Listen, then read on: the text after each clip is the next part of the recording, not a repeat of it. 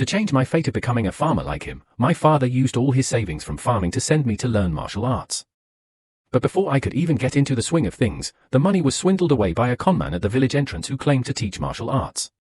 However, instead of being angry, I was actually quite happy. This was because not long ago, I had transmigrated into the body of a farmer's son who had died in a fall. With taxes increasing year after year, my life was becoming increasingly difficult. My older brother had previously told me to learn martial arts and become a warrior to change the family's fate, but soon after, he was drafted into the army and there was no hope of him returning. The family savings were depleted by heavy taxes, and as the second son, I began to shoulder the burden of the family. Lost in thought, I returned to the neighboring village. As soon as I opened the door, a little girl, covered in dust, ran towards me. "Second brother," she said, her initial excitement vanishing upon seeing my bloodied and disheveled appearance. "I've fallen and can't play with you anymore." "I'm going to rest for a while," she replied. The little girl was my younger sister, born in the year of birth in our ancestral home. After saying this, I staggered into the inner room. After resting for 2 days and recovering, I went with my father to the fields to plant rice. Before the transmigration, I've hardly ever done farm work and thought I wouldn't be able to handle it, but at the end of the day, I didn't feel tired at all. Instead, I felt very rewarded. Wiping away my sweat, I looked at the screen in front of me and saw that my name, spiritual cultivation, mortal skills, and farming skills had all increased by 13.12%. Luckily, I had the panel, otherwise, I don't know how I could possibly change my life in this lowest level farming family. "Erlang, if you're tired, go home." "Thank you. Your father and I planted the rice in the fields." My mother said from afar, "Mom." I wasn't tired. The days passed by in a flurry of activity. During the day, I worked in the fields with my parents, and in the evenings, I often sought advice from Lin Lang, the child of Li Zheng's family. Li Zheng was a wealthy landowner in Linjia village, owning hundreds of acres of land. Even during this wartime period, with increased taxes, he still had enough money to support his children's martial arts training. Through my efforts, my calligraphy practice finally yielded some results, allowing me to begin learning a skill called basic calligraphy. I started at 0.01%. Then, in the blink of an eye, several months passed. On my birthday, I saw my father sitting on the doorstep with a long face. Without a doubt, his condition had worsened this time. My father didn't stay in a long frown. Seeing me, he got up and said, "This time, the price of salt has doubled compared to last year. Your older brother was thinking of letting you practice. I heard the martial arts school in town has also raised its prices. Perhaps he feels that I'm now capable of handling things on my own."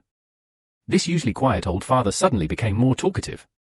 "Just get through these hard times," I comforted him. "We're lucky if we can even have enough to eat." I nodded. I knew he wanted to tell me that we really couldn't afford fish anymore so I could practice martial arts. I could only work even harder at farming and calligraphy. My efforts yielded rapid progress in both skills. Fortunately, hard work pays off. After irrigating the fields in about 10 days, it will be time to harvest.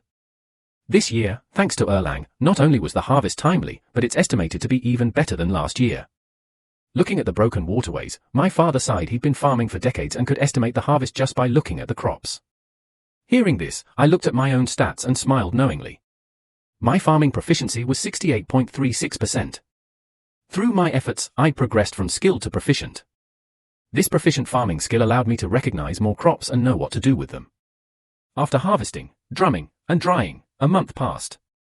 My father calculated that this year's harvest was significantly better than last year. "Erlang, if you saved this year, you'll probably have enough money to get married next year." As my father packed the food, he said. I didn't answer. "I have my own plans, and I've already found out that for just 5 taels of silver, a 9th-rank leatherworker can teach me dance.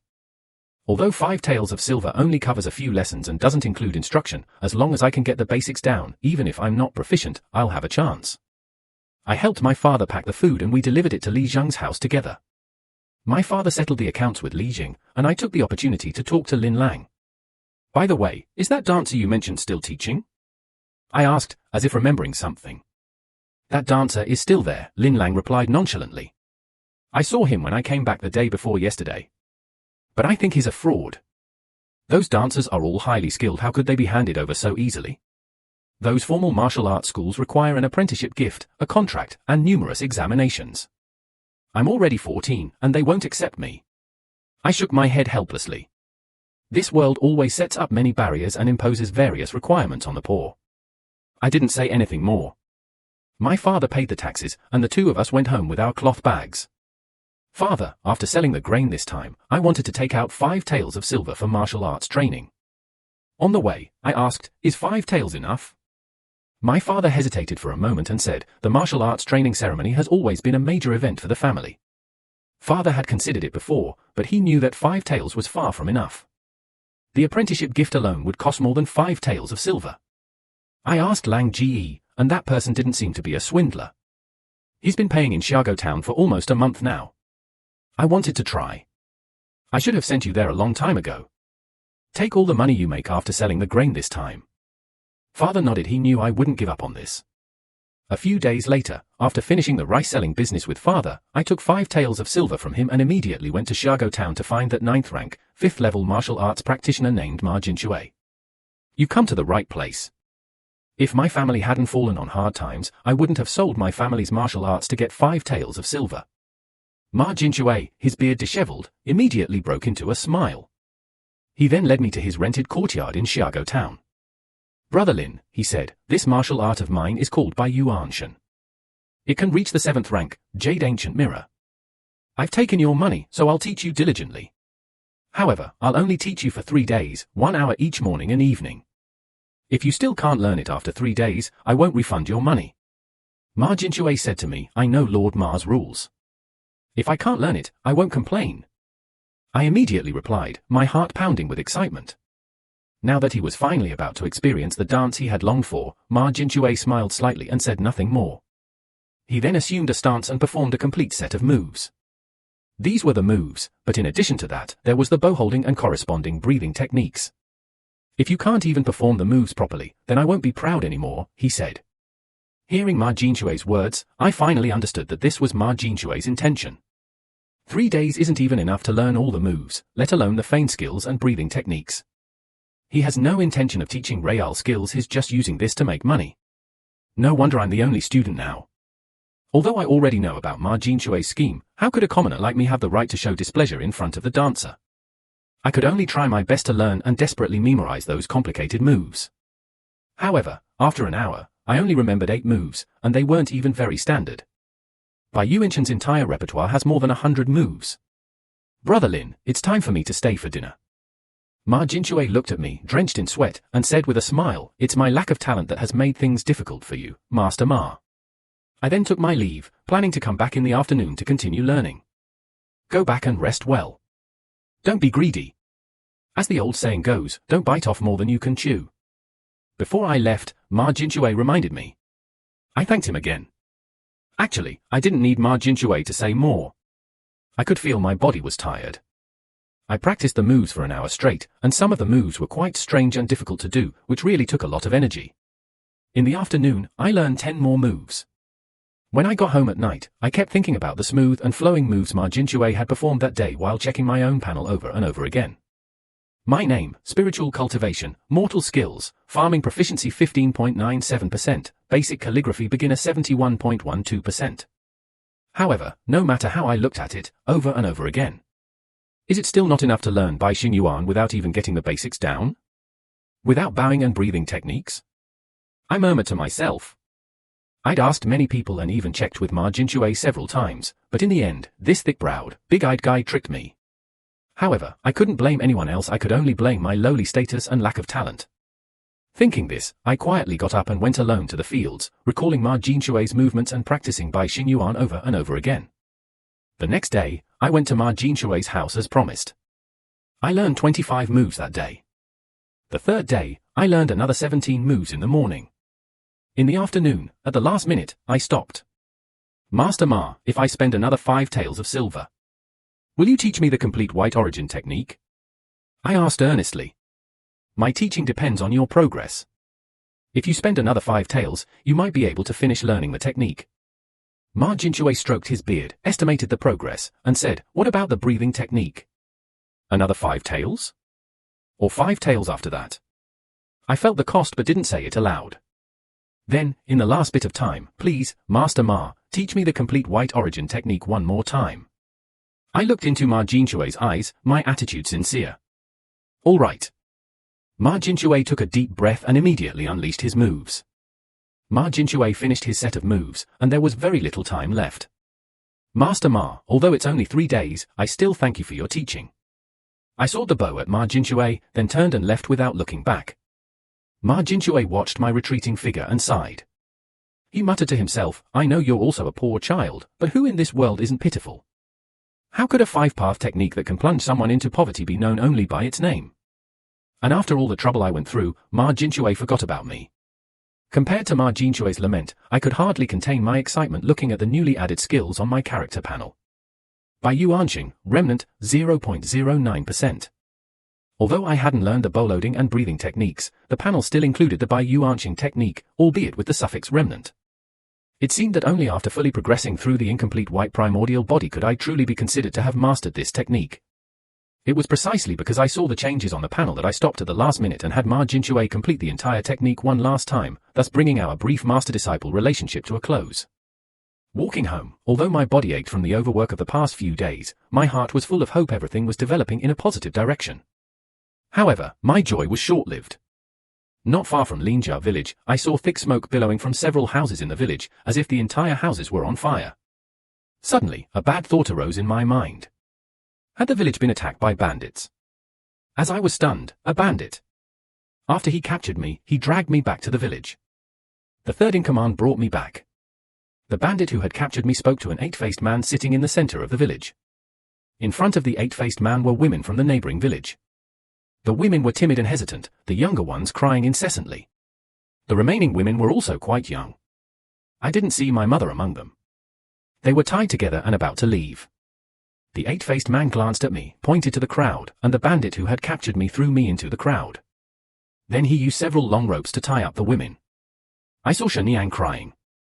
Moved to Shenyang's side, the young man asked, "My brothers killed our parents." Shenyang gasped, "Who killed them?"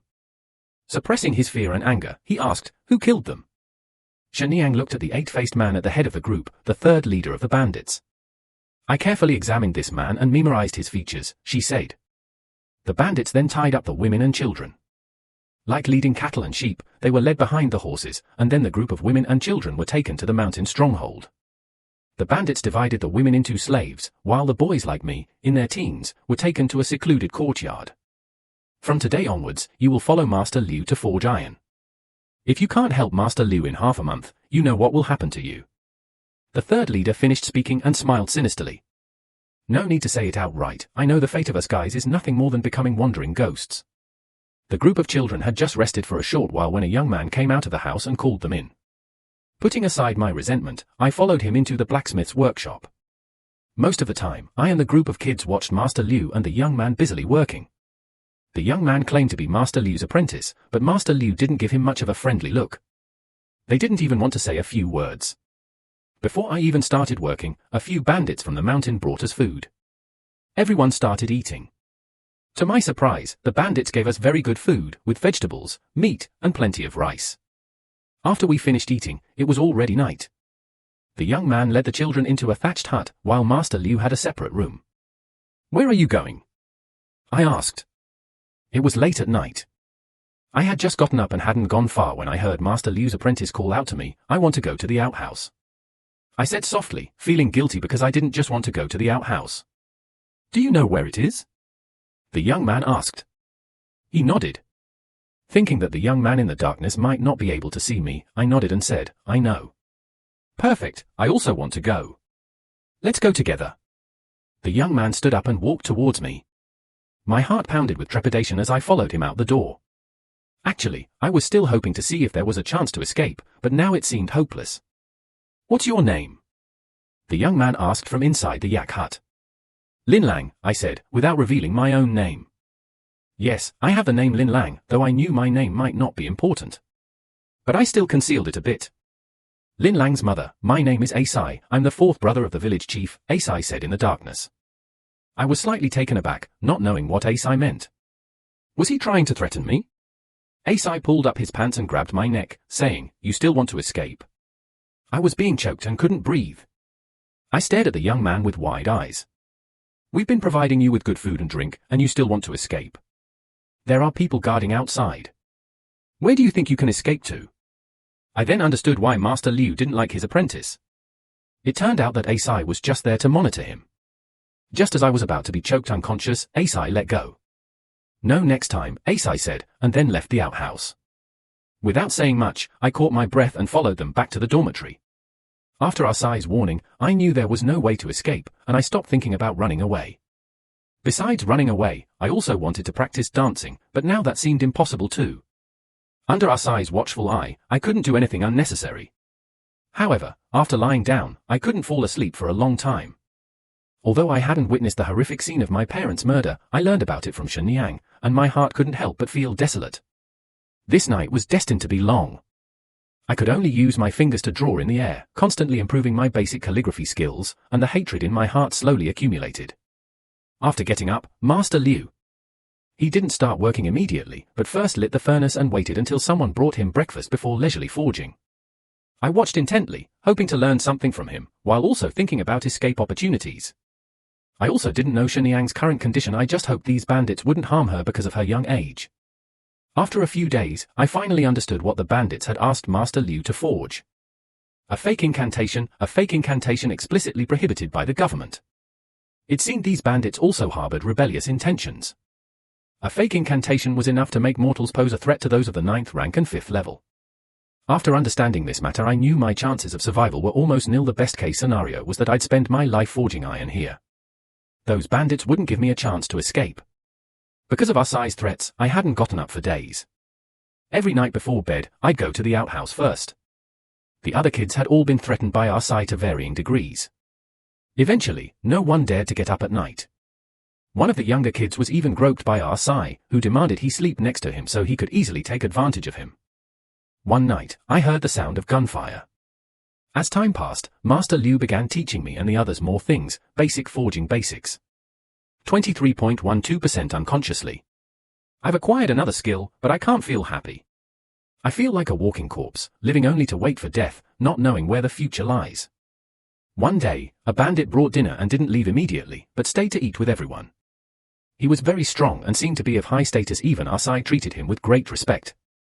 This man carried his food to Master Liu's side and casually said, "Master Liu, I've added so many more men for you. Why haven't you improved your speed much? Those guys are all newbies, they can only help out. The speed naturally won't pick up, but after a while they'll learn something and the speed will improve." Master Liu remained calm and replied, "Master Liu, it's good that you know what you're doing. Recently, the village hired a blacksmith named Master Zhong. I'm wondering if Master Liu's skills are more experienced, or if Master Zhong is more skilled." The bandit laughed and said. Master Liu smiled back, then buried his head in his food. This bandit, who was supposed to be eating, swept the body clean before leaving, and then his gaze lingered on the guy with the most astonishing appearance. He nodded to the chubby boy, who immediately looked utterly dejected, trembling all over. He seemed to know his fate and tried to escape. Seeing this, several bandits who had been guarding the door rushed in and grabbed the chubby boy as if he were a piece of cake. The chubby boy struggled wildly, screaming pitifully, "Before the new year, I want to see a finished product." The bandit leader said fiercely, then took the chubby boy and left. With only 8 people left, the work progressed faster than when there were 9. Even Master Liu, who had previously held back some of his skills, had to reveal more of his true abilities. My progress in basic forging kept increasing, with my proficiency level increasing by 0.1%. Now, when I watch Master Liu forging, I'm no longer as clueless as I was at the beginning. I understand the meaning behind every movement he makes. I feel that if I were to make a suit of armor on my own now, I could do it too. Just as I finished my work and was about to go to the outhouse, I suddenly felt something on my head as I passed through the yard. Looking up, I saw that it had started snowing. We live in the south, so it rarely snows in winter, but this snowfall didn't affect us much. The workshop was bustling with activity. It seems like the new year is approaching. I suddenly realized that the new year is just a few days away. How did I spend last year? It seems like my mother only boiled an egg for my Ren and then steamed a dried chicken that she was reluctant to eat. I remember that Shenyang liked to eat egg yolks, saying that egg yolks had flavor. So I gave the egg yolk to Shenyang.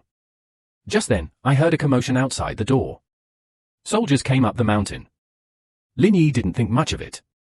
After hearing the commotion outside, he immediately grabbed a handy hammer for self-defense. He had been blacksmithing for several months. Putting aside other things, he was still quite strong and could wield a hammer. 2 bandits outside, each carrying a knife, entered the courtyard, intending to kill everyone inside. They knew the affair couldn't be exposed and wanted to silence them. Master Liu, no fool, sensed the danger and immediately blocked the gate, keeping the bandits outside. Sai, who had been bullying the boy, was entangled in the situation. Unable to break down the gate quickly, the bandits turned and left, abandoning Sai. The danger was temporarily averted. The bandits, still locking the gate, hurriedly bound Sai. Master Liu hadn't intended to do anything to Sai when someone pulled a piece of partially molten iron from the furnace. Lin Yaoyang, calm down. I was wrong. I know what I did to you the other day was terrible. Sai's legs trembled. He began to regret what he had done to Lin Yaoyang.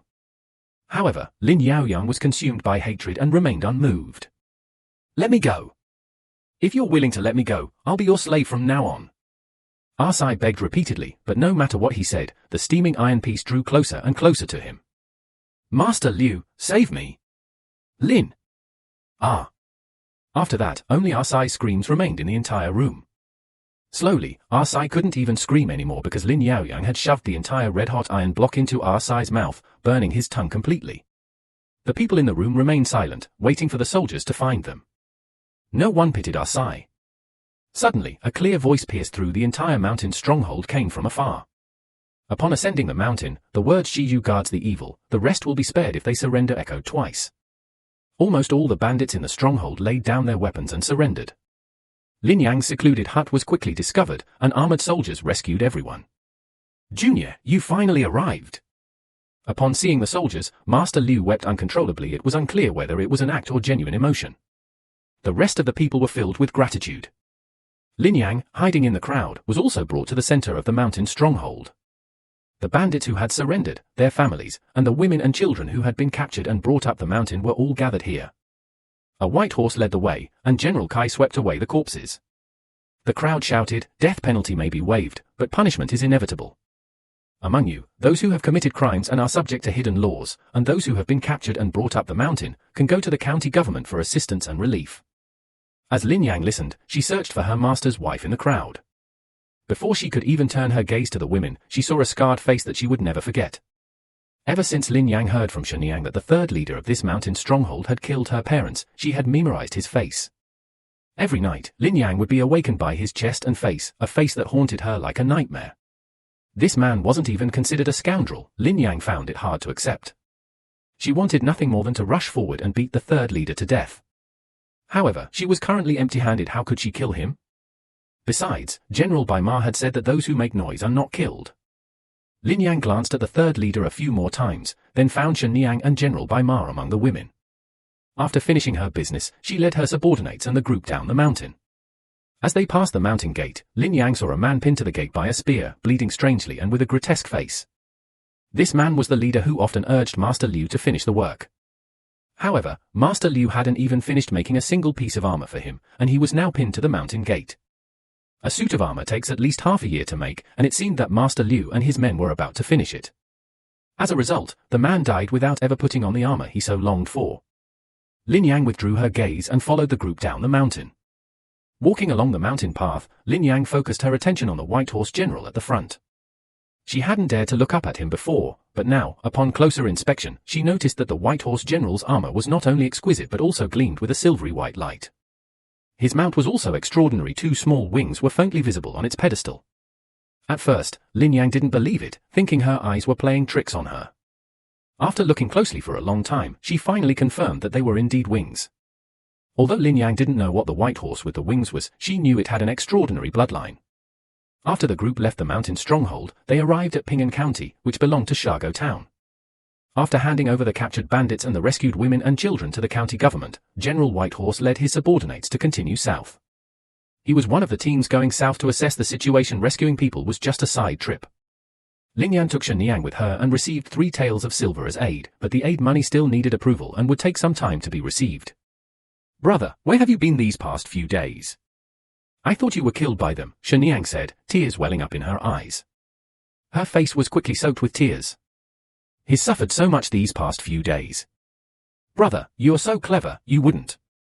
Lin Yan shook her head and wiped away Shen Niang's tears. However, the more Lin Yang wiped away her tears, the more they flowed. Shen Niang had suffered so much. After Lin Yang held Shen Niang in her arms, the two walked home. Although their home was now empty, even the pots and pans had been melted down to make weapons and armor. Shenyang continued to recount her grievances along the way. She had been assigned to be a maidservant to one of the head of the household's daughters. Although the girl was only a few years older than Shenyang, she was quite shrewd. Shenyang was from a poor family. Although she knew how to do housework, she didn't know how to take care of others. Whenever Shenyang's cooking didn't please the girl would beat and scold her. Once, Shenyang accidentally spilled food, and the girl made her eat the spilled food, forbidding her from eating for the next 2 days. But that wasn't the worst thing. The most serious time was when Shenyang brought hot water, but it was only slightly heated, and the girl used the hot water to scald Shenyang's hands, causing many blisters. Shenyang's hands still haven't recovered and are still swollen. However, the girl's current situation is also quite tragic. Lin Yang inquired and learned that as the son of a sinner, she had been sent to the Religious Affairs Bureau, and her remaining life would probably be no different from that of a prostitute. Lin Yang listened to Shenyang's aggrieved account of what had happened these past few days as she led her home, walking from afternoon until evening. The two had only traveled less than half the distance, not even reaching the bottom of the ravine formation. This was completely different from what Lin Yang had expected. She remembered arriving at Ping'an County quickly this morning. Why was their speed so much slower on the return trip, after traveling such a long distance? Lin Yang roughly figured out the reason. General Bima subordinates must have some extraordinary individuals who seem to understand formations and military tactics. It must be that person who had placed a speed-boosting formation on them. Having glimpsed even a small part of the world's magic, Lin Yang's yearning for extraordinary achievements deepened. Even after a whole night, Lin Yang didn't stop walking because she didn't know where to go if she stopped. In fact, back in Ping'an County, servants from her father's household had approached her, an orphan, offering her a job. Her parents were dead, and she had nowhere to go. At least at her father's house, her mother wouldn't have to worry about starving. Lin Yang refused. Her family had over 30 mu of farmland. They could certainly make a living. She was only 14 years old, by the traditional Chinese age reckoning, and could provide for her younger sister. Although the journey at night was difficult, her desire to return home was urgent. She was traveling on an official road, so there was little danger. Even if there were, the White Horse General had already wiped them out. Besides, where else could he go if he didn't go home? Her 2 children had absolutely no money left. They walked on, and neither of them felt the fatigue. Only Shenyang seemed a little sleepy, so Lin Yang carried her on her back. Shenyang initially spoke a few words, but later, whether from exhaustion or the bumpy road, she unknowingly fell asleep, only occasionally murmuring brother in her sleep.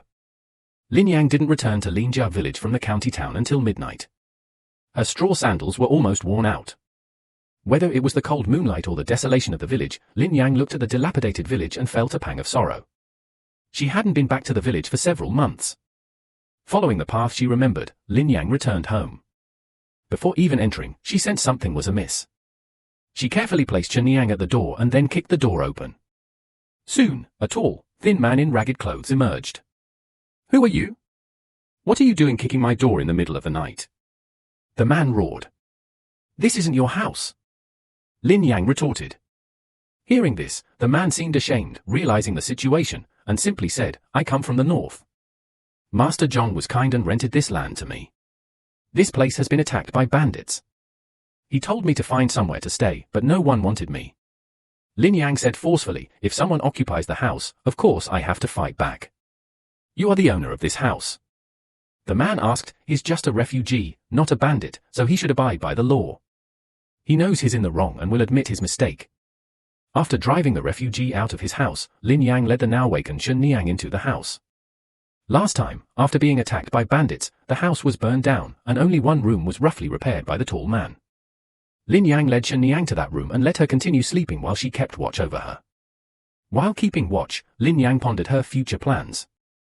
Although she didn't have any land connections, her family had been farming in Linjia village for many years, and the county government had its own records the land could be reclaimed. Even the wealthiest families couldn't stop him, especially since he had an older brother in the army and so many relatives. But Lin Yang hesitated. He was wondering if he should continue farming. He now had forging skills, and had already reached the proficient level.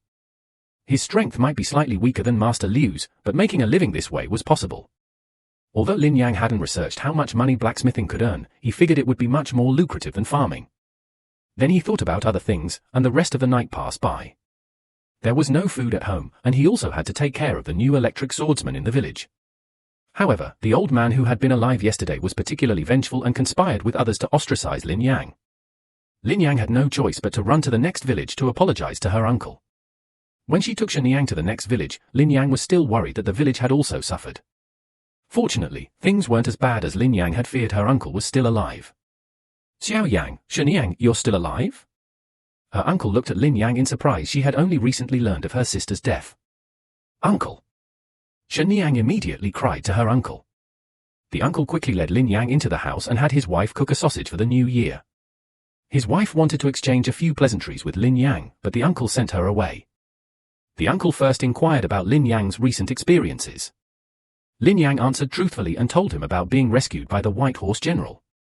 The uncle and his cousins were utterly shocked. They were all genuine farmers who had never left the county and had never seen such a miraculous figure as Lin Yang described. After the small talk, the group had to get down to business. The land belonging to Lin Yang's family. Xiao Yang, your family's land was taken by some unknown relative. We couldn't help you protect it. Now that you're back, things are much easier, the uncle said. I'm from the maternal side. I can't get involved. Since there were no survivors in Lin family village, I didn't interfere in the land grabbing. Lin Yang's family's land had been taken by relatives from Lin family village who lived in the town. Now that Lin Yang is back alive, it's only natural that the item should be returned to its rightful owner. Actually, Lin Yang could retrieve it on her own without her uncle's help. It would be best if her eldest uncle could lend a hand. I came this time because we've run out of food, and I had no choice but to ask my eldest uncle for help. Lin Yang looked at her uncle with pleading eyes and knelt down before him. Little Yang. You don't need to say anything more. As long as your uncle has food to eat, I won't let you go hungry. Her uncle patted Lin Yang's back, telling her not to worry. Yes, Yang, your house is ruined too. You can stay at our house for the time being. Although there are many people in our family, we can still squeeze in. His eldest cousin chimed in, you can squeeze in with us. Shen Yang will sleep with our mother. His second cousin nodded in agreement. With the problem solved, Lin Yang felt much more relaxed. Winter is a busy time with little work and the Lunar New Year approaching, so it's usually the quietest time of year. After dinner, uncle and the others continued chatting with Lin Yang, while Shen Yang went to play in the snow with her cousin. This year, there was a rare heavy snowfall. Lin Yang told uncle and the others about the blacksmithing ceremony she had learned and also mentioned her plan to sell the land. Xiao Yang, are you saying that after you were kidnapped by bandits, you actually learned blacksmithing as a blessing in disguise? Uncle was somewhat shocked. Yang was indeed hardworking, and others might not have been able to learn that. Cousin sighed, that bandit was ruthless. He dared to forge a curse. That's a capital offense. Second cousin grasped another key point. So I plan to sell the family's land and go to the county town to make a living. Uncle, you don't need to worry. I have a skill. I won't starve. Lin Yang nodded and said, selling the land? That won't do. Skills are important, but land is the foundation of our survival. If you're worried about not being able to afford it, your older brothers can help you. Uncle immediately shook his head, and several cousins also repeatedly tried to dissuade him. Yes, if you lose your land, what girl would dare marry you? Auntie, appearing out of nowhere, chimed in. Uncle, I know what you're saying, but I still need some nutrition to make a living in Ping'an County. And we don't know when the county government's relief camp will arrive, Ling Yan said helplessly. Finally, after discussion, the eldest uncle rented Lin Yang's land, paying 150 copper coins per mu upfront. While the rent wasn't much, it was fair and considered market price. The uncle hadn't taken advantage of Lin Yang. He happened to have 5 taels of silver which he gave to Lin Yang. The two families agreed to resolve the land dispute after the new year. Afterwards, Lin Yang's land would be rented to the eldest uncle's family. The eldest uncle's family was large, and there were many migrants from the north, so finding tenants wasn't a problem. The New Year holiday was a rare period of leisure, and Lin Yang spent her days chatting and bonding with her uncle and others. He would secretly find a secluded clearing in the woods to practice dancing until nightfall. Then he would gather firewood to cook, boil water, and keep warm. It wasn't that Lin Yang was intentionally hiding anything, it's just that his white origin technique was still in its infancy and he didn't need to be so ostentatious. Besides, while practicing this incomplete white origin technique had some benefits, the harm to his body was not to be underestimated. He couldn't possibly pass on this incomplete technique to his cousins, that would only harm them. As for Lin Yang himself, he had no choice, he had to become stronger. He had a reason to become stronger.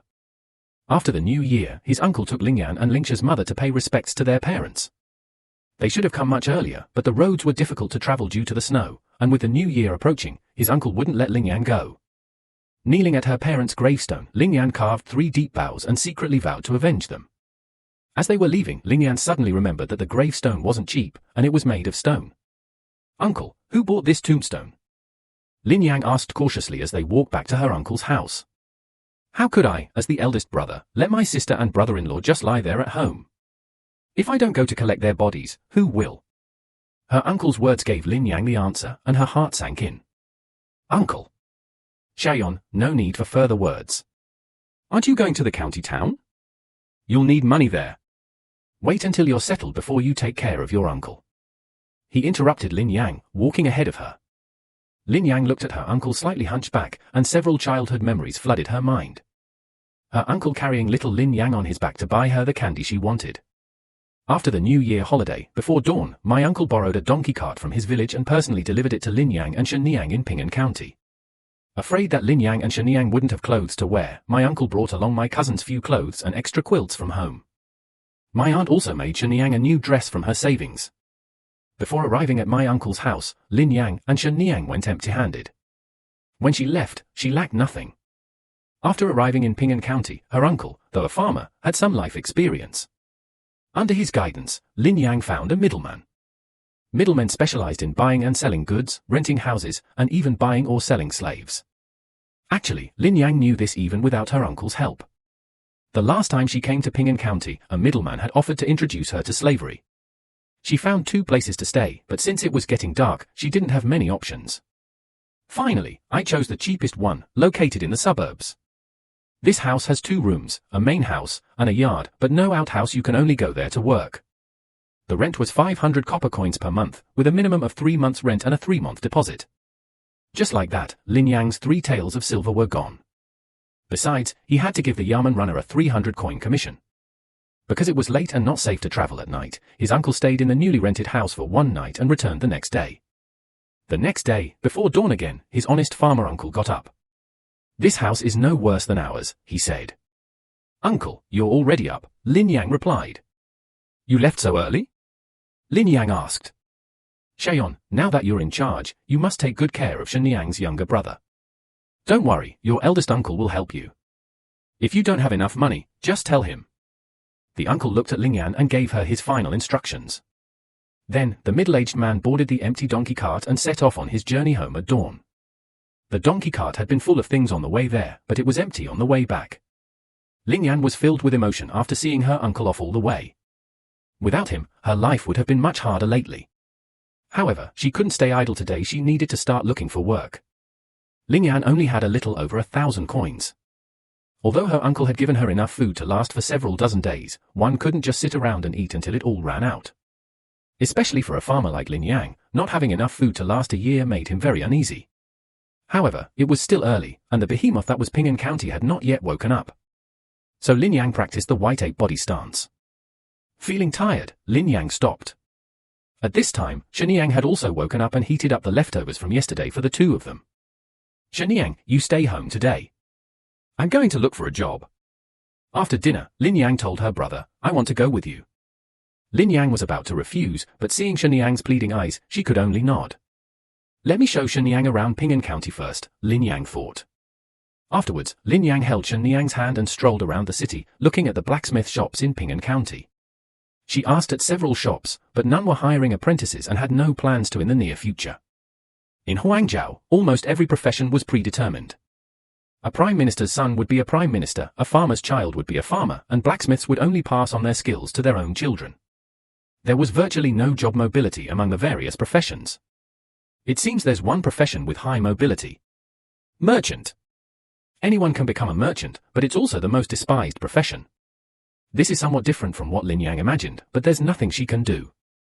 She can only try more after all. The probability is small, but there's always a chance. As night fell, Lin Yang didn't go home empty-handed but bought some chicks for Shenyang to raise. She didn't plan to take Shenyang out tomorrow because even if she couldn't find work at the blacksmiths, she would have to find odd jobs herself and naturally wouldn't be able to take care of young Shenyang. It was safer for Shenyang to stay at home. In the following days, Lin Yang looked for odd jobs while inquiring at blacksmith shops, waiting for them to hire. Huangzhou's county town was already a large city with a population of hundreds of thousands. As long as one was willing and diligent, one could always find work, though the pay wouldn't be much. Putting aside everything else, Lin Yang had wielded the hammer under Master Liu for so long, and secretly practiced martial arts on her own, so her fierce aura was not to be underestimated. Moreover, she could also plant rice seedlings in heavy fields. In short, Lin Yang could earn 50 coins a day, barely enough to make ends meet. While searching for the short bow and asking about the ironworks in the river, Lin Yang was also keeping an eye on things at the county government office. Whenever she passed by, she would ask when her relief camp would receive the money. 3 taels of silver wasn't much to the people at the county government office, but to her it represented more than a month's worth of upgrades. However, the people at the county government office were always going through the motions, and Lin Yang still didn't know where the process was at. Every time Lin Yang inquired, Xiao Li from the county government office would say it would be soon. Lin Yang didn't know how soon it would be. Besides his own relief camp, Lin Yang would also ask about the fate of the bandit leader. Although the people in the county government office didn't want to talk to Lin Yang, they still learned some information through his efforts. Most of the bandits from the volcano were assassinated and exiled to distant prefectures as thieves. That is, they would have their faces tattooed and be sent to the border regions at least 1,000 miles away. Upon hearing this news, Lin Yang immediately became anxious. If his enemy was exiled thousands of miles away, how could he take revenge? However, he didn't know the third leader's name and couldn't get specific details. He only knew that the rebel bandits would set off in 3 months. However, things couldn't be rushed. Regarding his enemy, Lin Yang could only return home dejectedly. Lin Yang knocked on the door. He specifically instructed Shen Niang to make sure the door was locked. Although the county town was prosperous, correspondingly, behind the prosperity lay many unspeakable shadows. In short, being careful won't hurt. The 2 tigers are fast runners. Shen Niang gave the code from inside the door. One has no ears, the other no tail. Before Lin Yang could even finish giving the code, Shen Niang immediately unlocked the door and opened it. Upon seeing Lin Yang, Shen Niang immediately rushed over and gave her a big hug. Today, in preparation for the hug, Shen Niang had reviewed the words "Brother, you called me today" more than 10 times. Shen Niang murmured excitedly, as if she were releasing all the words she had held back all day. Shen Niang is so good. Lin Yang patted Shen Niang's head, casting aside all her worries and revealing a smile. Brother, how many copper coins did you earn at work today? Shen Niang asked casually during dinner. 60 coins, Lin Yang replied, taking out the coins and handing them to Shen Niang. She had put Shen Niang in charge of the money to keep her entertained. However, Lin Yang still made sure to take some copper coins with her every day, as there were always unexpected expenses. After dinner, Shen Niang strung the copper coins together and started calculating in her notebook. Watching Shen Niang's earnestness, Lin Yang suddenly wondered if she should send her to school. However, her own job was unstable, and life was difficult. Sending Shen Niang to school now would be unsustainable. Thinking of this, Lin Yang felt a pang of guilt. Yet, she couldn't think of any way out, for her self-survival was already a struggle, and as for practicing martial arts at home, that was simply out of the question. His cultivation technique was incomplete and the damage was too great, especially since his nutrition was still insufficient. Rushing things would only lead to a wasted effort. Becoming a blacksmith's apprentice was still his best option. After that, Lin Yang continued to look for work. 60 coins from Steward Li? No lower, I can't go any lower, I won't survive, Lin Yang said bitterly. A landlord was renovating his house and wanted to hire someone to move an artificial rockery. The pay was only 30 coins a day, and food wasn't included. The rockery was sharp and heavy, so no one wanted to do it. Lin Yang was willing, but the price was too low. Wu Wen, it's only because the master is merciful that he's given you this job. Lin Yang was still hesitating when one of his day laborers pulled him over. Lin Yang, didn't you say you knew how to blacksmith? You've been looking for a blacksmith shop. I heard that the Ping and Iron family recently had 2 thieves who stole from a nobleman and were executed. The Ping and Iron family is so short-handed right now, they might be hiring in the next few days. The day laborer told Lin Yang the news he had heard. Lin Yang naturally knew about the Ping and Iron family. The name itself suggested a connection to Ping County, which was indeed the case. The Ping and Iron family was a semi-government-run blacksmith shop that regularly accepted orders from the government and was even taken over by the county government in times of crisis. Entering the Ping and Iron family was like passing the civil service exam in one's previous life. Are you still going? Li Guanjia asked from the side. Lin Yang shook her head and hid to the side to chat jokingly. So, do you think Ping and Iron Works won't recruit some blacksmith apprentices from private blacksmith shops this time, but instead recruit new people? Lin Yang was still a little worried. He was afraid that Ping and Iron Works would randomly pull people from other private blacksmith shops, making him happy for nothing. I don't think so, Lin Yang said.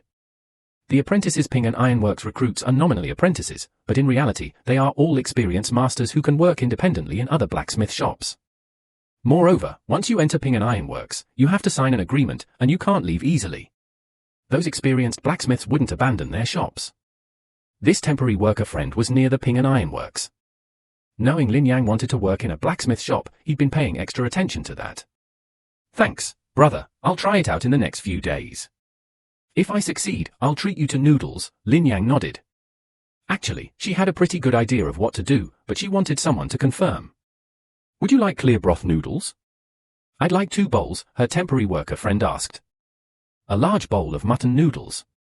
After saying that, Lin Yang lost her motivation and ran straight to the Ping and Tai family's residence. However, she didn't see any job postings outside the residence. Finally, she braced herself and found the doorman. I heard the Ping and Tai family is hiring recently, she said. The doorman glanced at Lin Yang and thought she looked familiar. Isn't that right? I saw you a few days ago. Oh, I remember now, you asked me about that a few days ago, brother. Yes, it's me. Lin Yang nodded. Brother, I was just the one who opened the door. How would I know about this? The doorman said helplessly. He had tried to get rid of Lin Yang a few days ago, but he hadn't expected the guy to be so persistent and come back again. Lin Yang wanted to say a few more words, but seeing the doorman's impatient look, he had no choice but to leave politely. However, even leaving like that, Lin Yang was unwilling. Perhaps this was his only chance to enter the Ping and Tai family, and he didn't want to miss it. Lin Yang waited from midday until the blacksmith's apprentices finished get-off work in the afternoon before reluctantly leaving. Even Shen Yang could see Lin Yang's impatience when she got home. The next day, Lin Yang waited again at the gate of Ping and blacksmith's shop until they finished get-off work. This continued for several days. During this time, Lin Yang wanted to directly ask the masters at Ping and blacksmith's shop, but she was afraid of being too hasty and offending them. Little Wang has been waiting at this gate for days. What grievance has he suffered? Sun Yang, the head blacksmith of the Ping and Iron family, had seen a dark-skinned boy squatting at the gate for several days on his way to and from get-off work. He wondered if the Iron family had caused some trouble again, or if someone had come knocking on the door. So he asked the gatekeeper, Master Sun. He said he wants to apply for a job at our Iron family. He said he's a blacksmith's apprentice. I can't chase him away, and he's not causing any trouble, so I can only let him linger at the gate. I can't believe it, said Xiao Wang, the gatekeeper. Hearing this, Master Sun became interested. He knew almost everyone in Ping'an County who knew blacksmithing, but he couldn't recall any master having such an apprentice. With a question in his mind, Master Sun walked up to Lin Yang. Little fellow, I've seen you for several days now. Is there something important you need from the Ping'an Iron family? Master Sun asked. Master, hello. I actually heard that the Ping'an Iron family is short-handed and wanted to volunteer. I used to learn blacksmithing from a master blacksmith and know some forging techniques. Seeing the visitor's gentle attitude, Lin Yang said what she had been planning to say for the past few days. Hearing this, Sun Yang smiled knowingly and said, Little guy, with your build, can you even swing a hammer? Lin Yang immediately rolled up her sleeves, showing off her muscles. Master, don't underestimate me just because I'm small. I'm very strong. Sun Yang noticed that although Lin Yang was rather thin, her arms were indeed somewhat frail. Moreover, Lin Yang's sincere gaze touched her heart.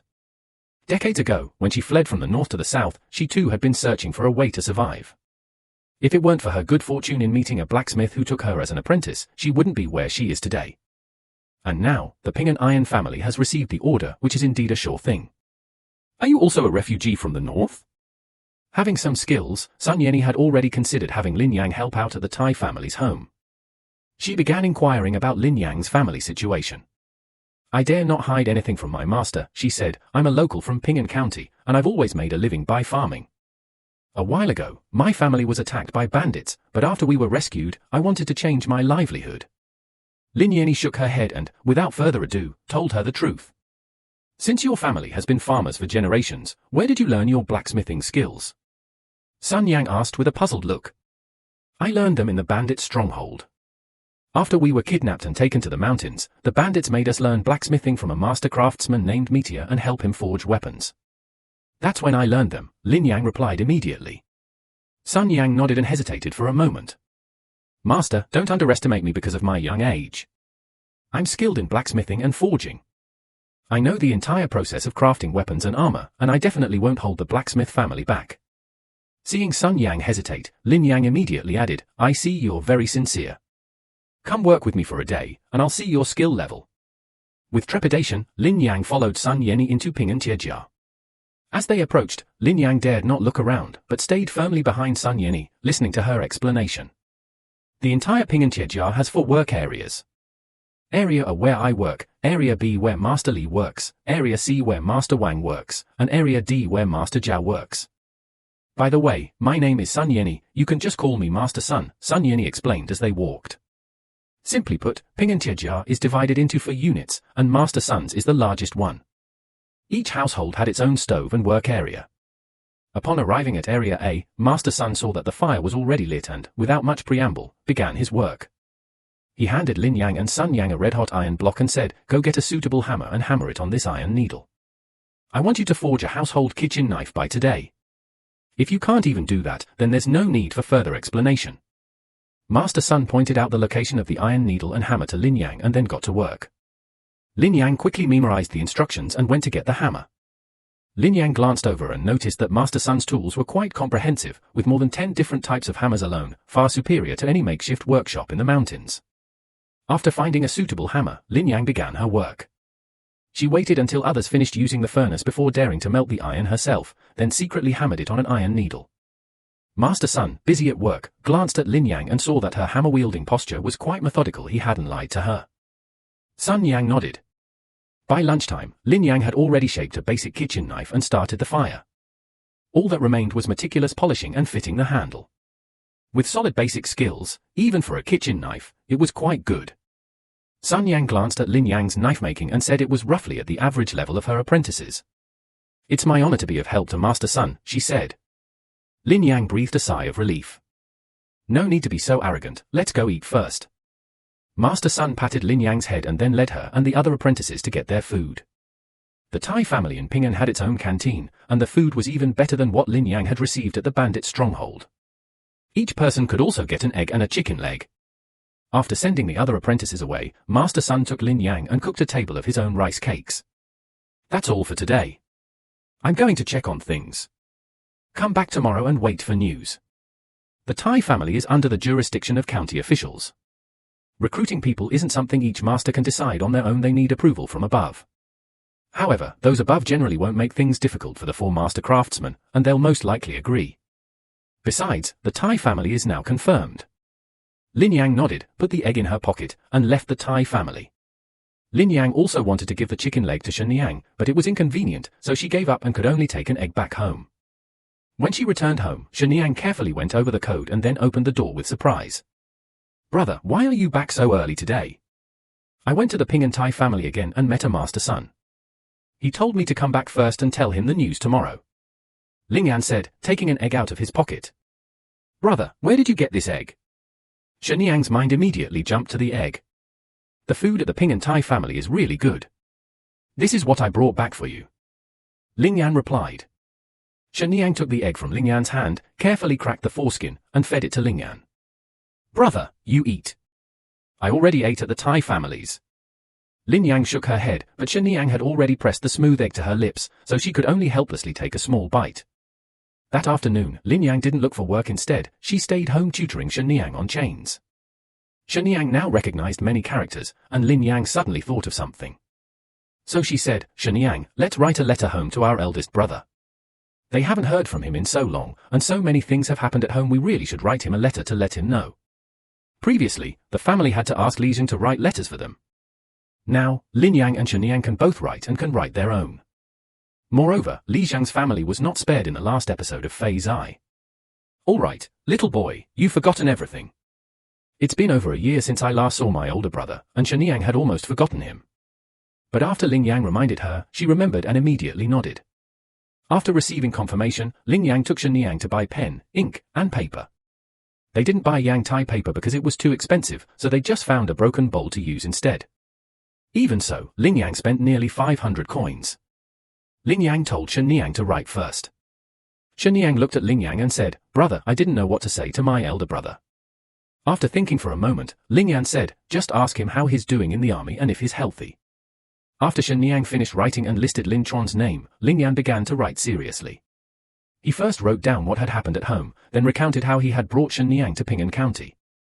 He also told his elder brother that if he went home, he could go to Dajujia first and then come back to find him and Shen Niang. After finishing the letter, Lin Yan put it away and had the opportunity to burn it at the local police station to practice martial arts. Time flew by. The next morning, Lin Yang arrived early at the entrance of the Ping'an Tai family's residence to wait for Sun Yang. Upon seeing Lin Yang pacing back and forth at the gate, Sun Yang said, "Why are you walking around at the gate? Come in." "All right, Master Sun." Lin Yang was overjoyed. It seemed her entry into the Ping'an Tai family was almost certain. Master Sun had informed the person in charge of the Tai family about Lin Yang the day before. The person immediately investigated Lin Yang's identity, confirmed she was from a respectable family, and agreed without further ado. The other three families were slightly dissatisfied. After all, Master Sun had the most people working for the Tai family, and now they wanted to add more. Master Sun only needed to talk to them briefly to silence the other three masters. After all, the more people there were, the more intense the fire would be, thus relieving the pressure on the Tai family. They couldn't draw more people from elsewhere. Yesterday I only gave a general introduction to the Tai family. Today I'll tell you about the general rules. These are the things that must be followed. As for some other minor matters, I'll have Sun Huang tell you about them later. As Master Sun walked, he spoke, not saying much, but emphasizing once again that one should not take anything from the Tai family, especially guests' belongings. This was the most important point. Previously, someone had said this because of the heavy rain, and it was time for the daily palace visit. Regarding the current task, he only mentioned one point. Let Sun Huang take care of Lin Yan. Sun Huang was Master Sun's own son, a few years older than Lin Yan. He was always ordered around by Master Sun to light the furnace. "Xulian, we'll be brothers working together from now on. I'm a few years older than you, so you can call me Brother Wang." Sun Huang said with a smile, "Brother Wang." Lin Yan shouted, "All right, call me Song once, and I'll take care of you in the Tai family from now on." Sun Huang said. Before Lin Yan came, he was the youngest in the Tai family, but now with Lin Yan, he was considered a senior brother. "Brother Wang, how impressive." A passing senior brother teased, causing the other senior brothers to laugh as well.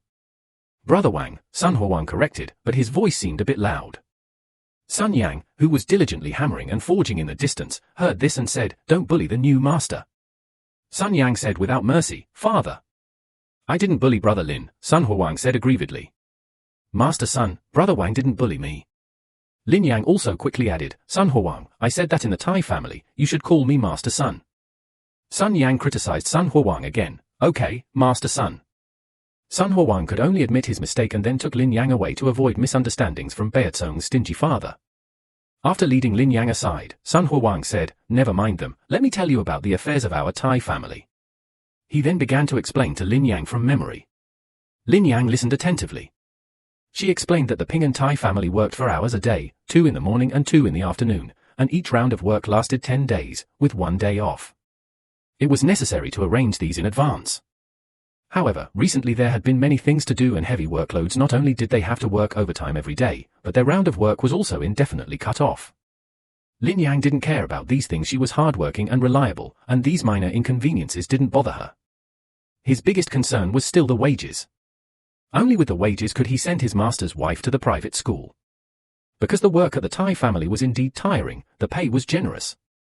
Even though Lin Yang was new, she could earn a high salary of 3 million taels of silver a day. Hearing the salary, Lin Yang unconsciously swallowed. You know, her family used to only earn a little over 10 taels of silver a year from farming. That was only because she was hardworking.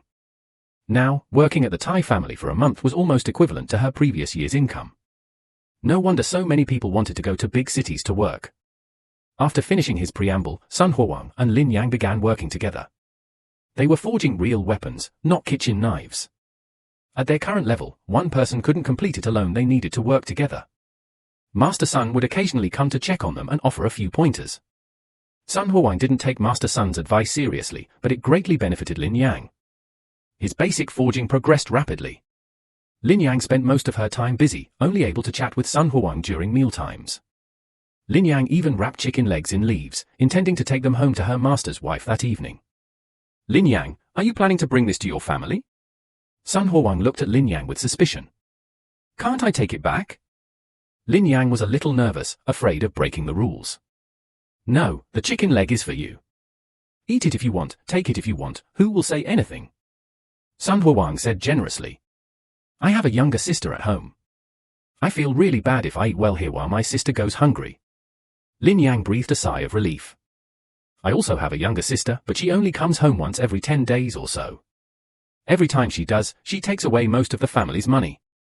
It's pitiful that I'm the only son in the family and don't even have any pocket money. Sun Huang felt a pang of sadness thinking of his sister who went to Dale to study. That little girl was so cute when she was little, how come she's become so annoying?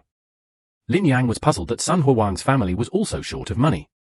In her opinion, both of Sun Huang's family members worked for the Ping and Tai family, and his father was Sun Yenyi, the headmaster. How could they be short of money? Everyone is short of money, and my younger sister is studying at the Dao Academy, which costs a lot every month, Sun Huang sighed. But what can we do? Who told her to be so talented? Even if the whole family tightens their belts, we can only afford to support her. What is the Dao Academy? Lin Yang was even more confused after hearing Sun Huang's words. You don't know about the Dao Academy?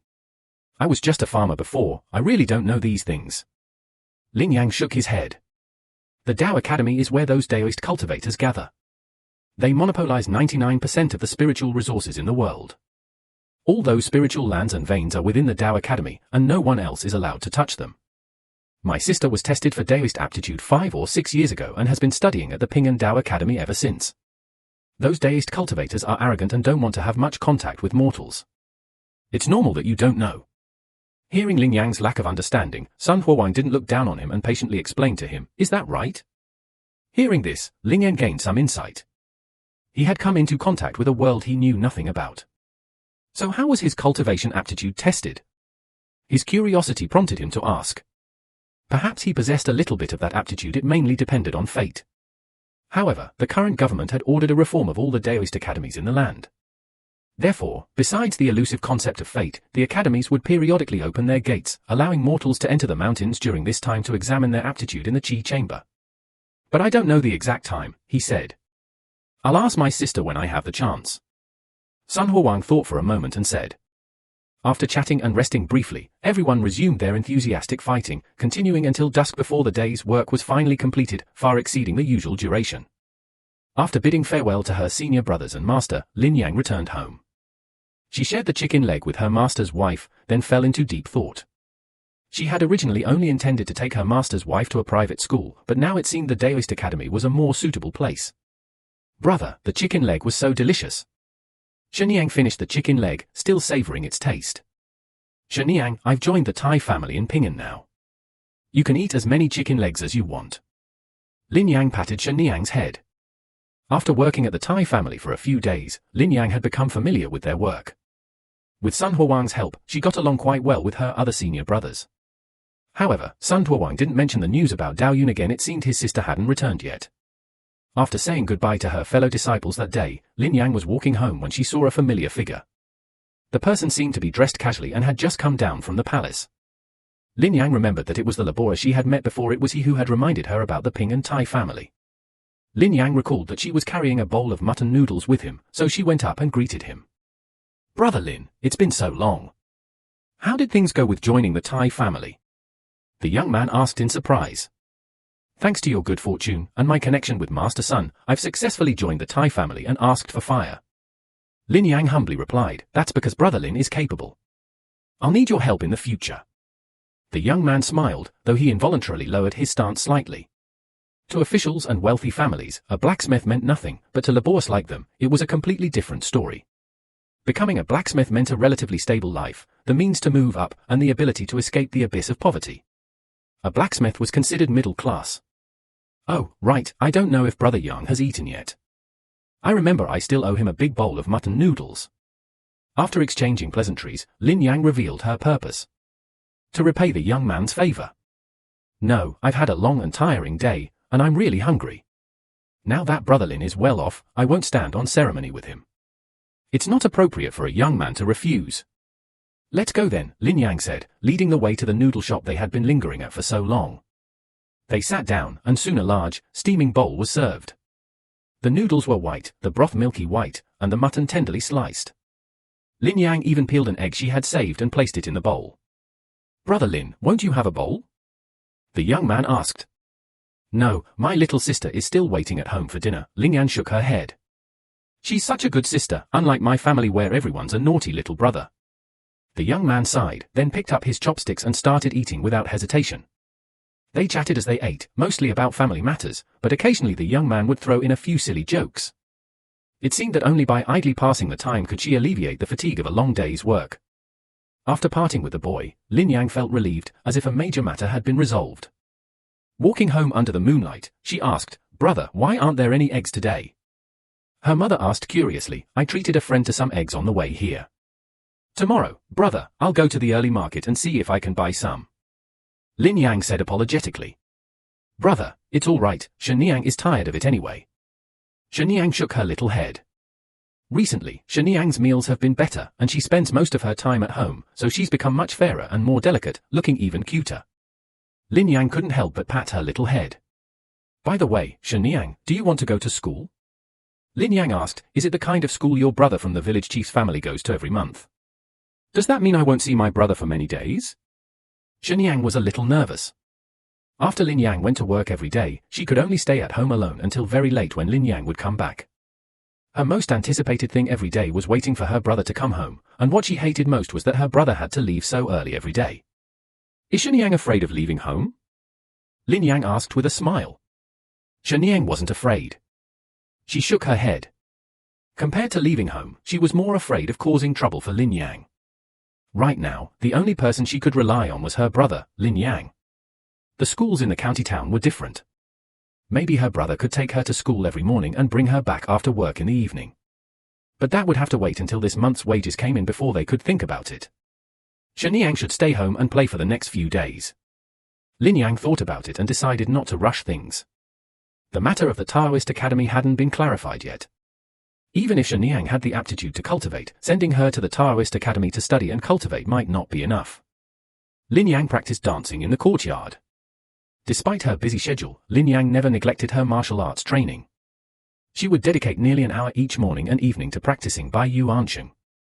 Her progress in Bai Yuancheng was steadily increasing, with only a few days left until the next stage. This morning, after finishing a set of Bai Yuancheng moves, Lin Yang suddenly had many insights into the technique. Besides refining the moves, she also had some ideas about archery and breathing techniques. However, these ideas were fragmented although they could barely form a coherent system. Upon closer examination, she felt something was missing. In short, his training was simplified, but this simplification wasn't the same as the previous one. This simplification would reduce the effectiveness of his training, but Lin Yang was still content it was much better than having nothing at all. After washing up briefly, he woke Shenyang and had the gate locked from the inside. Lin Yan left with peace of mind and went to the Tai family's house. Lin Yan helped Sun Huang light the stove, and Sun Huang hummed a little tune, seemingly very happy. "Brother Wang, is there some good news? You seem so happy," Lin Yan asked. "Little Ling, today is the day for distributing the heart water, a type of potion." After Sun Huang explained, Lin Yan understood and couldn't help but feel happy too. After that, it was just a routine of work, rest, and more work. As soon as it was time to leave, before it even got dark, Master Sun told everyone to stop what they were doing and start cleaning the furnace early. "Today we're distributing this heart water and getting paid. Everyone should go home early. If you lose money outside the Tai family's gate, don't expect the Tai family to compensate you." As soon as Master Sun finished speaking, he received a reply from his fellow disciples. They were all extremely excited to receive their salaries and not have to work overtime. They had been busy every month just to wait for this day. Lin Yang, who was last in line, also received his due salary of a little over 7 taels of silver from the supervisor. Unexpectedly, she was even paid overtime, which moved Lin Yang deeply, and she thanked Master Jinzhou repeatedly. Carefully tucking her wages into her pocket, Lin Yang was stopped by Sun Huang. "Xiao Lian, want to go somewhere nice with your brothers?" Looking at Sun Huang's mischievous grin, Lin Yang felt it wasn't a good place and was about to refuse when she heard Sun Huang add, "I see you practice martial arts too, don't worry. That place is related to martial arts training, I won't cheat you." After thinking about Sun Huang's actions these past few days, Lin Yang didn't seem like such an improper person. After a slight hesitation, she nodded and agreed to follow her brother's arrangements. Sun Huang pulled Lin Yang to a place with a sign that read medical clinic. After confirming that it was a legitimate place, Lin Yang breathed a sigh of relief and began to unblock her meridians. One blood-activating needle for each of you. Find him an experienced practitioner. I'll do it the same as before. Just as the apprentices arrived, before they could even speak, Sun Huang said, "Little Lin, I see some blood stasis in your body. I don't know if it's due to something wrong with your martial arts training. I can't say for sure, but come over for acupuncture to clear the meridians and dissipate the blood stasis. It won't harm your health." After the apprentices left, Sun Huang stopped being mysterious and didn't keep his brother in suspense. Lin felt a little embarrassed. Of course, he knew his own situation. My martial arts training is flawed, yet I still force myself to practice. My daily work is so tiring I'm definitely experiencing some blood stasis. Xiaoling, this blood-activating acupuncture costs 1 tael of silver per session. Since it's your first time, I'll try to negotiate a discount for you. You'll have to pay for it yourself. Before the acupuncture, Sun Huang told Lin Yang the price. Even though Lin Yang had 7 taels of silver in her pocket, she was still shocked by the price. A few acupuncture sessions would cost several days' wages. Of course, she didn't dare let Brother Wang spend so much. Although she felt a little sorry for him, Lin Yang didn't refuse. Sun Huang was one of Lin Yang's closest friends at Ping An Iron House. Even if it meant gritting her teeth, she had to finish this job. The one giving him the acupuncture was an old man with white hair and a white beard, while the one in charge of Sun Huang was a young girl of about 16. "Didn't you complain last time that I ruined your needles? Why are you here again today?" The girl teased. "Isn't it because I know you can't open the books without me, little girl? I'm here specifically to patronize your business. Who cares about you?" Lin Yang ignored the arguing too and followed the white-bearded old man into a room inside. "Young man, please swallow your clothes, leaving only one piece there. Then lie down on the bamboo bed." Following the white-bearded old man's words, Lin Yang took off her outer clothes and lay down on a bamboo bed. As soon as she lay down, she smelled a very pleasant incense that made her feel relaxed both physically and mentally. The old man first pressed on various parts of Lin Yang's body with his fingertips, saying that her muscles were a little stiff, but there was nothing seriously wrong. One acupuncture treatment to improve blood circulation would be enough. Lin Yang agreed. "Young man, you diligently practice martial arts every day?" the old man asked. "Yes, I practice for a while every morning and evening. I don't have a master to guide me. My family doesn't have any spare money. I found a master to teach me for a few days, and then I started to figure it out on my own. A master can lead you through the door, but the cultivation depends on the individual." The old man said, "What you say makes sense, but you still need a master. If you try to figure it out on your own, it will be bad if something goes wrong." The old man was right, but I don't think I've gone wrong so far, have I? Hearing the white-bearded old man say that, Lin Yang was a little nervous. Now that it seemed there was no need for worrying, she breathed a sigh of relief. After a moment of silence, Lin Yang asked, "Old man, can I start the acupuncture now?" "It's already done. We can remove the needles in half an hour," the old man said unhurriedly. Lin Yang was about to speak when she felt her eyelids grow heavy and she fell asleep. "Young man, I'm all better now." Half an hour later, Lin Yang was woken by the old man and felt exceptionally relaxed, as if her blood and qi were flowing smoothly. "Thank you, sir," she said, bowing to the white-bearded elder. Lin Yang then waited in the inn's main hall for Sun Huang to finish. Soon after, Sun Huang emerged refreshed. Lin Yang wanted to pay Sun Huang's bill, but after a few rounds of teasing, she had to give up. "Brother Lin, this acupuncture treatment was worth it, wasn't it? Do you feel much better now?" On the way out of the clinic, Sun Huang said with a smile that he and his father, Master Sun, had long noticed Lin Yang's health issues. They came to the clinic this time to have her checked while she was getting acupuncture. Lin Yang, like a naughty student being scolded, unconsciously lowered her head. "You're still young, you shouldn't be so hasty in practicing martial arts. Look at me, I'm 18 now, and I'm not in a rush." Sun Huangji was just one step away from entering the screen during his dance practice. Knowing the hardships of dance training, he wasn't in a hurry and proceeded steadily. He felt that Lin Yang was too impatient at 14, her body hadn't even fully developed yet. "You mean I'll definitely be more discreet in the future?" Lin Yang replied and took a detour. Because it wasn't on the same route, Lin Yang and Sun Huang parted ways. After this acupuncture treatment, Lin Yang had a deeper understanding of her body, and her white yuan body was mostly restored. Lin Yang no longer had any worries. The time she spent practicing the white yuan body every day decreased but increased with each step. In her spare time while working at the Tai family, Lin Yang would also talk to Sun Huang about the 5 paths. The first 3 realms of the 5 paths are 9th grade skin refining, 8th grade blood spotting, and 7th grade jade bone. The standard for 9th grade skin refining is that the power of chi and blood can cover the skin, making it instantly incredibly hard, and ordinary swords and knives cannot damage it. Lin Yang had never been able to truly feel the effect of chi and blood power until Bai Yuanshan successfully entered the sect and she comprehended Bai Yuanshan's simplified bow drawing and breathing techniques. Only then did she gradually feel a trace of chi and blood power in her body that was different from ordinary flesh and blood. However, this power was too weak for Lin Yang to control at present. He only felt that his chi and blood strength would increase slightly after he had eaten and rested enough, and when he overexerted himself in training, this chi and blood strength would dissipate into his flesh and blood to nourish them. Having this chi and blood strength, when he looked at the panel, he found that his cultivation level had changed. He guessed that he had officially embarked on the path of a dancer's training, and all that remained was to slowly hone his chi and blood to reach the next level. With some money and supplies in hand, Lin Yang began to look for a school for Shenyang. Sending Shenyang to the Daoist Academy might not be possible, as Shenyang was already 8 years old. In Lin Yang's experience, not starting school after 6 was already considered late. She couldn't delay any longer.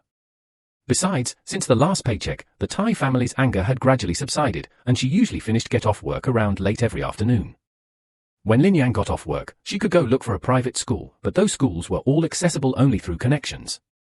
Lin Yang searched several times but was always disappointed. She was thinking of going to Sun Huang's house after get-off work to see if he could introduce her to Sun Yang. Master Sun wasn't easy to deal with, but Sun Huang's connections were relatively good, so it shouldn't be too much trouble. After leaving the palace that day, Lin Yang and Sun Huang exited the gate of the Ping and Tai family and saw Master Sun talking to a young girl from Qingshan. The girl was about 14 or 15 years old, just beginning to show her early beauty. She had dimples when she smiled, and from a distance, she looked youthful and lovely. A slender short sword hung at her waist, perfectly complementing her attire. Sun Huang, you finally come out. You've been so slow. Upon seeing Sun Huang, Master Sun and the girl walked towards them. Sun Huang and Lin Yang always stayed behind to tidy up and came out later. Sun Li? You have no manners. Who do you think you are? You just call me by my name.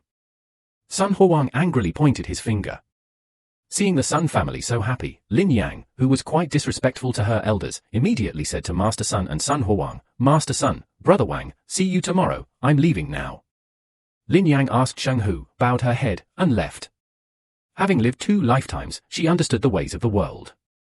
Back home, Lin Yang didn't rest but continued practicing by Sheng Yuan. The setback she had experienced in finding a private school for Shenyang these past few days had put a lot of pressure on Lin Yang, making her feel like she wasn't a good brother. Exhausting the last bit of strength in her body, Lin Yang finally drank the meat porridge that had cooled down and listened to Shenyang and Ma Xingkong's words. The next day, shortly after Lin Yang arrived at the Ping and Tai family's residence, Sun Huang followed. Little Lin, Sun Huang said, my sister told me that the Ping and Daoist Academy will have a qualification test next year. The exact date hasn't been set yet, but it should be after spring. Hearing this, Lin Yang felt a touch of emotion. So Sun Huang remembered my words, she thought. Thank you, Wang Ji, for inquiring. It will really be a long time. Lin Yang sighed, another year? I can't keep Shenyang locked up at home for a whole year. After hesitating for a while, Lin Yang still asked Sun Huang about the private school. Brother Wang, I've been looking for a private school for my sister lately, but several I've visited either don't accept outsiders or don't accept girls. Upon hearing this, Sun Huang immediately said, I'll talk to my dad today and ask him to inquire for you. That's so kind of you, Brother Wang. Next time, I'll ask Brother Wang to do some acupuncture. Lin Yang was overjoyed. Her teacher's wife would finally not have to waste her precious youth at home every day. Time passed with each hammer blow. The next day, Lin Yang received Master Sun's answer. Qian Gangfeng, the county's elder brother, was running a private school that accepted girls, but only children under 12. Older children were not accepted. Shenyang was only 8 years old, not exceeding the age limit. To help Shenyang become an apprentice, Lin Yang took leave. Since the fire had stabilized, Master Sun, taking advantage of Lin Yang's leave, resumed his previous one-day-a-week vacation. With the tree pruning materials already prepared, Lin Yang went to Qian Gangfeng's residence. Before meeting Qian Gangfeng, Lin Yang was extremely nervous. Even though she was wearing her neatest clothes, there was still a patch on one of them. Wearing the new clothes made by her aunt, Shenyang didn't dare to make a sound. After the Qian family servants finished tidying up the tree, they let Lin Yang in. She met Qian Gangfeng, who had a simple beard and exuded a refined, scholarly air. Young friend, please sit down, Chen Gangfeng said gently. Mr. Chen, Lin Yang immediately bowed and sat down. Young Master Lin truly surprised me. His willingness to spend money to send his younger sister to school surprised Chen Gangfeng even more. Lin Yang was only 14 or 15 years old. When he was that age, he was still studying and knew nothing of the world. Of course, he's still studying now. I apologize for this, Mr. Chen, but I only have Chuan as my family left, so naturally I must devote myself wholeheartedly to him. Lin Yang looked at Shen Niang with pity, and after exchanging a few more words, Chen Gangfeng accepted Shen Niang as his disciple. Seeing Lin Yang's difficult circumstances, after accepting her as his student, Chen Gangfeng didn't ask for any more money. All she needed to do was pay the daily meal fee of 20 coins. She would have to buy her own stationery. The meal fee was paid monthly. Lin Yang thanked her profusely. After taking Shen Niang away that day, she went to buy new pens, ink, and paper. As a result, the family's money was nearly depleted, but Lin Yang didn't care. Only money spent truly mattered. From then on, every morning Lin Yang would take Shen Niang to the Chen residence, and every evening after work, she would bring her back. Shen Niang gets a day off every few days, much longer than Lin Yang. For the first few days, Shen Niang and Ling Chuan weren't used to it, but after 2 days of classes, she started looking forward to going. Just as Lin Yang said, having classmates her age at school made her feel less lonely. Another day off passed, and after sending Shen Niang to school, Lin Yang practiced her martial arts for a long time. Her cultivation progress was slow, but it increased daily. Lin Yang could also feel her blood and energy becoming more abundant each day. As her vital energy accumulated, the hatred buried deep within Lin Yang's heart intensified. She still remembered the scarred-faced third leader. After resting for a while, Lin Yang returned to the county government office. She inquired about the relief camp as usual, and to her surprise, it was already arranged. Receiving the 3 taels of relief camp money, Lin Yang felt a sense of unreality. She never imagined that one day she would finally be able to obtain such relief camp money. Leaving the county government office, Lin Yang pondered for a long time before turning back to inquire about the bandits she had encountered earlier. She wanted to know if they had been exiled. It seemed that too much time had passed, and the officials in the county government had forgotten about them. Lin Yang could only inquire again. Although she didn't find out about the scarred third leader, she unexpectedly learned about another person. Lin Yaoyang, a boy from her village about her age who had been bullied by the bandit Asai and had finally gotten his revenge. Lin Yang didn't receive any good news. She heard that Asai was still implicated in a last incident and was now in prison. Lin Yaoyang would also be exiled thousands of miles away in 3 months. Lin Yang had intended to visit Lin Yaoyang. He'd been in prison and might have seen the third master. Unfortunately, it was already late, so Lin Yang had to go pick up Lin Chuan first and take him home. Lin Yang realized that her life had finally settled down. If he insisted on killing the third master now, it might disrupt his peaceful life. Perhaps he should let go of the past and start a new life for the sake of Chuan. However, he still harbored a deep resentment that he couldn't release. Later, during another leave, Lin Yang brought some wine and meat to the prison of Ping'an County. After bribing the jailer with some silver, Lin Yang was able to enter the cell. Lin Yaoyang, someone's looking for you. The jailer shouted, pulling Lin Yaoyang out from the crowd of prisoners. Then he pointed at Lin Yang and scanned the prison, but couldn't find the scarred man among them. Yaoyang, I've come to see you. Lin Yang withdrew his gaze and looked at Lin Yaoyang, who had become emaciated. In Huangjiao, once you're in prison, you can forget about human rights. It's common for prisoners to starve to death in prison. You are strict, you are strict. Seeing Lin Yaoyang was incredibly excited. He thought he had been abandoned by the world, but unexpectedly, someone came to see him. He moved closer and saw the tattooed words on Lin Yaoyang's face. He had been stabbed and exiled. That tattooed face, now filled with intense emotion, appeared exceptionally striking. Yaoyang, I didn't expect them to lock you up. No wonder I haven't heard from you since we parted. Lin Yan said, opening the stone box she had brought. Yes, why? Why did they lock me up?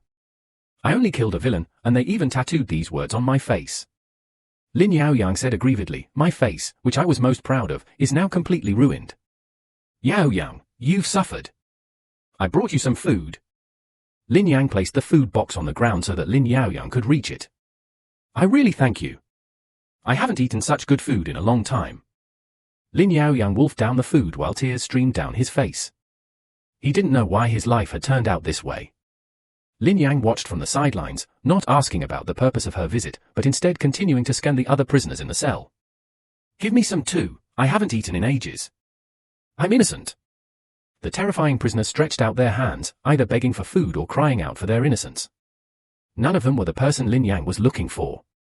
A prisoner in Lin Yaoyang's cell tried to snatch food, but Lin Yaoyang immediately bit him like a mad dog. It's all mine, none of you can take it from me. Lin Yaoyang muttered maniacally, his mouth stained with blood.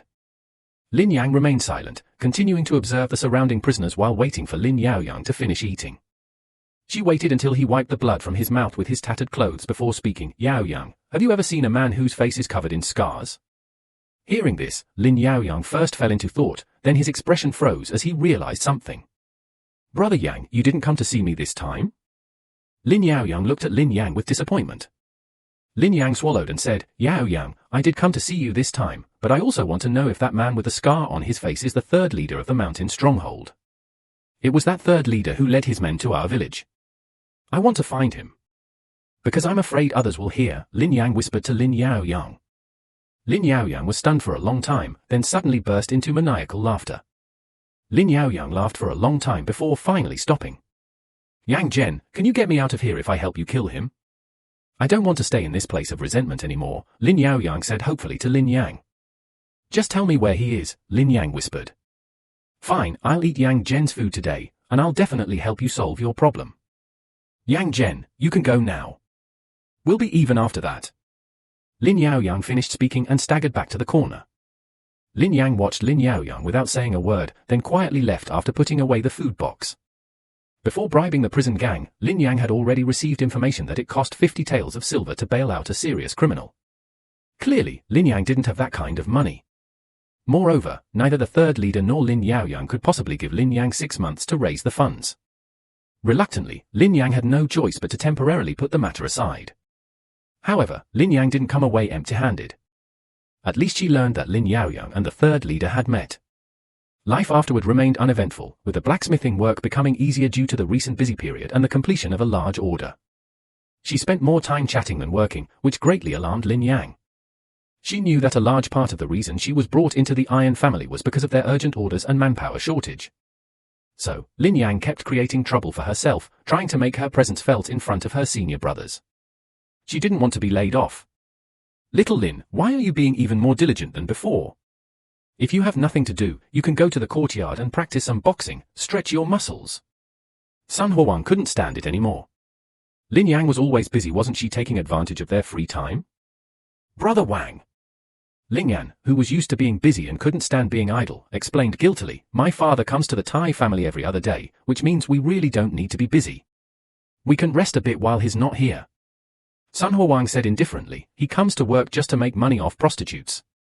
The busiest people in the entire Ping and Tai family are the masters. Their being idle proves they really don't need to do anything, so the apprentices need even less. Despite Sun Huang's comforting words, Lin Yang couldn't stay idle. It seemed that only when she was busy could Lin Yang feel fulfilled and capable. Only useful people wouldn't be abandoned. After cleaning her workroom, Lin Yang began smelting iron ore and hammering it into iron filings. Her forging skills were much better than before, but still not enough. In order not to be abandoned by the Tai family, Lin Yang wanted to quickly improve his proficiency in basic forging to the master level. Iron smelting could increase his proficiency in basic forging. In about 20 days, he could reach the master level in basic forging. Lin Yan remained unmoved, and Sun Huang ignored him, chatting with his other senior brothers and occasionally practicing a set of punches in the courtyard. Lin Yang focused intently on forging iron. After producing enough iron nails, he dared not consume any more iron ore. So he smelted the nails, turning the pig iron into 100-section steel. Actually, they weren't idle for long. A few days later, the Ping and Iron family had a fire again. They repaired a batch of weapons and armor, and forged some arrowheads. With the fire, Lin Yang's tense heart relaxed. One noon, Lin Yang and several senior brothers went together. During their casual conversation, Sun Huang suddenly mentioned a major incident that had occurred in the prison. Apparently, a teenager had gone mad and bitten to death a man with a scarred face, leaving the cell in a mess. I heard that the next day, when the guards discovered it, the man's neck had been torn apart, and the teenager was devouring the scarred man's heart, Sun Huang said. Thinking about the scene, he almost lost his appetite. Luckily, he had practiced dance and knew the importance of food. I heard that the reason the teenager went mad was because his mother was. Really? Forget it, your mind is filled with those trivial matters. a senior student's lewd rumors immediately shifted the conversation elsewhere. Lin Yang remained silent, keeping it to herself. Ever since Sun Huang brought up this topic, Lin Yang had thought of Lin Yaoyang. She thought, perhaps Lin Yaoyang was the one who made the move. As the conversation drew to a close, Lin Yang suddenly asked, "What happened to that crazed boy?" "I don't know," Sun Huang replied, shaking his head. "I'll ask him later." A few days later, Lin Yang received news of Lin Yaoyang, saying he would be beheaded in a few days, a disgrace to the community. After all, Lin Yaoyang was a criminal who had committed such a heinous act in prison. Even if Lin Yaoyang is like a madman now, he can't escape this fate. Besides, in Huangjiao, even the mad have no human rights. On the day Lin Yaoyang was executed, Lin Yang took a day off to watch from afar. A madman being beheaded seemed like a big deal. Bored people waited early, wanting to see the spectacle. He didn't see Lin Yaoyang in person, only a boy with his face covered by a sack being pushed onto the execution platform. Countless people complained that they couldn't see the murderer's face. Lin Yang stood out from the noisy crowd, watching from afar. Several prison guards kept the crowd far away from the planetary platform to maintain order. The executioner first drank a large bowl of wine in front of the planet, then spat water mist at his large sword as a prelude. Seeing this, the executioner approached the boy who was being held down on the planetary platform. After a brief moment of preparation, with a single stroke, the sack containing the severed head fell to the ground, blood gushing forth as the head hit the earth. A pang of sympathy welled up in Lin Yang's heart, followed by a sense of relief. He had bid farewell to his past self. The past grudges were now settled. He could now focus on blacksmithing, honing his dance skills, and raising his sister. While Lin Yang was still in a daze, several crazed individuals crowded at the very front of the planetary platform handed steamed buns and flatbreads to the jailer. The jailer collected the money, used these items to collect the blood, and then returned them to the crazed men. Without Li Huaren writing about steamed buns, Lin Yang quietly disappeared into the crowd. The next morning, Lin Yang was the first to appear inside the Ping and Tai family's house. She lit the furnace and began forging. After mastering the basic forging techniques, 99.899.9100, it was as if decades of blacksmithing experience were being crammed into Lin Yang's mind. She felt as if the hammer in her hand was an extension of her own body. For him, blacksmithing was simpler than eating or drinking. In fact, Lin Yang's skills had already improved as her progress increased, but the pace was too slow to notice. However, when her proficiency reached another level, the feeling of this qualitative change became much more profound. Roughly estimating, Lin Yang estimated that her current level was about the same as her senior brothers. As for Master Sun, Lin Yang dared not challenge him. Even with her mastery of basic forging, she still felt that Master Sun was unfathomable. Lin Yang felt that Master Sun had at least perfected the basics of forging and mastered other forging techniques. Currently, Lin Yang was focused on making money through blacksmithing and practicing martial arts. Master Sun noticed the broken piece of refined steel Lin Yang had been forging and realized that her forging skills had improved significantly in the past few months. Her talent surpassed even her previous abilities. With a sigh, Master Sun felt it was a pity. It was a pity about Lin Yang's forging talent. If she had been born in a prefectural or county city, she might have become a registered blacksmith with that talent. Unfortunately, she came from the small Lin family village. Master Sun glanced at Lin Yang, who was intently forging iron, and sighed. In this small Ping'an county, there was only one position available. Even if Lin Yang was talented, there were only 4 positions above her, and they were already filled. Even if Lin Yang's forging skills improved further, she had no chance of making a name for herself. Lin Yang will only have a chance to advance once one of her 4 masters retires. Whether that will take 5 or 10 years, Sun Yang herself doesn't know. As for getting into the Ping and Tai family in the prefectural or county capitals, it's already this difficult, let alone the Guanyin blacksmith shops in the prefectural and county capitals. Although Sun Yang regrets Lin Yan's talent, she is helpless. Besides, there are many talented people in this world. Not every piece of gold shines brightly, many remain dull in the mud. As autumn approached and the crops were harvested, the year drew to a close once again. Lin Yang was sweating profusely in the yard after her morning exercise. Wiping her sweat, she checked her stats. Bai Yuanchen had mastered the moves, executing them smoothly and effortlessly, no less skilled than before. The horse essence water cultivation technique and breathing method from years ago had also been fully restored, allowing Lin Yang's qi and blood to grow even faster. This year, Lin Yang had changed a lot. She had grown much taller and gained weight, no longer as thin as before. However, he hasn't successfully entered the realm of cultivation yet. His accumulated qi and blood are still insufficient. The reason is simply that he's too poor. To quickly accumulate qi and blood, one needs medicinal cultivation, dietary supplements, and elixirs. However, Lin Yang only goes to Yang Family Medical Clinic once every 3 months for a blood-activating acupuncture to clear blockages, without incurring any additional expenses. However, her cultivation was progressing steadily, so Lin Yang wasn't in a hurry. Humans are adaptable creatures, and Lin Yang had already adapted to her stable life, so she could rest without rushing. After sending Lin Tron to school, Lin Yang came to the Tai family. Even though her forging skills were only below those of a few masters, Lin Yang was still the first to arrive, working diligently and conscientiously. By the time the others arrived, Lin Yang had already begun her forging. When there's work, he works. When there's no work, he refines iron. Sun Huang successfully entered the ranks of the county government's dancers. He had been planning to leave the Ping and Iron family to go into business, but Master Sun wouldn't let him leave, citing the dangers outside. This led to a conflict between Sun Huang and Master Sun, and he became less diligent at work each day. He even called out Sun Yenni's name. Master Sun was very helpless about this. Even though he was already an 8th rank 5th level cultivator, he couldn't do anything about his son.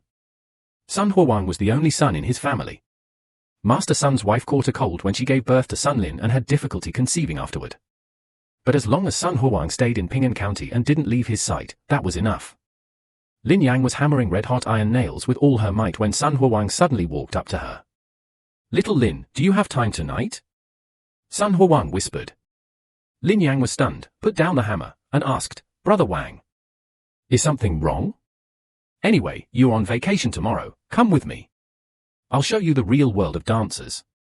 Sun Huang patted Lin Yang's shoulder. "I still have to pick up Lin Tron from school." Lin Yang sighed. "It's time to meet at Huaihua Lane in the south of the city. Don't forget." After saying that, Sun Huang walked to Sun Yang's side and pouted. "Old man, I'm not feeling well today. You can't ask for leave." With a powerful hammer blow, Sun Yenni shattered the already forged iron sword in two. Sun Huang returned to his iron needles, perfunctorily hammering away at the iron block. Sun Yenni glanced at Sun Huang, then at Lin Yang, who was intently focused, and sighed. If Sun Huang continued to dawdle like this, how could he possibly leave the master craftsman's position to him in the future?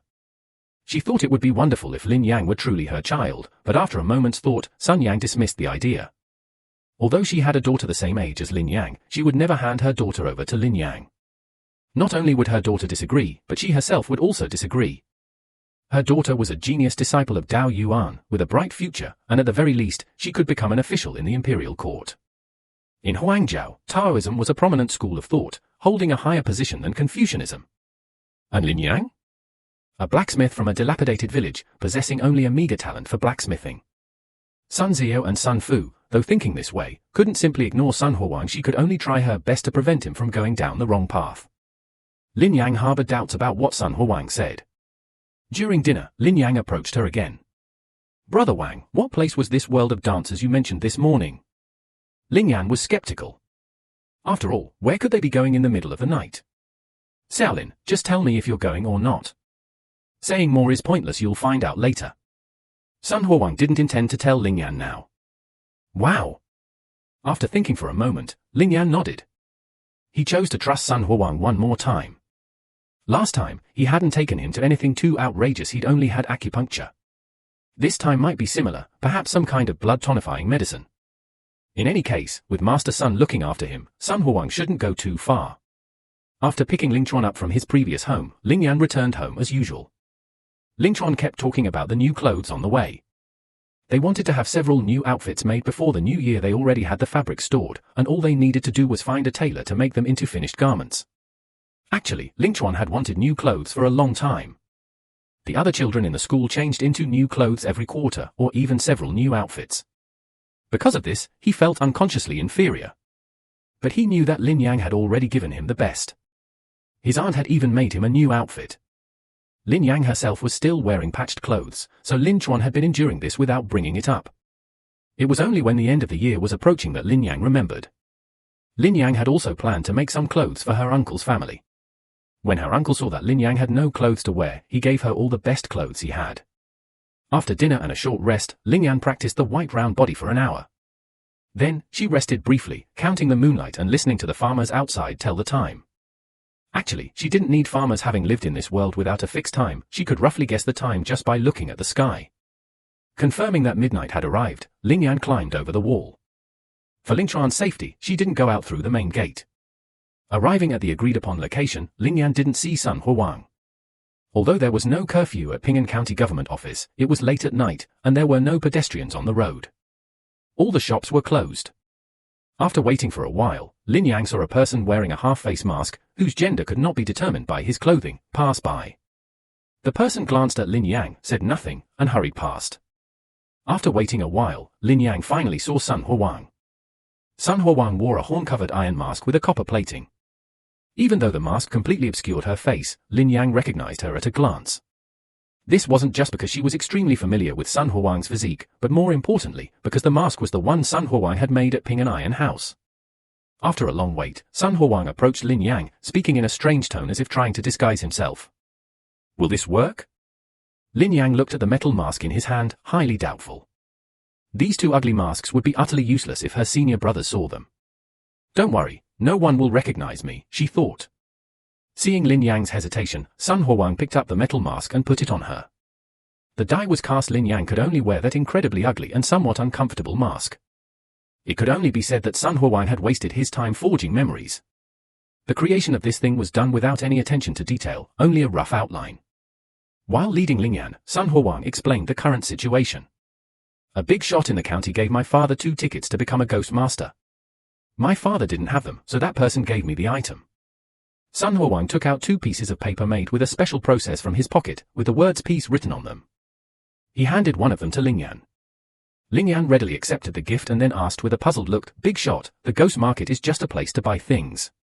You don't need to worry about anything else, just think of it as accompanying me for a stroll. Anyway, you're not spending any money. Just know that the person who reopened the Ping'an ghost market is a big shot we can't afford to offend. Sun Huang withdrew his hand and said, then I'll follow Brother Wang. Lin Yang didn't say anything more.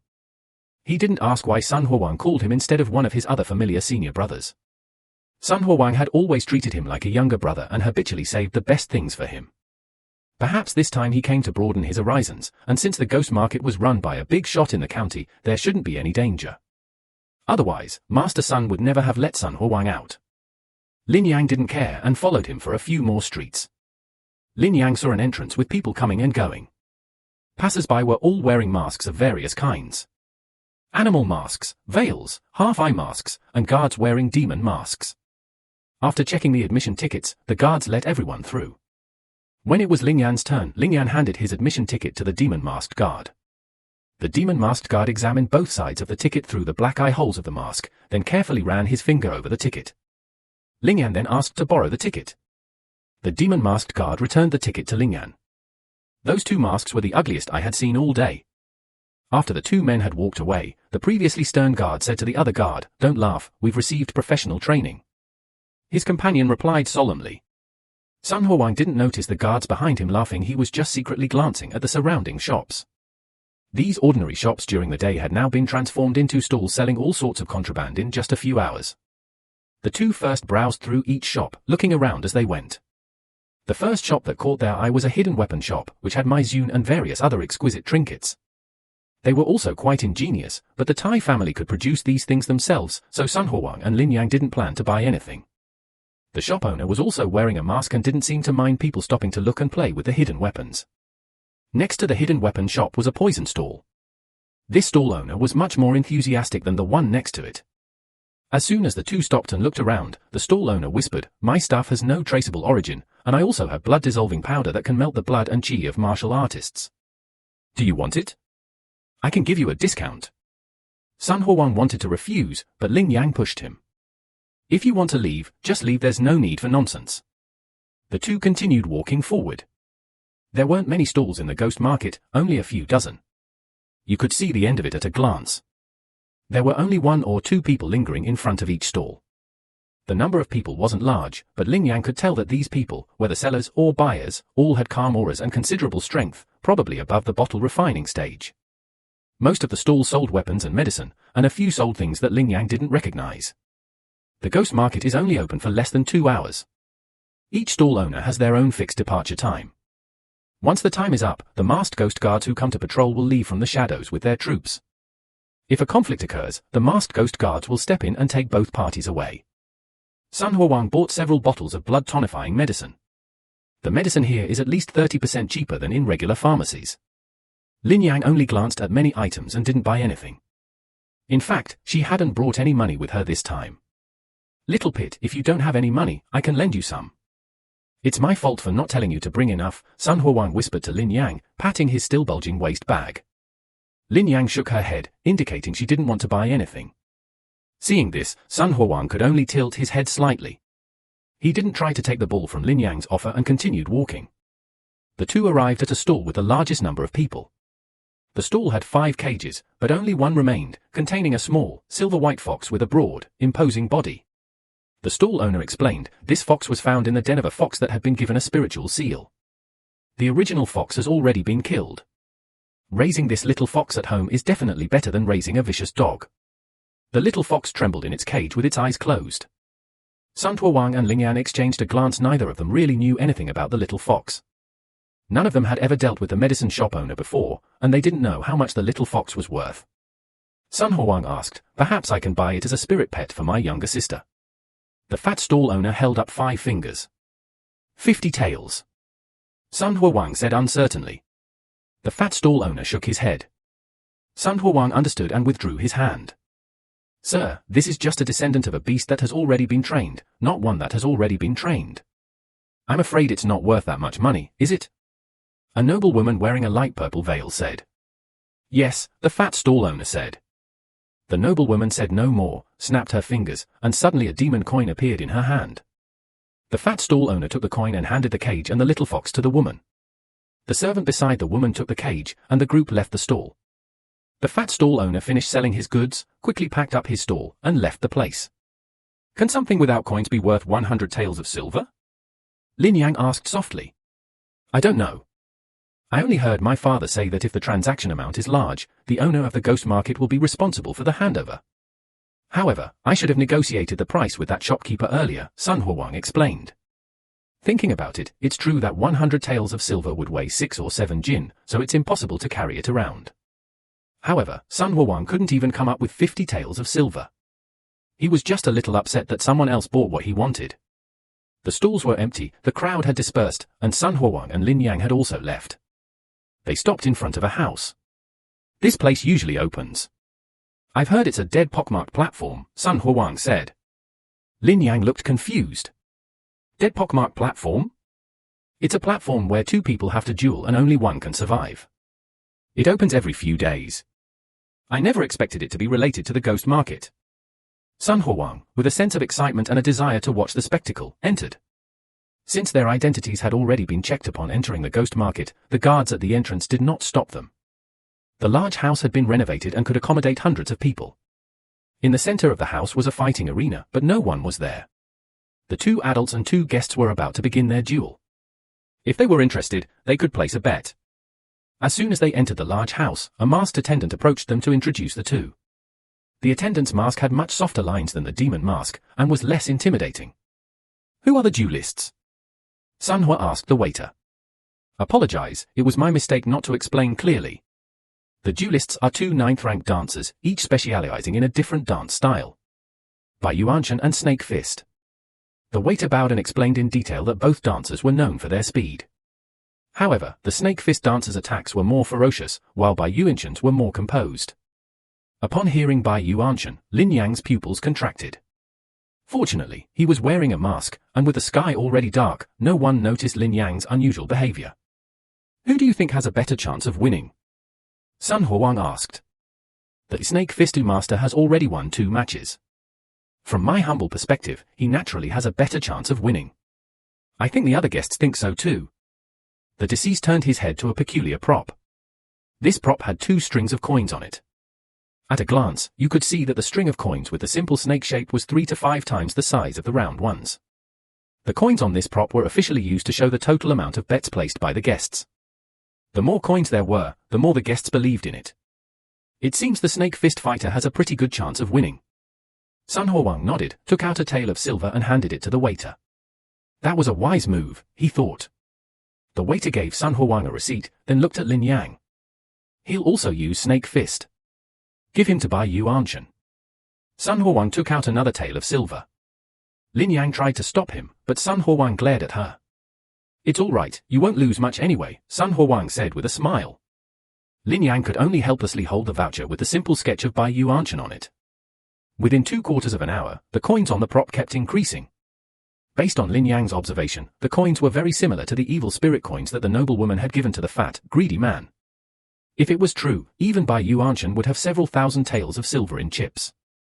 The snake fist technique, which could even reach tens of thousands of strikes, terrified Lin Yang just thinking about it.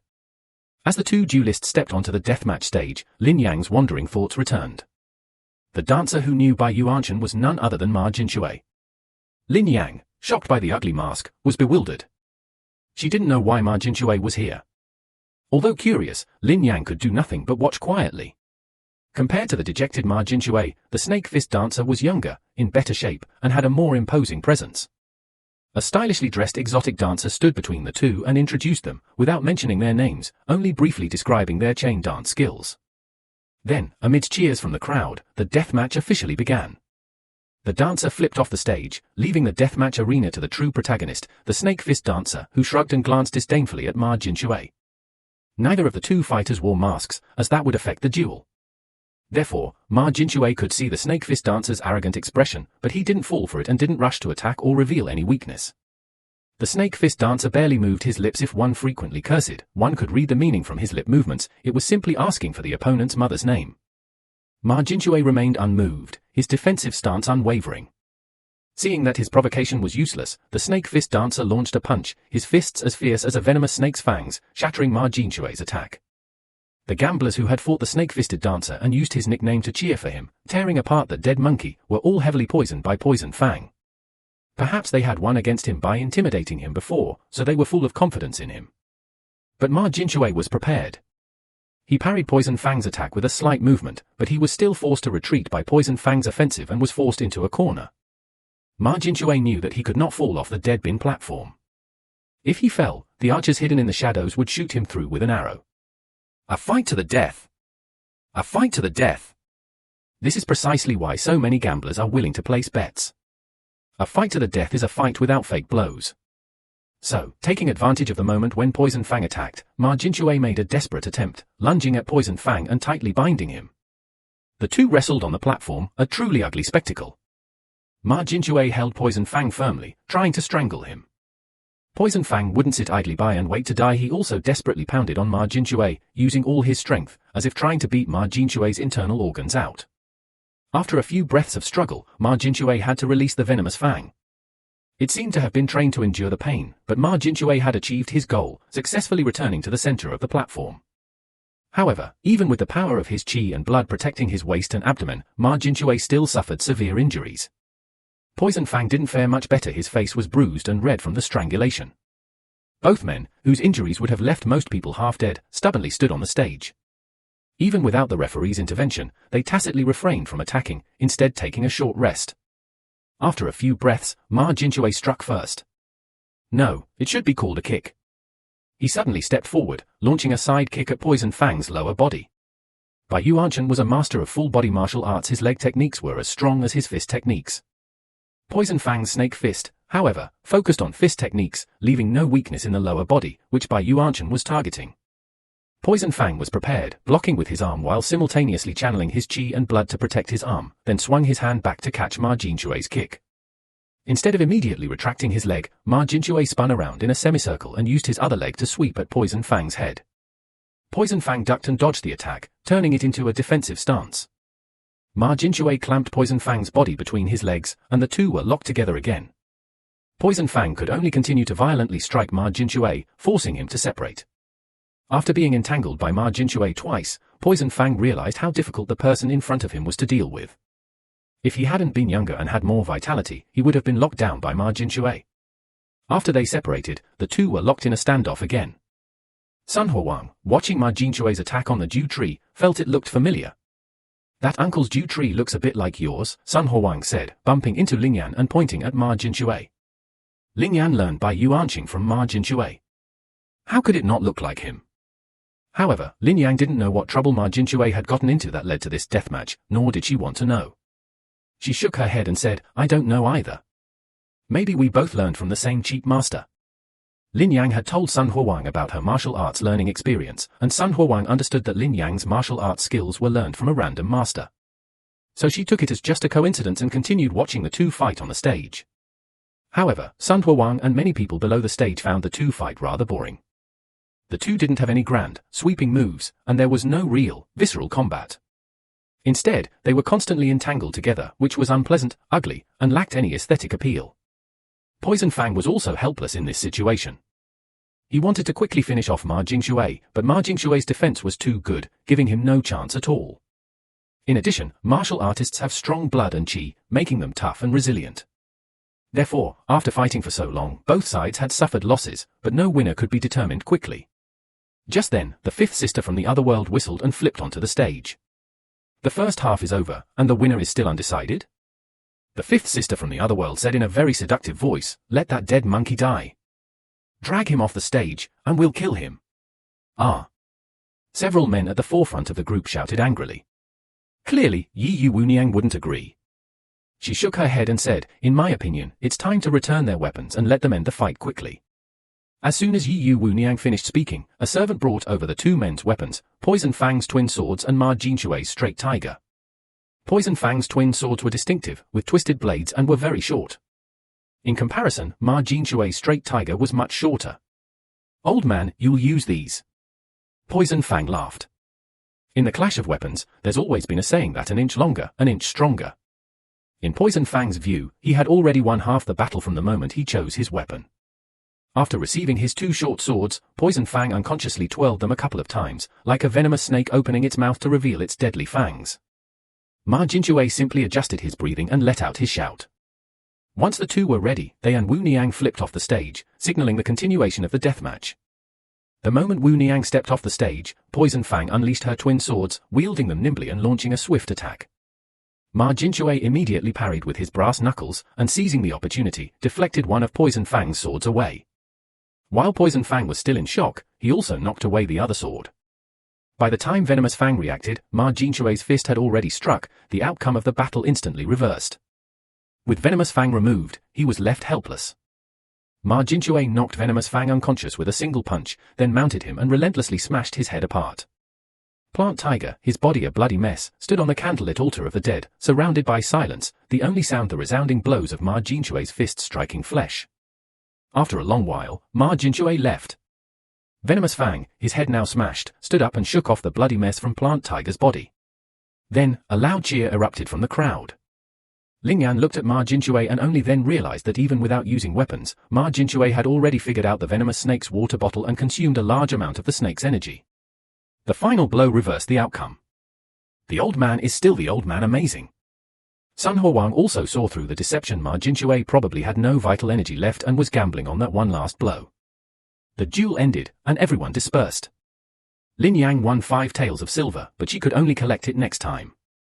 The next duel was in 7 days, because the ghost market wouldn't be open then, so it would only be a duel between low-level martial artists. After leaving, the two found that the ghost market was almost over, with only a few stalls belonging to Lingxing remaining. These stalls were also packing up. Lin Yang wanted to hand over the receipt to Sun Huang, but he refused. "This is for you. Besides, what can I do?" "I was just unlucky," Sun Huang said indifferently. "Then I'll ask you to give me a blood-activating acupuncture next time." Lin Yang had no choice but to give up and put the receipt away. "Don't do it next time, let's go now," Sun Huang said. Lin Yang hesitated, wondering what time it was.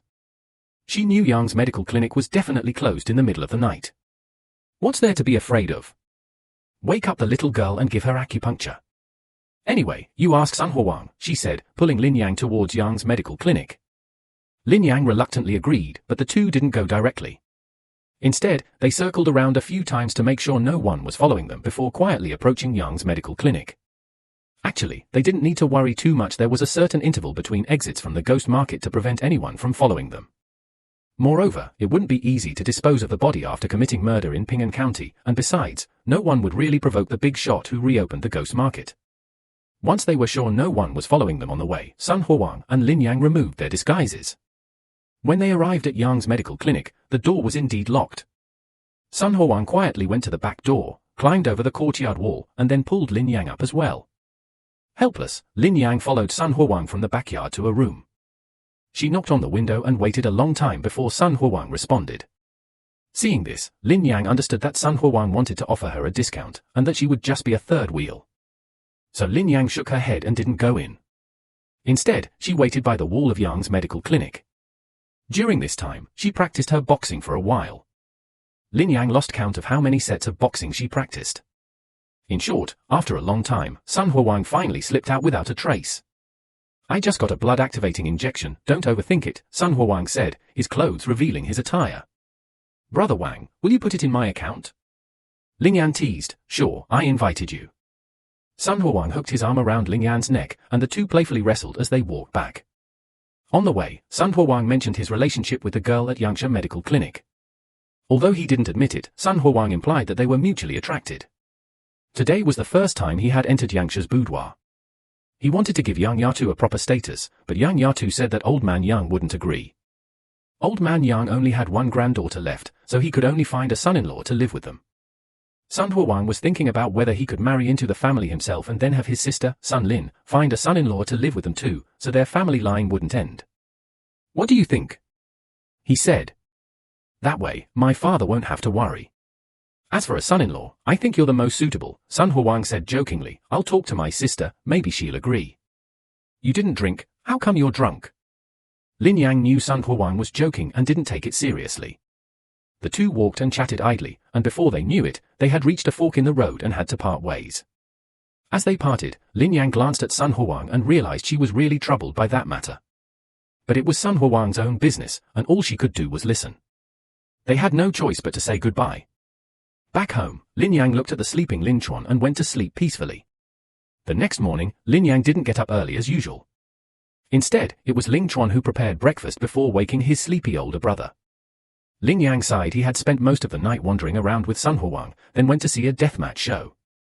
Afterwards, he accompanied Sun Huang to a discount event for his lover, leaving him with less than 2 hours of sleep. Fortunately, Lin Yang was still young and had plenty of energy, so staying up late wasn't a big deal. After lunch, Lin Yang first helped Lin Chuan review his lessons. Then, she practiced her qi and blood in the courtyard.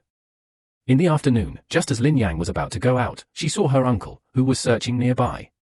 "He's really getting senile. He just came here last time, but he can't find his way again," her uncle said, driving the donkey cart over and unloading the things he had brought. Lin Yang quickly helped. These were rice harvested this year and some freshly fried rapeseed oil. "Keep it for yourself," Uncle explained to Lin Yang in detail. Lin Yang knew that Uncle hadn't eaten yet, so she poured him a bowl of water, then cooked rice and made a simple fried egg. "I'll just have some pickled vegetables to tide me over," she said. Lin Yang felt a little ashamed that her uncle, who rarely came to visit, only had these few things at home. She said she would just sit for a bit, have some water, and then leave, as she had a lot of things to do at home. Later, while eating, her uncle chatted with Lin Yan about serious matters. In the eyes of this old farmer, his uncle was concerned with the natural world, the production of crops, the unresolved wars in the north and south, and the increased taxes imposed by the imperial court. Thanks to Uncle Chen's family in Lingyan, they didn't go bankrupt this year. Their land was saved, and they even had a little money left over. Uncle Chen came this time firstly to visit Lingyan and her siblings and bring some gifts, and secondly to bring next year's land rent. These days, Lingyan doesn't really care about that meager rent anymore, it's just a month's income from blacksmithing. It's a lot to Uncle Chen, but insignificant to Lingyan now. Lin Yang's uncle wouldn't allow him to refuse, it was a work for work, private for private deal. His uncle insisted on not taking back the 5 taels of silver rent, so Lin Yang had no choice but to accept it. Before his uncle left, Lin Yang gave him the cloth he had bought to take back, as a way of repaying the clothes and quilts his uncle had given him before. "Young master, are you coming home for the new year this year? Your eldest cousin has prepared a house and food is ready for you to stay at. Your uncle's family also welcomes you." While feeding the donkey, your uncle asked Lin Yang, "It might be late, or we might not even go back. We still need to pay New Year's visits to Master Sun and Mr. Qian." Lin Yang didn't immediately agree, giving an ambiguous answer. His parents were dead, and his eldest brother wasn't home. Going back for the new year would only trouble his relatives. As long as he and Lin Chuan were together, it didn't matter where they spent the new year. They needed to establish themselves in the city, and his uncle would come to visit them when he had time. Uncle nodded knowingly and saw him off. Lin Yang, following the original plan, took Lin Chuan to the tailor shop. "Brother, are we not going home for the new year this year?" Lin Chuan asked. "You mean Uncle's house?" We can't just eat and stay at Uncle's house for free, that would be a burden on them. Besides, this is our home. Lin Yang said helplessly that they had already bothered his maternal uncle's family once last year. Although his aunt and uncle didn't say anything, his cousins' wives must have had complaints behind their backs. Besides, the journey was long and would take half a day. Lin Yang's annual leave was only 7 days at most. In the end, he was homeless and living under someone else's roof. Now that Lin Yang and Lin Chuan had their own little family, they didn't want to trouble others anymore. Lin Chuan nodded, seemingly understanding but not quite. He only knew that at his maternal uncle's house, his aunt would give him all the good food first. He didn't need to say anything more. Lin Yang took Lin Chuan to find an interview and made new clothes. On the way back, Lin Yang also bought Lin Chuan candied hawthorns. The next day, when Lin Yang took Lin Chuan to school, Chen Gangfeng told Lin Yang that Lin Chuan could have his annual leave after finishing today's classes and would return to school after the Lantern Festival. Lin Chuan would have a vacation of more than a month. Hearing about the vacation, Lin Chuan's face showed no joy. He didn't know if he liked coming to school. Lin Yang told Lin Chuan to listen carefully in class, and then hurriedly ran to Ping and Tai's house to start her day's work. She was still the first to arrive at the furnace, bustling about, but Lin Yang enjoyed this business. She could see her own growth. Her forging skills were close to the next proficiency level. With some effort, Lin Yang hoped to reach that level before the new year. Sun Huang was still struggling with her love life, and whenever Master Sun was away, she would come to talk to Lin Yang. Lin Yang listened to her chatter while diligently forging iron, occasionally responding with a word. Sun Huang kept saying he had to bring it up before the New Year holiday, but even 2 days before the holiday, he still didn't mention it. He just went to Yang's medical clinic a few more times to discuss it with Miss Yang. That girl Yang Qingqing said I was a coward. Am I a coward? That day at the dead bin counter, that person's brains were splattered all over the floor, and blood even splattered on my face. Did I say anything? Was I scared? He called me a coward. It really made me furious. He doesn't dare tell his grandfather about us either. Isn't he afraid of his grandfather's needles? Sun Huang said angrily to Lin Yang, who was forging iron. Lin Yang just listened and then methodically broke the iron block on the forging needle. Today, Ping and Iron family officially had a holiday. Lin Yang and Sun Huang stayed behind to turn off the furnace. Lin Yang's basic forging skills were just a little short of the next stage, so she worked overtime. 99.9100 while using pliers to gather the 1,000 pieces of steel she had forged to cool. Lin Yang checked the panel information. The only upgrade option was refinement level. After selecting the upgrade, a flood of more sophisticated forging techniques, especially the methods for handling special materials, filled Lin Yang's mind with admiration. She had thought she had come a long way in forging, but now it seemed the journey was far from over. However, the tools of the Ping and Iron family are no longer sufficient to showcase their forging skills. They need more advanced tools to demonstrate their forging abilities. Basic forging has disappeared, replaced by golden forging. Wang Ji, don't worry, today I'll treat you to Shunjiu. This time, order the most expensive incense to learn golden forging. Lin Yang was very happy and decided to bring back the Shunjiu she missed last time. Alright, I'll go teach that young girl a lesson. Sun Huang didn't waste any more words. After the two finished packing, they headed straight for Young's medical clinic. An hour later, they emerged from the clinic, both looking refreshed. Lin Yang counted how often Sun Huang came for acupuncture. She even suspected that Sun Huang wanted to marry Miss Yang just for her skills. Blood-activating needles could eliminate the fatigue accumulated by martial artists during cultivation and improve training efficiency. If Sun Huang and Miss Yang were to become a couple, wouldn't he be getting acupuncture every day until he was a hedgehog? Little Lin, how are you going to celebrate the new year this year? After leaving the clinic, Sun Huang asked Lin Yang. I've known Lin Yang for almost a year now, and I know about her family situation. She only has one younger sister and they depend on each other for survival. This year must be tough for her. Let's kill a chicken we raised ourselves and cook some meat together with my sister, Chuana. Lin Yang thought for a moment and said, since there are only 2 people in your family, why don't you come to my house? It's just a matter of adding 2 more pairs of chopsticks. Sun Huang suggested, as she genuinely felt sorry for Lin Yang and her brother. No, it's too much of a bother for Master Sun. Lin Yang shook her head and refused. It's no trouble at all. My family has many guests during the new year, so we don't need 2 more pairs of chopsticks. Besides, you're his precious apprentice. He might have to entrust a whole batch to you. Just bring Chuan over for dinner. Sun Huang said indifferently, Brother Wang, you've already called me brother, so don't be so polite. It's better to have a lively new year. Sun Huang interrupted Lin Yang with a feigned frown. Lin Yang had no choice but to agree, secretly considering what gifts to bring. After parting ways with Sun Huang, Lin Yang returned home. After exchanging the secret code, Lin Chuan immediately opened the door to welcome her, saying, "Brother, welcome home." Lin Chuan followed Lin Yang around. How was Lin Yang's homework review at home? After starting school, Lin Yang stopped calling him by his childhood nickname and began calling him by his given name, Lin Chuan. He's gotten used to it now.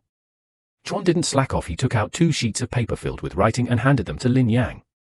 After checking Chuan's homework, Lin Yang said, "Chuan, we're going to Master Sun's house for Chinese New Year this year. Do you want to go?" "Is Master Sun the blacksmith?" Chuan asked. He had never met Master Sun, only heard Lin Yang mention him. "There's a beautiful older sister and an older brother at Master Sun's Taoist temple. Remember to greet them properly, Chuan." Lin Yang reminded Lin Chuan to remember etiquette and not leave an impolite impression. Chuan understood. "Mr. Chen taught us the book of etiquette." Lin Chuan nodded. Another ordinary day passed, and after cleaning the house early, New Year's Eve finally arrived. Lin Yang and Lin Chuan, dressed in their new clothes and carrying gifts they had bought, arrived at the Sun residence. The gifts included some pastries, but the most important one was a small bottle of Qi Shui Dan, a type of medicinal pill that Lin Yang had spent 5 taels of silver to buy. This pill was useful for dancers, and Sun Huang would need it. Lin Yang had never taken any pills herself in order to save money, so she had bought it specifically for this occasion. She knocked on the door, and a servant opened it for her and helped her put down the gifts. Lin Yang first paid her respects to the elders, then found Sun Huang and wished him a Happy New Year. "Happy New Year, Brother Huang." Lin Chuan followed Lin Yang's example, bowing slightly with her hands clasped. "Happy New Year. You must be Chuana, so cute." Sun Huang bent down to look at Lin Chuan, patted her little head, and then got her some candy. "You're here so early." "You're here early, but you have to do chores." Sun Huang grinned mischievously at Lin Yang. Chuana can do chores too." Lin Chuan mumbled with candy in her mouth. Seeing this, Sun Huang couldn't help but pat Lin Chuan's head again, then called his little sister over. "Sun Lin, come out. I found you something to do. Go take little Chuan out to play." Sun Lin was called out by Sun Huang, still feeling a bit tired. "I carried talismans all night yesterday, I'm exhausted." "Happy New Year, Fairy Sun." Upon seeing Sun Lin, Lin Yang immediately greeted her as well. "Happy New Year, Fairy Sister." Lin Chuan, though late, replied calmly. Sun Lin blushed a little at Lin Yang's praise and said, "I'm just an ordinary disciple of the Tao Academy, not worthy of being called a fairy. But you are still a remarkable person." No, I've only just learned the Daoist arts myself, and Ling Xiao is several levels behind before I can even start playing. Your talent is truly enviable." No, but he. Seeing their utterly hypocritical back and forth, Sun Huang interrupted. "Sun Ling, take Chuan to play. Ling Yan and I have something to discuss." Sun Huang hastily arranged this for Sun Ling. Sun Ling, true to her word, took Chuan to play elsewhere. "Little Ling, you weren't this enthusiastic when you were at the Tai families. Could it be that I've convinced you? You want to become my brother-in-law?" Sun Huang said jokingly, though he really meant it and didn't want Lin Yan to take it seriously. He himself envied his sister's future prospects. "Wang Ji, I was just praising the fairy's talent and ability to travel far. Plus, it was my first time celebrating the new year at Master's house, so I was a little nervous and inevitably said the wrong thing." Lin Yang naturally knew her limits, so she just flattered Sun Ling and pointed out the important point. "Never mind, he's just a rebellious little brat. He's not busy at all. You came early and helped me with some things." Sun Huang patted Lin Yang on the shoulder, and Lin Yang followed. The Sun family's house had already been cleaned. Sun Huang only asked Lin Yang to help put up the couplets. Lin Yang's own couplets had been put up in advance, and she had even written them herself. Although her Confucian scholarship wasn't great, she was at least proficient in the basic skill of calligraphy. She could make a living by writing calligraphy, if nothing else. After working for a while, Sun Huang told Lin Yang to take some fruit and eat it. After all, Lin Yang was a guest, and he couldn't let her get so tired and disheveled. After everything was settled, Lin Yang and Lin Chuan watched Sun Lin perform some minor magic. Sun Lin pinched and clenched his fingers, lifting a bowl of water and moving it into another bowl. Lin Chuan watched intently as the water column moved with Sun Lin's fingers. "Fairy sister is so amazing." Lin Chuan immediately clapped his hands. Lin Yang also praised the fairy's exquisite magic.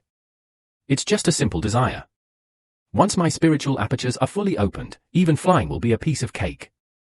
Sun Lin wiped the sweat from her brow. She was truly tired after demonstrating for so long to Ling Chuan. Fairy, when did you discover my cultivation aptitude? Lin Yang, at his wit's end, finally voiced his question. It seems like it was when my brother was 12 and I was 8 that my father took us to the Taoist Academy. A master there tested us and found I had exceptional aptitude. Also, don't call me fairy, I'm just an ordinary Taoist disciple. My brother told me we're the same age, so just call me Sun Lin. Sun Lin sat down in a chair and said, okay, fairy.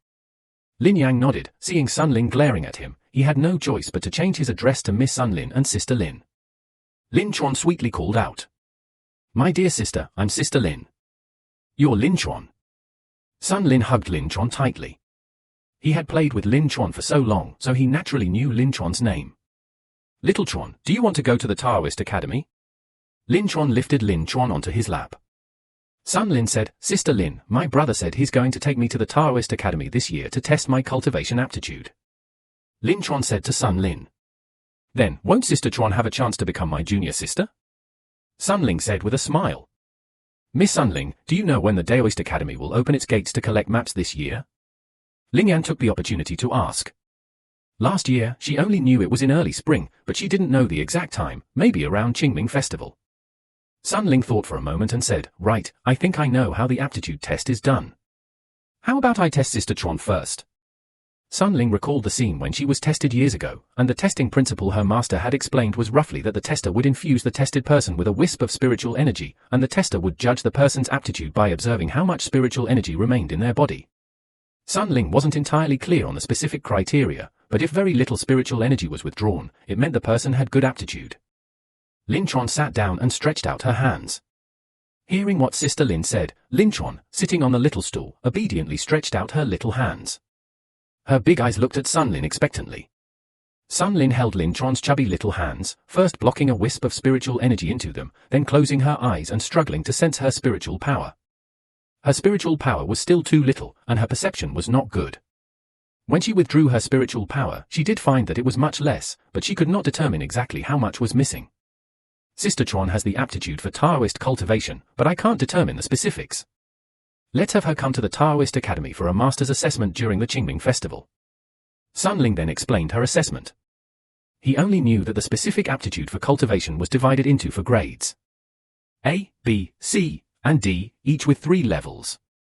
Upper, middle, and lower, for a total of 12 grades. He didn't know the specific standards for each grade. Thank you, Miss Sun Ling, Lin Yan quickly thanked on Ling Chuan's behalf. Thank you, Sister Sun Ling, Ling Chuan said happily. He was happy, so he was happy. Sun Ling was about to get up when she looked at Ling Yan and asked, would you like me to test you too? Ling Yan looked at Sun Ling's delicate hands and said uncertainly, can I? Practicing martial arts shouldn't affect weapon crafting or cultivation, right? Of course. Practicing martial arts naturally won't affect qi cultivation. At most, dual cultivation is too time-consuming and resource-intensive, which isn't worthwhile. Many dancers choose to switch to cultivation after their aptitude is tested. Sun Ling said with a smile. With trepidation, Ling Yang came to Sun Ling. Ling Yang didn't have any concerns about the impropriety between men and women, but she really hadn't touched a woman's hand in a long time. Of course, this excludes Ling Chuan. Sun Ling didn't hesitate to hold Ling Yang's hand. After a brief sensing, she found that the spiritual power she exhaled hadn't diminished much and almost none remained in Ling Yang's body. Her aptitude was even worse than Ling Chuan's. How is it? Lin Yang looked at Sun Ling eagerly. She was a little nervous, not because Sun Ling was holding her hand, but because she wanted to confirm whether she had the aptitude for cultivation. If possible, which man wouldn't want to practice the abandon immortality technique and encounter flight? I can't say for sure, I'm only at the opening acupoint realm, my strength is weak. You'd better wait until your master and the others do the testing.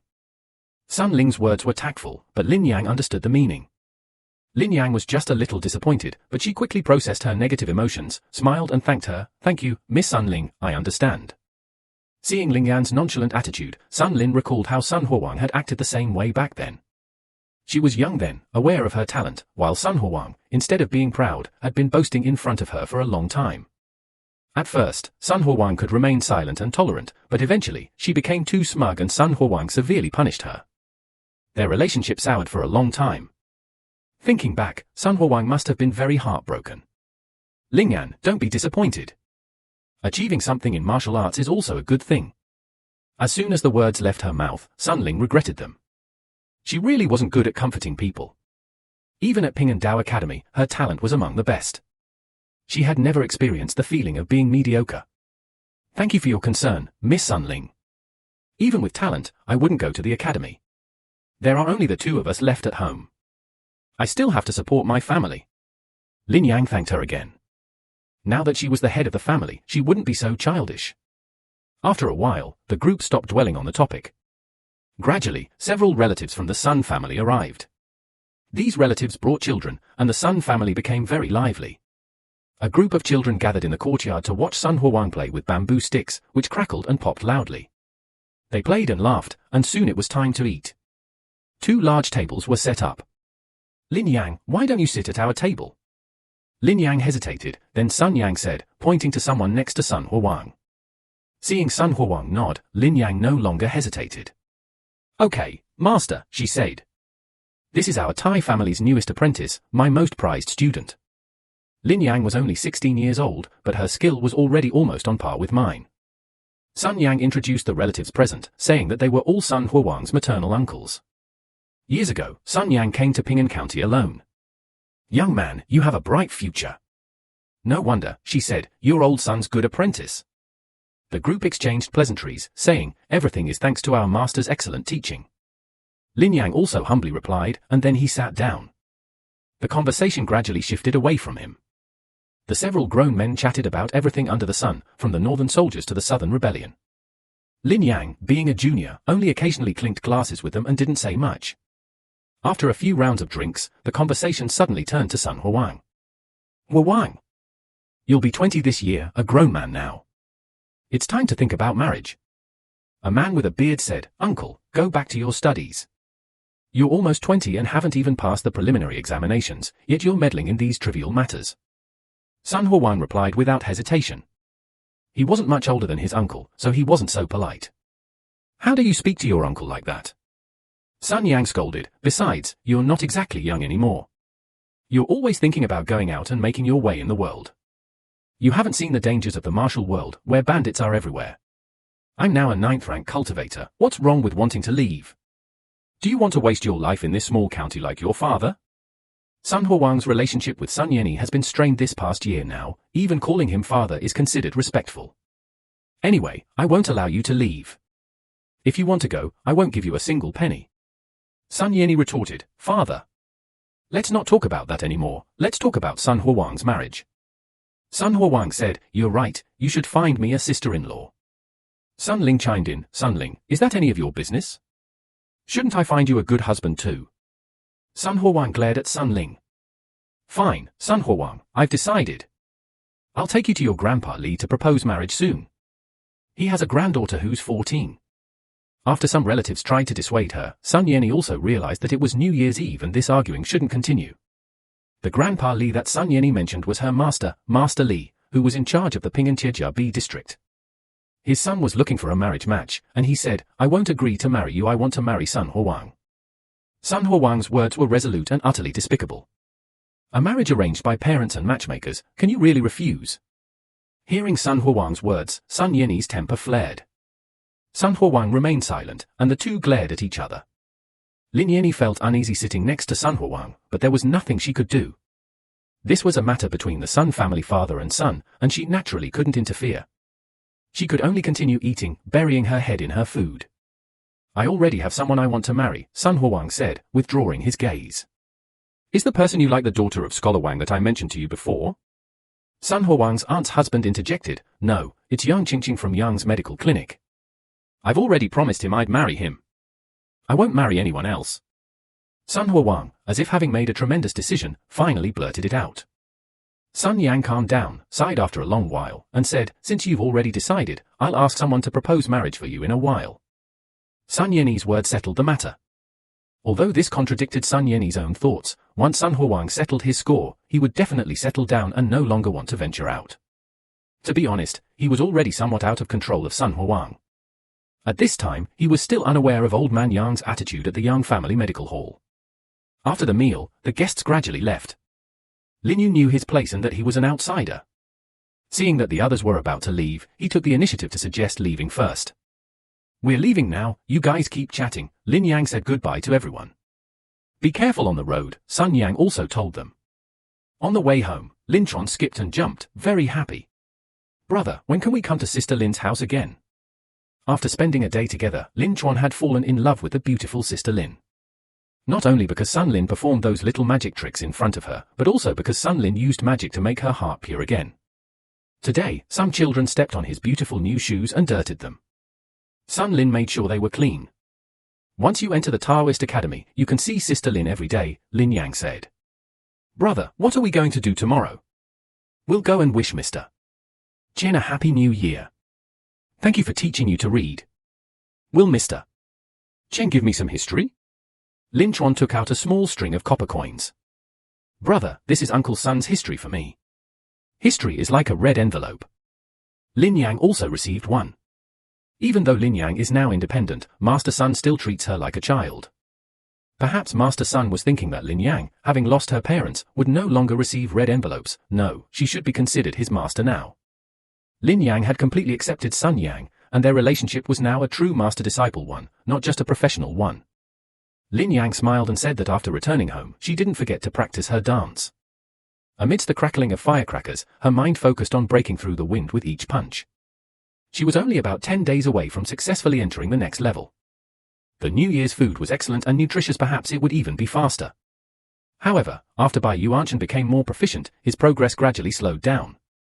Ling Yan practiced until dark and fell into a deep sleep. On New Year's Day, Ling Yan first led Ling Chuan and the surrounding neighbors to pay New Year's greetings. Then, he brought gifts and went straight to the Chen residence. "Mr. Chen, Happy New Year. Mr.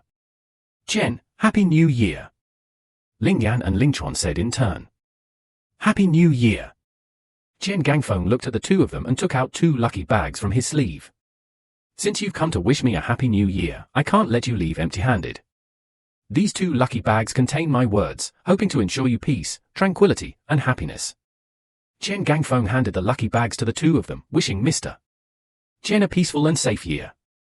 Lin Yang accepted the lucky bag from Chen Gangfeng. Because she wasn't particularly close to the Chen family, Lin Yang and the other person only sat for a while, drank some tea, and then left. "Brother, can I see what's inside the lucky bag?" On the way home, Lin Chuan asked, "Mr. Chen already said it was him who wrote the words, brother. I want to know what they are." "All right," Lin Yang replied, equally curious. Looking around and seeing other people nearby, she said, "Let's hurry home and see." Then, hand in hand, the two hurried home. They opened the lucky bag and found a piece of Xian paper folded 5 times, with a powerful "An" character written on it. Judging from the calligraphy alone, it was far superior to Lin Yang's. Most importantly, Lin Yang had heard that Chen Gangfeng had already cultivated a righteous spirit, and Yu Shou's character might contain that same righteous spirit. After carefully putting it away, Lin Yan folded the paper back and tucked it into the talisman. Then, he found a thin rope and tied the talisman around Ling Chuan's neck. Ling Chuan looked at the talisman and felt a sense of openness. Ling Yan's talisman was the same, tied around his neck by Ling Yan. Afterwards, Ling Yan hesitated for a while between returning to Lingjia village and staying in the county town. In the end, he chose to stay in the county town. Rather than wasting time going back, Ling Yan was more willing to spend time intensifying his martial arts training, striving to accumulate enough qi and blood before starting work and enter the first rank in one fell swoop. He trained every day until his qi and blood power was completely exhausted before he stopped. 5 days later, after Lin Yang completed the white egg body technique, she felt a tremendous change in her body. Based on her own experience, if her qi and blood power recovered to its optimal state, it should be able to cover her entire body, making her skin hard and solid. There was no time to wait for her qi and blood power to recover. She needed to get to the Tai family immediately. Lin Yang wiped the sweat from her body and prepared to leave home. The holiday was over, and it was time to go back to work. After instructing Lin Chuan to look after the house, Lin Yang hurried off to the Tai family. With construction about to begin, the foreman of the Ping and Ironworks distributed starter weights to the beauties. Although it was only a few dozen coins, it was better than nothing and a good omen. After receiving the weights and listening to the foreman's speech, the blacksmiths from the 4 areas returned to their posts to light their furnaces and forge iron. "Brother Wang, Did Master explain it to you? Ling Yan asked curiously. He said he would go and talk to me on the Lantern Festival, but he didn't know if it would work out. Sun Huang was a little worried. Getting past the old man was no easy task. Seeing Sun Huang's attitude, Ling Yan wanted to tell him about his martial arts achievement, but then thought better of it and didn't say it. He decided to let Sun Huang finish his work first. Now, Ling Yan had already achieved the golden rank in martial arts and was working at home. Lin Yang's speed, seemingly effortless, quickly surpassed that of Master Sun. Master Sun noticed Lin Yang's rapid pace and reprimanded him gently. Lin, you've got a lot of work to do right from the start, but you shouldn't be so impatient, Master Sun said tactfully. Yes, I was too hasty, Ling Yan quickly apologized. However, after a brief inspection, Master Sun found that the arrows Ling Yan had broken were completely fine, fully meeting the standards, and without a single defective one. I must have misjudged. It seems your cutting skills have improved again. Sun Yini wasn't a petty person. Knowing he had misjudged, Ling Yan immediately admitted her mistake. Shilian, you've been at Ping and Tai Tai's house for almost a year now, haven't you? A few more months. Although she didn't know why Master Sun was so curious, Ling Yan still answered honestly. I really doubt which family of craftsmen you came from, Sun Yang sighed.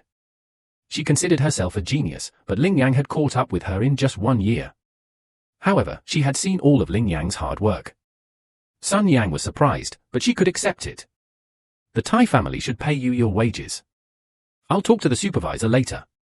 Master Sun put down the arrow that Ling Yang had forged and turned to leave. Thank you, Master. Lin Yang immediately expressed his gratitude. He had already received several raises, and another one would bring his daily wage to 500 coins, putting him on par with his senior brother. His senior brother had worked for the Tai family for 7 or 8 years. He didn't know that with his current forging skills, he was capable of independently managing a work area. It was just that the senior masters hadn't retired, so he hadn't had the opportunity to rise in rank. Lin Yang had always been an easily satisfied person. Being able to practice martial arts and send Lin Tron to school was enough for him. However, since the basic forging technique was upgraded to the golden severing technique, the increase in proficiency has become much slower. Perhaps forging these mortal tools cannot fully unleash his golden severing technique. The ordinary days passed quickly, and in the blink of an eye, it was the Lantern Festival on the 15th day of the first lunar month. With Master Sun's help, Lin Yang's wages indeed rose to 5 million a day. With the pay raise, Lin Yang wasn't stingy anymore. Before Lin Tron started school, she went to the tailor shop again to order spring clothes for him. Now that their family was wealthier, Lin Yang could ensure Lin Tron could wear new clothes every season, experiencing the joy of having no more than 8 sets of clothes for all 4 seasons. Because today was the Lantern Festival, Lin Yang and Lin Tron were making glutinous rice balls. Lin Tron made the filling, while Lin Yang rolled out the dough. Lin Tron ground black sesame seeds into a paste, then added lard and sugar, mixing to obtain the fresh black sesame filling. Brother! Is this dark stuff sweet or salty? Lin Tron asked while stirring the dark mixture. Why don't you try it and you'll know? Lin Yang said with a smile. Lin Tron then took a small bite, nodded, and said, Brother! It's sweet! Try a bite! Lin Tron bent a small piece with his finger and offered it to Lin Yang. Lin Yang didn't object, ate it, and nodded. Afterwards, the two worked together to wrap the glutinous rice balls. Then, they boiled water and dropped the wrapped rice balls one by one into the boiling water. Once cooked, Lin Yang scooped out the rice balls and put them into 2 bowls.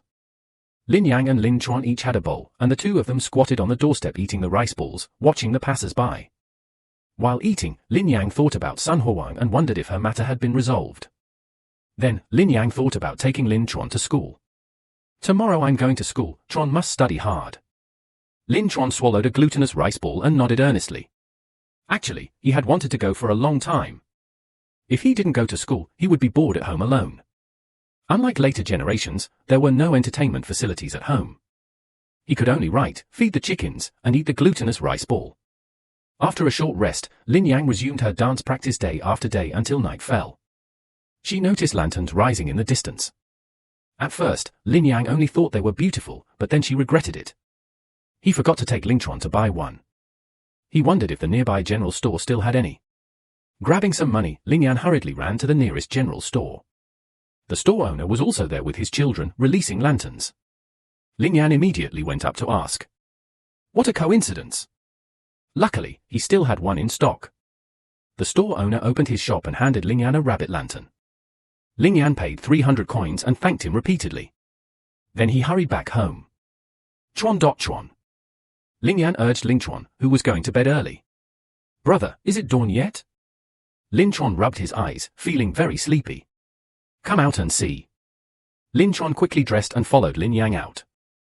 Lin Yang used a candle to illuminate the rabbit lantern. Brother, what's this? Lin Chuan looked at the rabbit lantern curiously. Look at the sky. Following Ling Yan's instructions, Ling Chuan looked up at the lanterns floating in the sky like stars. Ling Yan then explained the purpose of the lanterns to Ling Chuan. Together, the two wrote their wishes on a rabbit lantern, went out of the house, found a safe place, and prepared to release it. As the candle on the lantern was lit, the little rabbit lantern carrying their wishes flew farther and farther away. Their unique Shangyuan festival was thus completed. After the Lantern Festival holiday, Lin Yang arrived at Ping and Tai's house as usual. Even though her craftsmanship was now the best among all the apprentices, she still maintained her high standards, arriving earliest and leaving latest every day. After Sun Huang arrived, he took the initiative to come to Lin Yang's side and help her hold this piece of iron. Lin Yang handed the iron coins to Sun Huang and assigned tasks. Aren't you going to ask me about my marriage prospects? Sun Huang said somewhat irritably, but he still obediently listened to Lin Yang's instructions. You'll tell me yourself, Lin Yang said with a smile while working. It's over. Old man Yang indeed disagreed. Sun Huang looked dejected. You've already slept together, how can you break it off? What do you mean I made it so? We're not like that. Last time I waited for you for over half an hour. I even got you acupuncture, but it was free. Don't you know who I am? Sun Huang scoffed at Lin Yanni. So what should we do now? I've decided to elope with Yang Qingqing to Wuzhou City. What do you think? I'm a 9th-rank dancer, and he has acupuncture skills. We won't starve.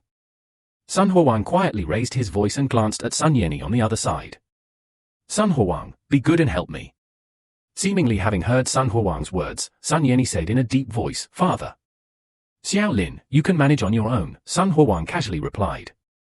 He wasn't moving, this was an order, not a request. After several arguments, Sun Huang went to Sun Yanni's side anyway. Lin Yanni didn't care, he could manage on his own anyway. The Sun father and son immediately started arguing again. After a long argument, Sun Huang abandoned his work and left. Sun Yanni, after explaining Lin Yanni's work, immediately chased after him. The senior apprentice glanced at Lin Yanni and curled his lip. Lin Yang felt helpless. As Sun Yanni paid more and more attention to him, he also noticed the isolation his other senior brothers were showing him. This isolation wasn't intentional, but rather an unintentional one. He had even overheard some people speaking ill of him, saying that he deliberately curried favor with Sun Huang to gain Master Sun's special attention. Senior brother, do you need help? Ling Yan asked. No need, little spirit master. You go ahead with your work. The senior brother didn't look up at Ling Yan but politely replied. Ling Yan shook his head helplessly, focusing on his own tasks. He was certain he had no problems with his interpersonal skills, it's just that no one can be liked by everyone. Anyway, as long as he focused on his work, he didn't need to worry about anything else. My dad agreed, Sun Huang said happily to Lin Yang after get off work.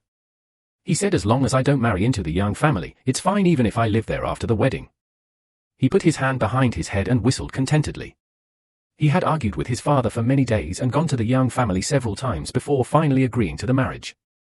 As long as they chose an auspicious day and the wedding venue was set, the marriage would be settled, and she would live at her parents' home after the wedding. Then who will the child take the surname? Lin Yang asked.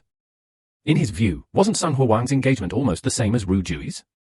Sun Huang looked around and, not seeing Sun Yanni, quietly said, let's talk about the good thing first, the child will take the surname Sun, but we'll discuss the future later. Hearing Sun Huang's tactful words, Lin Yang understood, but he didn't care about this matter after all, it wasn't really his concern. By the way, Xiao Lin, the results are released today. Do you want to go check them out? With the most important thing resolved, Sun Huang has no time to join the fun. What list? Lin Yang is completely unaware of this. It's the list from the real world. My aunt's husband has taken it for 10 years. I'll see if she passes this year. If she doesn't, I'll really laugh her to death. Sun Huang said smugly. Hearing that the results were posted near Chengnan Second Bridge, which was quite close to the former family home, and that he could pick up Lin Chuan and Lin Yang after reading them, he followed without hesitation. By this time, some time had passed since the results were posted, and most of the people who were supposed to see them had already done so, leaving only a few people gathered. Sun Huang carefully searched the names on the official list and surprisingly found his uncle's name among the last few names. At this moment, Sun Huang was filled with regret. If he really passes the exam, he might throw a huge banquet in a few days and then rush off to the city and prefecture exams. He might even come to my dad to borrow money. Sun Huangxiang also thought about what his uncle-in-law was going to do and was extremely annoyed. He really didn't want to see his uncle-in-law's smug face. However, he had taken the exam for 10 years, so he didn't really need to work hard. In the end, Sun Huang was still happy for his aunt's husband. After all, they were relatives for many years. Lin Yang, however, saw a familiar name on the list. Lin Lang, his childhood playmate, the child of Li Zhang's family. Since that incident in Linjia village, the two had lost contact. Xiao Lian, what's wrong? Why aren't you saying anything? Sun Huang noticed Lin Yang's unusual expression. It's nothing, I just saw a familiar name. Maybe I'm mistaken. Lin Yan shook his head and said, Brother Wang, I'm going to pick up Lin Chuan from school. See you tomorrow. Don't forget to throw in the engagement letter after the wedding is settled. Sun Huang nodded and walked towards the front house. Lin Yan was thinking about Lin Lang. The two of them used to have a good relationship. Lin Yan just felt like he was running into an old friend. Before he knew it, he had arrived at the front house. What Lin Yan didn't expect was that he saw Lin Lang at the front house. Life is always full of coincidences. At this moment, Lin Lang and several other children were riding on the ground, using stones as a makeshift platform. Lin Yang asked him somewhat uncertainly. Strict? Lin Lang put down his chess piece, looked up, and stared at Lin Yang. Lin Yang noticed that Lin Lang had lost a lot of weight and looked much more dejected. I came with my teacher to visit Mr. Qian and saw Shen Yang. I thought I was seeing things. It really was her. She said you would come to pick her up later, so I waited a while. Lin Lang said calmly. In just 1 year, she had become so composed. There were only so many scholars in Ping'an County, most of them knew each other. I should visit you, Lin Yang said with a slight apology. Brother Yang, you can't find me. I'm currently being sponsored by my teacher and living at his house. Lin Lang shook his head, his tone calm and revealing little emotion. Brother Lang, what are your plans for the future? Are you going to take the provincial and municipal exams again in April? Sun Huang explained on the way. Lin Yang knew that to become a student, one needed to pass the county, municipal, provincial, and academician exams in sequence to obtain the title of Shutsai, a scholar who passed the lowest level of the imperial examinations. Of course, I'm not sure if I can pass them, Lin Lang said. After chatting for a while, Lin Yang took Lin Chuan with her. Yo-Yo television series exclusive February ended and Sun Huang's wedding date was set for the 2nd day of the 3rd month. This auspicious date was calculated by consulting the almanac and the couple's birth dates. Lin Yang received the invitation and kept it safe, but her mind was elsewhere. Today, she was taking Lin Chuan to the Taoist Academy to test their cultivation aptitude, so she had taken the day off for herself and Lin Chuan. Early in the morning, after getting themselves cleaned up, the two nervously set off. They had initially planned to leave, but thinking it would take too long, Lin Yang rented a carriage. The carriage sped along, quickly arriving at the Ping'an Taoist Temple, a short distance from Ping'an County. The temple was located outside the county town, enclosing a large area of land, requiring a climb. Lin Yang, now a 9th-rank cultivator with abundant qi and blood, easily traversed the several hundred-meter-high mountain. He had inquired about the qualification test long ago, and the requirement to pay 10 taels of silver as incense money had already blocked them. Ascending the 10 steps, the two soon saw the Taoist temple. Inside, a long queue had formed, with everyone devoutly offering incense and coins to the patriarch. The sound of burning incense never stopped. Lin Yang and Lin Chuan waited in line for a long time before it was finally their turn. What brings you up the mountain, sir? The middle-aged man glanced at Lin Yang and Lin Chuan, but before Lin Yang could speak, he said, Sir, there's no need for further explanation. I already know. You've come seeking immortality, haven't you? Lin Yang nodded, and the middle-aged man smiled slightly, then handed over 3 incense sticks. Just as Lin Yang was about to take them, he stopped, glancing at the incense sticks for merit not far away. Understanding the situation, Lin Yang threw the silver she had brought into the incense sticks, then turned back to take the 3 incense sticks from her hand. This time, he didn't stop her. Just as Lin Yang was about to look for a tinderbox or something else, the 3 incense sticks began to smoke. Then, Lin Yang led Lin Chuan to place the 3 incense sticks in front of the ancestral master, and they stood and bowed twice. He hadn't yet reached the point where he needed to kneel. The middle-aged man wasn't annoyed as long as one's merits were sufficient, they were all honored guests. After finishing her prayers, Lin Yang suddenly sensed that the portrait of the patriarch in the center of the main hall seemed to smile. Although shocked, Lin Yang quickly regained her composure. Since the patriarch was smiling and not angry, it meant he wasn't upset. With such piety and merit, the patriarch would be overjoyed. How could he be angry? After paying their respects to the local community, guided by a young Taoist boy, Lin Yang led Lin Chuan to a side room. Inside, a female cultivator sat gracefully on a futon. Her skin was smooth and flawless. "Come here, little one," she said, opening her eyes and beckoning as Lin Chuan entered. Lin Chuan glanced at Lin Yang, and following her gaze, slowly walked towards the female cultivator. Then, just as she had done with Sun Ling before, the female cultivator took his hand and channeled a cool, refreshing spiritual energy into him. Before long, the female cultivator had made her judgment. Ding Zhong and Lin Yang mentally calculated that this was the second to last aptitude in the 11th episode. In the 12th episode, only 2 or 3 out of 10,000 people could enter the Dao Academy to study. The female cultivator comforted her, saying that Ding Vong wasn't the worst, there was still Ding Xia behind him. Lin Yang didn't really care. Sun Lin had already roughly assessed Lin Chuan's aptitude before, so she had a general idea. "Thank you, Daoist Master," Lin Yang asked. "How is cultivation aptitude judged?" Reaching the highest level of cultivation is essentially about developing an affinity for spiritual energy. If one can absorb all the spiritual energy I bestow upon them, that's considered a false first-class sin-level aptitude. This is true celestial talent, requiring no deliberate cultivation. Its extraordinary nature will become apparent with age. A first-class sin-level aptitude is slightly weaker, roughly half that of a false first-class sin-level aptitude, and so on. There are actually further rankings after Ding Xia, since no one completely rejects spiritual energy. However, those below Ding Xia are considered mortals. Even spending the rest of their lives, they will find it difficult to achieve anything significant. Therefore, the Central Dao Academy established for grades and 12 levels to calibrate cultivation aptitude. Anyone within these 12 levels could enter the relevant Dao Academy to study. The female cultivator patiently explained to Lin Yang. Lin Yang wanted to ask more, but when the female cultivator closed her eyes, her voice rang out again, leading Lin Chuan away from the room. As soon as the two stepped out, a person seeking a predestined connection followed them in. Seeing Lin Yang come out, the man selling boxes in the main hall stopped talking to others and asked, "Sir, what was the result?" Lin Yang calmly replied. Before Lin Yang could even ask, the Taoist priest spoke first, addressing his most pressing concern. "Sir, you should seriously consider entering the Taoist Academy." After speaking, the priest looked at Lin Chuan and asked, "How old are you, little one?" 9? Lin Chuan replied, "Here's a protective talisman for you." The priest produced a small peachwood plaque in his hand, engraved with the words 7 colored eyes of wisdom. He continued, "If you've made up your mind, you can take this talisman when you visit the Taoist Academy to see the mountain." The priest said to Lin Yan, who nodded. Amidst the envious gazes of the crowd, Lin Chuan descended the mountain. This is an almost 1 in a million talent for cultivation.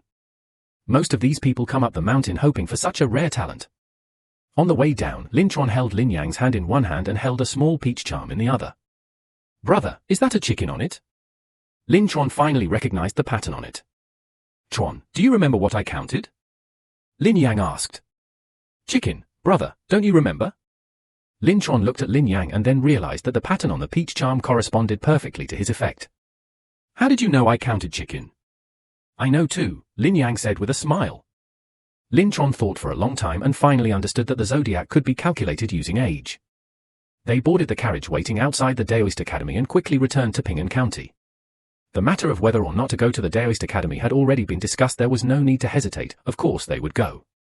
The status of the Qi refining room was far higher than that of other extraordinary beings. Since there was an opportunity to send Lin Chuan to the Taoist Academy, Lin Yang naturally didn't hesitate. However, he needed to tell Mr. Qian about this immediately. Without waiting for the next day, Lin Yang took Lin Chuan to see Mr. Qian Gangfeng. "Mr. Qian," Lin Yang said, "today I took Chuan to the Taoist Academy to have his aptitude tested. We discovered that Chuan has a talent for cultivation." Facing Qian Gangfeng, Lin Yang felt a little shy. His actions were like a headless thief, and if Qian Gangfeng cared, it would deeply hurt him. If it weren't for Qian Gangfeng taking Lin Chuan in, he might not have been able to find a private school. "Little Lin, do you want Lin Chuan to stop studying here and go to Dao Yuan to cultivate instead?" Qian Gangfeng voiced Lin Yang's thoughts. "I'm ashamed." Lin Yang Gui bowed his head to Mr. Qian's education of Chuan over the past 6 months. "Little Lin, there's no need for this. Everyone strives for higher things. Taoism is a prominent field of study now. If it were me, I would have chosen the same path. Besides, I haven't expended much effort, I've only taught the little girl a few characters. Chen Gangfeng has naturally heard about the opening of the Taoist Academy. Many people around him are eager to take their children to the academy, so he's quite open-minded about it. However, little Lin, studying at the Taoist Academy is quite expensive. Can you afford it? Chen Gangfeng kindly asked, "Old mister. Chen, are you concerned about my current stable job at the Tai family? Master Sun just gave me a raise. I also asked Miss Sun about the expenses for Daoyuan studies. She said that before the age of 12, one shouldn't have too much contact with spirits, and only 3 taels of silver per month is enough. Actually, this is easy to understand. Children under 12 years old are not fully developed, and early exposure to spiritual objects can cause physical mutations, such as ears growing on their hands, which is detrimental to future cultivation. Therefore, most people formally begin cultivation after the age of 12. After that, expenses for snacks and other such items become the main expense. It's said that even the lowest grade ordinary snack is worth 100 taels of silver, more precious than gold. Lin Yang has only managed to save a few dozen taels of silver so far. His recent trip to Daoyuan County to collect merits has already used up most of it, leaving him with very little pocket money. However, Lin Yang's wages have increased, so he'll definitely save money faster in the future.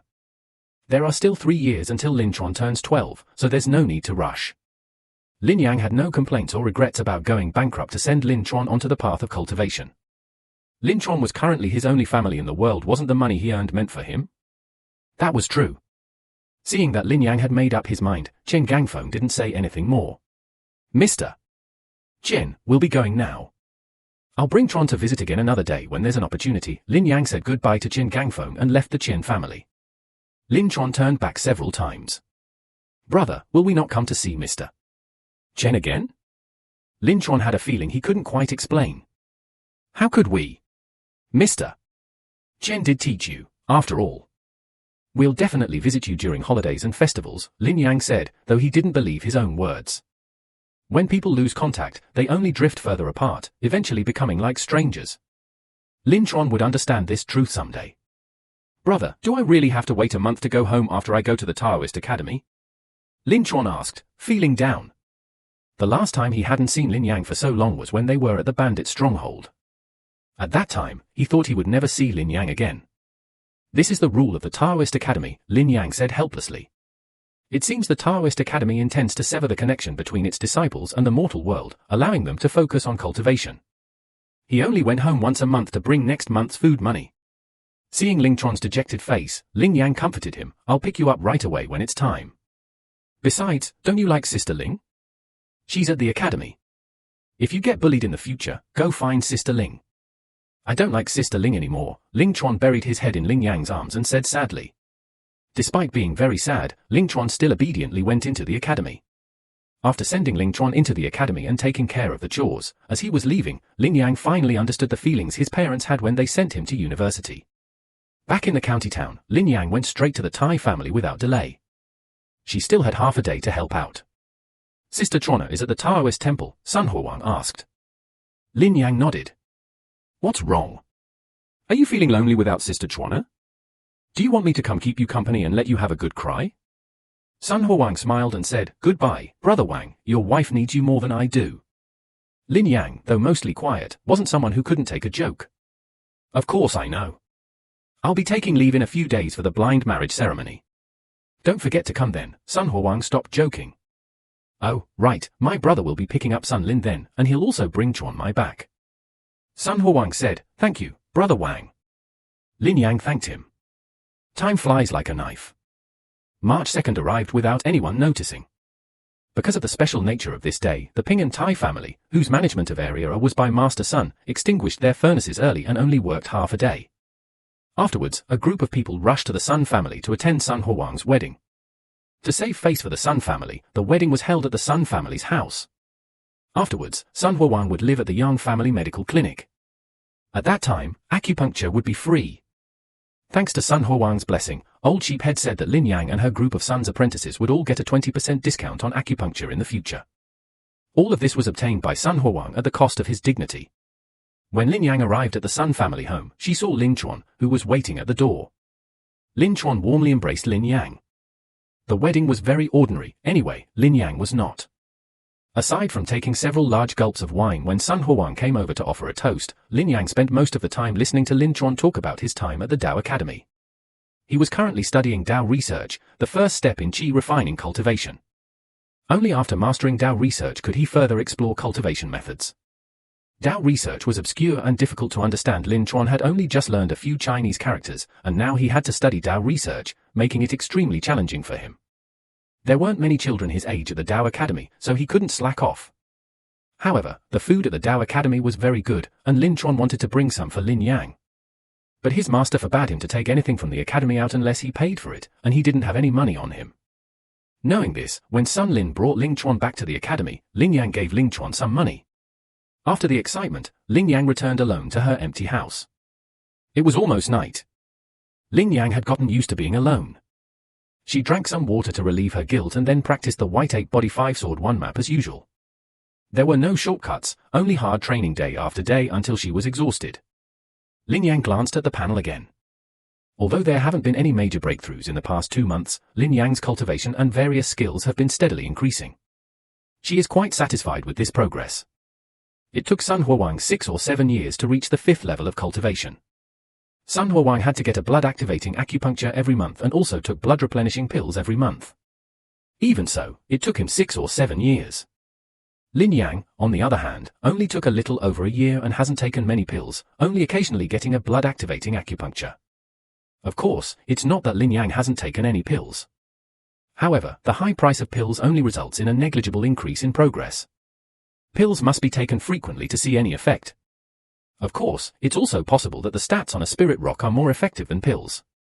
What is an extremely small progress for a spirit rock user is a huge improvement for others. In addition, spirit rock users don't experience long periods of stagnation like others. For Lin Yang, as long as he made the necessary progress, he could break through to the next level. Sun Huang wouldn't need to support his family or pay rent, and he could spend all his wages each month. Lin Yang, on the other hand, couldn't do that. So, at most, Lin Yang would just make sure he ate well and didn't deliberately pursue the speed of cultivation through elixirs. However, since Lin Yang reached the 5th rank, he had started thinking about elixirs again. After reaching the 9th rank, Lin Yang had always felt that his qi and blood power was insufficient. For a dancer, qi and blood power was life force. Although Lin Yan's current strength couldn't yet bring the dead back to life or heal flesh and bones, he could still quickly recover his strength with his qi and blood power. While pills that replenish qi and blood, thus improving work efficiency and training time, cannot efficiently increase cultivation progress, they replenish qi and blood extremely quickly. Moreover, the stomach's capacity is quite limited compared to ordinary food. Pills are obviously much more nutritious. Lin Yan currently has no access to highly nutritious special foods, so of course, Lin Yan is only thinking about it. Money is needed everywhere, and Lin Yang wouldn't waste it on pills. She'd heard that registered dancers receive monthly rewards from the imperial court. Lin Yang recalled what Sun Huang had told her after registering. He said that as long as you registered as a dancer with the government, you'd receive a monthly allowance even without doing anything. And it would be delivered to your door by the government servants. You wouldn't have to collect it yourself. Sun Huang scoffed at this benefit. Because a 9th-rank dancer only receives 1 tael of silver per month as a reward from the imperial court, barely enough to buy 2 or 3 low-quality pills to tide them over. This measure by the court is primarily for monitoring dancers throughout the land. The reward is secondary. Many dancers refuse to register because they don't want to be controlled. That's 2 days' wages. Lin Yang thought for a moment and decided to register anyway. Even a small amount is still something, isn't it?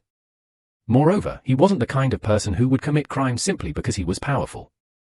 Regardless of his strength, he was a law-abiding and hard-working citizen, Huang Zhao.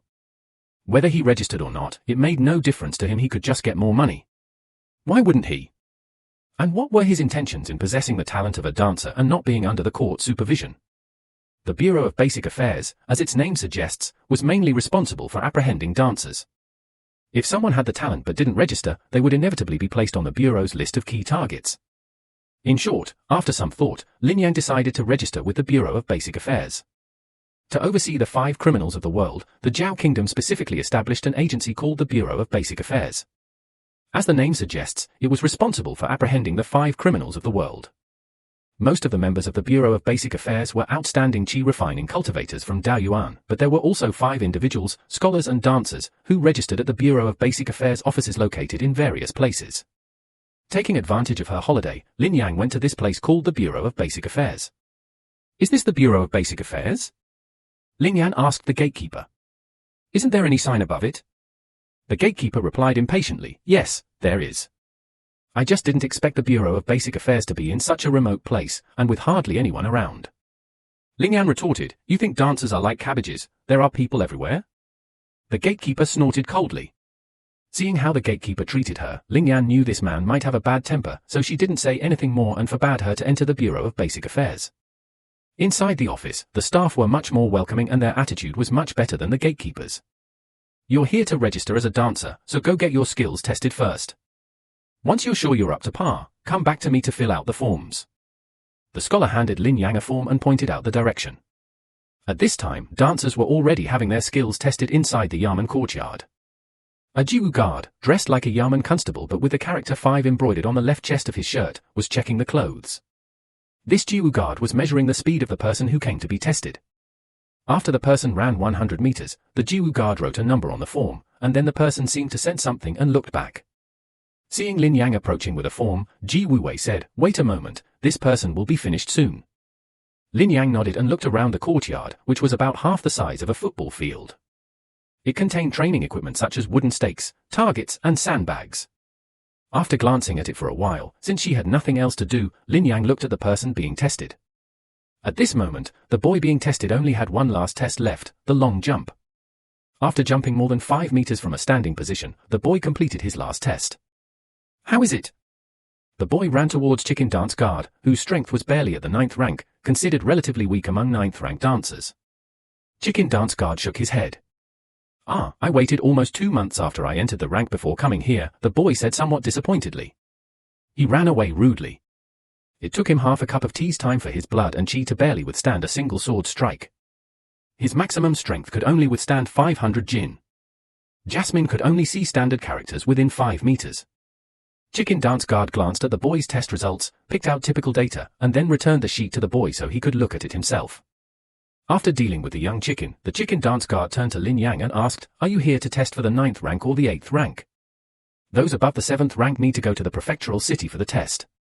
The small Ping'an County can't test for the 9th rank yet. Lin Yang replied honestly, have you looked at the above tests? Which one do you want to start with? I recommend you try the sword slash first. Otherwise, if you accidentally deplete your chi and blood in the other tests, you won't be able to pass the sword slash test. The Chicken Dance Guard said calmly, being able to withstand a sword slash without injury is an important criterion for a 9th rank dancer.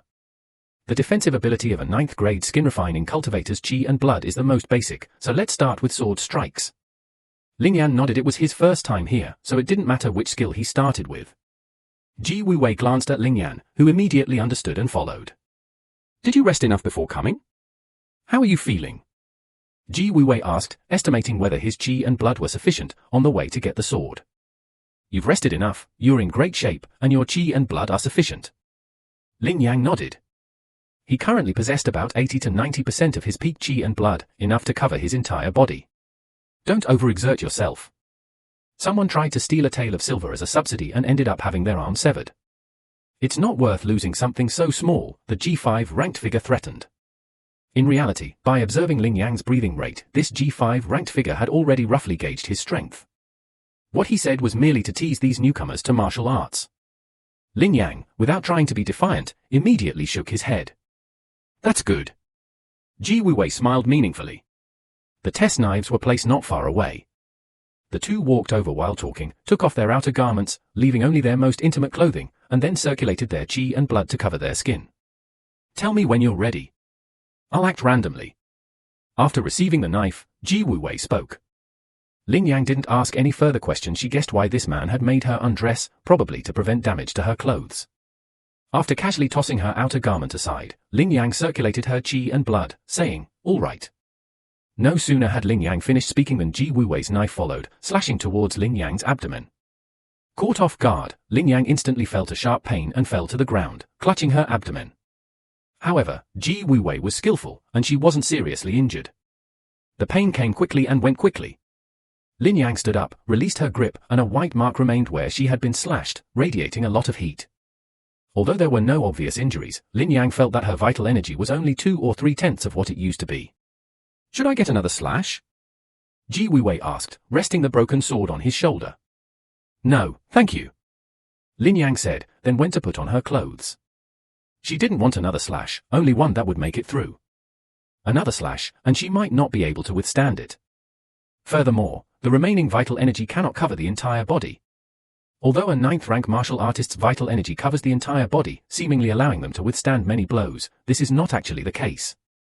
Maintaining vital energy coverage is one thing, and resisting damage is another. When resisting damage, the martial artist's body immediately draws upon vital energy to offset the damage, consuming a large amount of vital energy. In other words, if a weak martial artist is hit by 2 blows, even if they block one, the other blow will still inflict damage. Should they rest for a while? Ji Wuwei asked, feeling the lingering heat in her abdomen. Lin Yang nodded. You're too cunning. You always steal shoes. A boy who had seen Lin Yang being attacked nearby ran over and said, Why aren't you leaving? Haven't you finished the tests? Ji Wuwei said impatiently, I'm here to see this brother's results. The boy smiled and said, then came to Lin Yang's side. Seeing that Lin Yang's expression was a little pale again, he said, adjust your breathing, it'll be fine in a while. Thank you. Lin Yang naturally knew what to do, and although she was upset after being slashed, she still tried to remain kind. Seeing that Lin Yang was uncomfortable and unwilling to speak, the boy also remained silent. After resting, the abdominal heat dissipated, and Lin Yang recovered. She got up and said to Ji Wu, who was resting in Lin Yan Emperor's quarters, I'm rested enough, we can start the next test now. After all the tests, Lin Yan's score was roughly the same as the boys'. Actually, Lin Yan's score could have been better, but it wasn't necessary. If that boy can pass, then a score similar to his is enough to pass the assessment. Excellent performance won't earn more money. Seeing that Lin Yang was about the same level as him, the boy felt a sense of connection and treated her even more warmly. Let's go, brother, let's find that scholar to fill out the other forms, the boy said familiarly. The two didn't even exchange names, chatting about the test, before heading to the scholar who managed the files. The G5 officer in charge of the tests also left the courtyard to rest in his room. On average, only one dancer registers every 6 or 7 days, so there aren't many chicken dance guards responsible for registration. This is why Lin Yang only saw 3 people in the entire chicken dance guard office, including a gatekeeper. Lin Yang, a good name, saw Lin Yang's name after he had hastily filled out the information. Lin Yang wasn't angry that her form had been peaked at, she simply asked, don't you know your brother's name? Young Zhao, please state your name. Brother Lu and Sister Lu, wait a moment, I'll fill it out right away. Lin Yang waved her hand, speeding up the filling process. Soon after, Lin Yang finished and handed the form to the 2 scholars. Your dancer information has been registered. Your identity tokens will be issued in the next few days and delivered to your residences along with this month's rewards. Within a month, your dancer information will be synchronized to the prefectural city. Within a year, it will be recorded in the capital's grand archives. If you encounter any problems related to dancers in the future, you can seek help from the Jiwu division. At the same time, remember to abide by the law and keep the 2 people's information safe. After giving a perfunctory explanation, thank you, sir. After thanking you, Lin Yan and the newly acquainted Lu Zhao brothers left the gate of the Foundation Affairs Bureau together. The young Ling brothers are only 16 years old and have already entered the ranks of martial arts. Could it be that they come from a military family? Lu Zhao is 18 years old this year and thinks he is outstanding among those who practice martial arts in Ping'an County. He met the even younger Lin Yan. How could a military family be as down and out as I am, just making a living by blacksmithing for a living? Lin Yan shook his head. The wealth and power of a family can be seen from their clothes. Those people were dressed in smooth, brightly colored silks, unlike Lin Yan, who was dressed plainly and dully. Which iron family is this? Could it be the Ping'an Iron family? It is indeed the Ping'an Iron family. I'm just an apprentice under Master Sun, Lin Yan replied modestly. Brother Lin, you are indeed extraordinary. Lu Zhao casually remarked. Ping'an County isn't too big, but it's not too small either. Lu Zhao wasn't a craftsman, he only knew the name of the Ping'an Iron family but hadn't learned much about them, let alone Master Sun. Afterward, Lu Zhao introduced himself. His family owned a bidding bureau, and he had an older brother who was an 8th rank official. After registering as a dancer, he figured he would be going to bid with his brother. As they walked, they came across a restaurant, and Lu Zhao suggested they have a meal together. Lin Yang had only planned to eat something casual, so she agreed. Lu Zhao ordered some drinks, and the two chatted for a while. Before leaving, Lu Zhao said he would definitely ask the Tai family to forge some things next time. Lin Yang naturally agreed. Although she didn't know what Lu Jiao was thinking, whether the Ping and Tai family had orders or not didn't matter much to Lin Yang. She was just a junior apprentice who received her wages on time. After returning home, Lin Yang practiced her Dao for another afternoon and then fell into a deep sleep. Nearly half a month passed day after day. One day, Master Sun suddenly called Lin Yang to a room alone. Lin, I called you here alone this time because I have to go to the prefectural city. Including the travel time and the stopover, it will probably take about a month. After I leave, I will leave the work to you. Sun Yini instructed that if there was too much work, he could tell the supervisor to assign tasks to other craftsmen, but he also shouldn't let anyone slack off and delay the progress. Lin Yang nodded, but didn't completely agree, suggesting, Master, I understand, but I'm afraid I can't manage my senior brothers well. It's better to leave this to our eldest senior brother. Don't worry about the other senior brothers not listening to you. If they delay the progress, just tell the supervisor they know what they're doing. Sun Yini understood Lin Yang's concerns and said, The reason I asked you to come here is naturally because your forging skills are the best. We craftsmen value strength the most, and only you can command respect. Of course, there's also the matter of Sun Huang. You need to keep an eye on him and prevent him from acting recklessly. After hearing Sun Yini's words, Lin Yini could only bite the bullet and go. Middle management is the most difficult position. It's easy to fall out with subordinates, especially Lin Yini. Huan is only temporarily replacing Sun Yini. Little Lin, you are my most outstanding apprentice. Decades later, I can only pass this position to you. Sun Yini patted Lin Yini on the shoulder. Apprentice will definitely not disappoint master. Despite knowing it was a flatbread, Lin Yang still reacted. The two then left the room. After finishing work for the day, Master Sun explained that he would be leaving tomorrow and told everyone that Lin Yang would be temporarily in charge of the Tai family's work until he returned. The eldest brother secretly gritted his teeth. Blacksmith apprentices already had little room for advancement, and now Lin Yang was a complete obstacle. Although they were resentful, the other apprentices nodded in agreement. After everyone left, only Lin Yang and Sun Huang remained in the Tai family. Little Lin, do you know what my father is going to do when he goes out? Sun Huang asked with a smile. Lin Yang shook his head. He wasn't one to gossip. He had gone to Wuzhou City to study. He had previously tried the artisan assessment, and there, an old acquaintance named Sun Huang vaguely mentioned it. Lin Yang knew that some outstanding artisans could obtain an artisan rank, but he didn't know the specifics of how. The world's registered artisans were divided into 4 ranks. The Sacred Palace Craftsman. My father once touched the threshold of the craftsman rank, he said, but that was several years ago, before you came to the Ping and Tai family. Sun Huang said smugly, that's exactly why he was able to maintain his position above the other 3 masters in the Ping and Tai family. Is Master Sun going to Wuzhou City to try his luck at becoming a master craftsman again? Lin Yang thought to herself. Who knows? Sun Huang said with a smile. He couldn't guarantee anything until the results were in, so he couldn't be too cocky. However, since he practically treated Lin Yang like a brother, he revealed a little more. Lin Yang nodded secretly. If Master Sun succeeded in becoming a master craftsman, the status of his apprentices would probably rise accordingly. The difference between an ordinary craftsman and a master craftsman is like heaven and earth. Although Lin Yang didn't know the specific classification of craftsmen, she knew that naturalized craftsmen could create objects that transcended the ordinary. Furthermore, this naturalization wasn't just recognized by the Zhao Kingdom, but by all the major powers in the world. Even in the event of war, naturalized craftsmen could protect themselves from being arbitrarily bullied by foreign powers, ensuring the safety of themselves and their families. After Master Sun left, everyone's work continued as usual. The supervisor, knowing the difficulties faced by their area, appropriately lowered their task objectives. Initially, no one slacked off, and there weren't any major setbacks. But gradually, Lin Yang sensed everyone's laxity. One day, when Lin Yang was taking stock of the forged equipment, she noticed that the amount of work done by the senior brothers was less than before. In fact, she had already noticed it from observing everyone's work attitude. Of course, Sun Huang was the worst, but since he had always been like this, no one paid attention and it didn't affect the overall situation. However, the laxity of the senior brothers greatly slowed down their progress.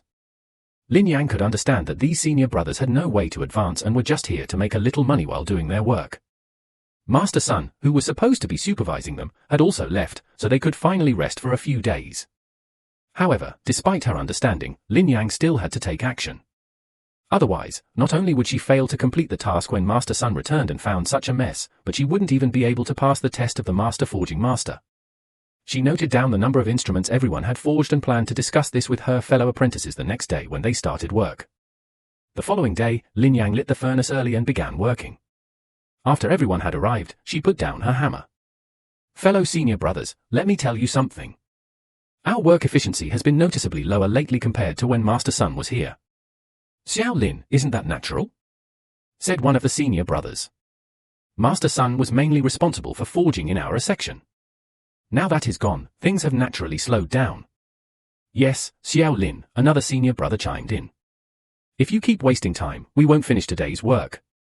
Everyone, let's get to work. Don't complain. The eldest brother said. Lin Yan had long anticipated the current difficulties with his seniority. He couldn't easily command respect. Eldest brother, don't come out, Wuxini. Xiaoling is seriously talking to you all. Seeing Lin Yan eating a pancake, Sun Huang spoke up. Everyone stopped moving and turned their gazes to Sun Huang, somewhat hostile. From today onwards, I will be taking stock of everyone's work results and listing the data. Unless absolutely necessary, this data will only remain on our ship in Zone A and will not appear before Lord Zhao. However, if the supervisor sets a target that we can't meet, don't blame us for being heartless.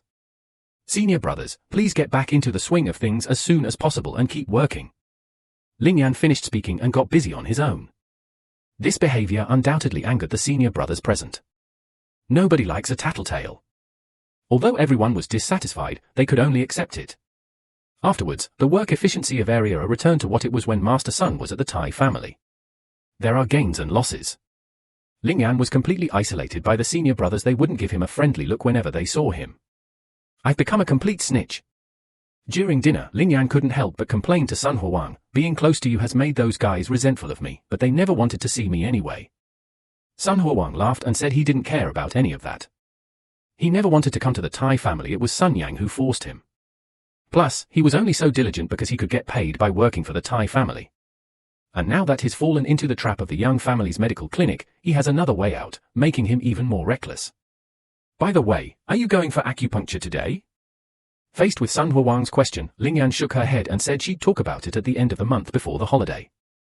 In the afternoon, work proceeded as usual. However, suddenly a commotion arose outside. I heard that the best forging technique in your Ping'an Ironworks is Master Sun Yini. The county industrialist asked me to find him to forge 30 Vajra swords. Why are you obstructing me? A young man dressed in finery and exuding an aggressive air disregarded the foreman's attempts to stop him and forced his way into Area A. My lord, he said, I'm not trying to stop you, but firstly, this forging area is sweltering with the heat of the furnaces and is filthy. It wouldn't be good for your precious place. Secondly, Master Sun has indeed gone out on business and won't be back for a while. Thirdly, a distinguished person previously lost something in the forging area. Foreman Ma keeps offering explanations, but I think you're just trying to fob me off. My lord, I'm going to see for myself. What shady business did Master Sun have? The young man from Huafu ignored him and barged in. Even before entering, he felt a wave of heat. It was already late April, and the weather was already hot.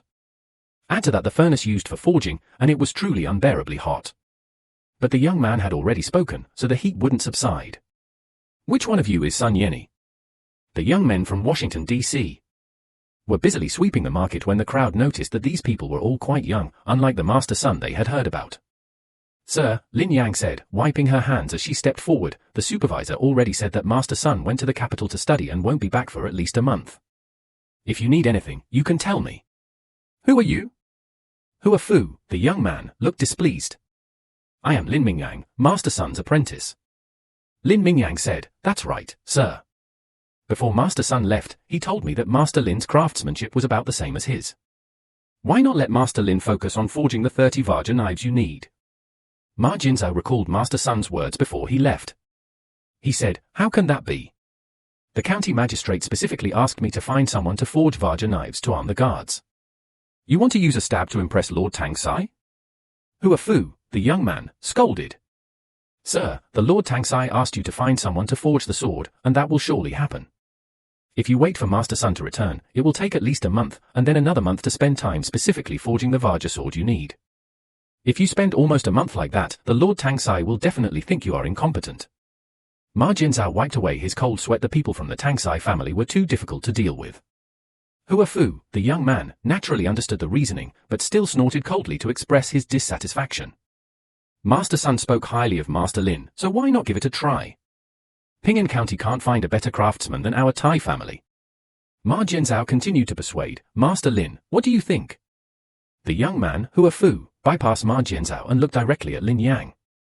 If you need it, I'm naturally willing to serve. Although I haven't forged any Vajra blades these past few days, I have forged some ordinary swords for the army. You can take a look yourself. Lin Yang pointed to the pile of swords not far away. Then bring them here. Hua Fu, the young man, figured he could only use incantations, so he made a slight retreat and assessed the situation first. Lin Yang immediately ran over, retrieved a knife, and presented it to the young man with both hands. The young man glanced at it briefly outwardly, nothing seemed amiss. Master Lin should be on screen, right? The young man casually asked. Got it. Upon hearing the young man's words, Lin Yang subconsciously focused her attention on the sword in his hand and channeled her inner energy to defend herself. As expected, the young man swung his sword, a flash of light, and the blade struck Lin Yang. A fine sword! Hua Fu exclaimed as the young man sheathed his sword. He noticed that this ordinary iron sword hadn't even dulled after slashing a 9th-rank martial artist, and couldn't help but praise it. Of course, this praise was only in comparison to the ordinary iron-forged weapon sword's might. Hua Fu, the young man, acknowledged Lin Yang's forging skills. Suddenly struck by a blade, Lin Yang's face turned ashen. Even with his good temper, he couldn't tolerate such a thing. This was someone treating his life as nothing, wantonly fooling him. Lin Yang could only manage not to get angry at this moment. The flattering words he used to casually utter for survival were now completely silent. Sir, since it's agreed, then Master Kobayashi will forge it. You just need to wait a month to pick it up. Seeing that Lin Yang didn't speak, Ma Jianzhao immediately said something. Then he led Hua Fu youth out of the foundry area, claiming that the heat was unbearable, but actually not wanting to cause trouble. After the two left, Sun Huang went forward to check Lin Yang's injuries. Seeing that she might be injured, several senior brothers who didn't get along with her also came forward to ask a few questions. It's nothing, just that your clothes are torn. Lin Yang waved her hand and then showed the place where she had been slashed. Sure enough, only her clothes were torn, and apart from a white mark, her skin wasn't badly damaged. So you really are in the bottle. Sun Huang said that he had just broken through to become a registered dancer on the front lines when he was slashed once, and then slashed again by the swordsman. If he had known that practicing martial arts would involve being slashed every day, he wouldn't have bothered practicing so hard. Lin Yang joked that he had already recovered and stabilized his emotions. Why didn't you tell me sooner? Sun Huang didn't laugh, his expression was serious.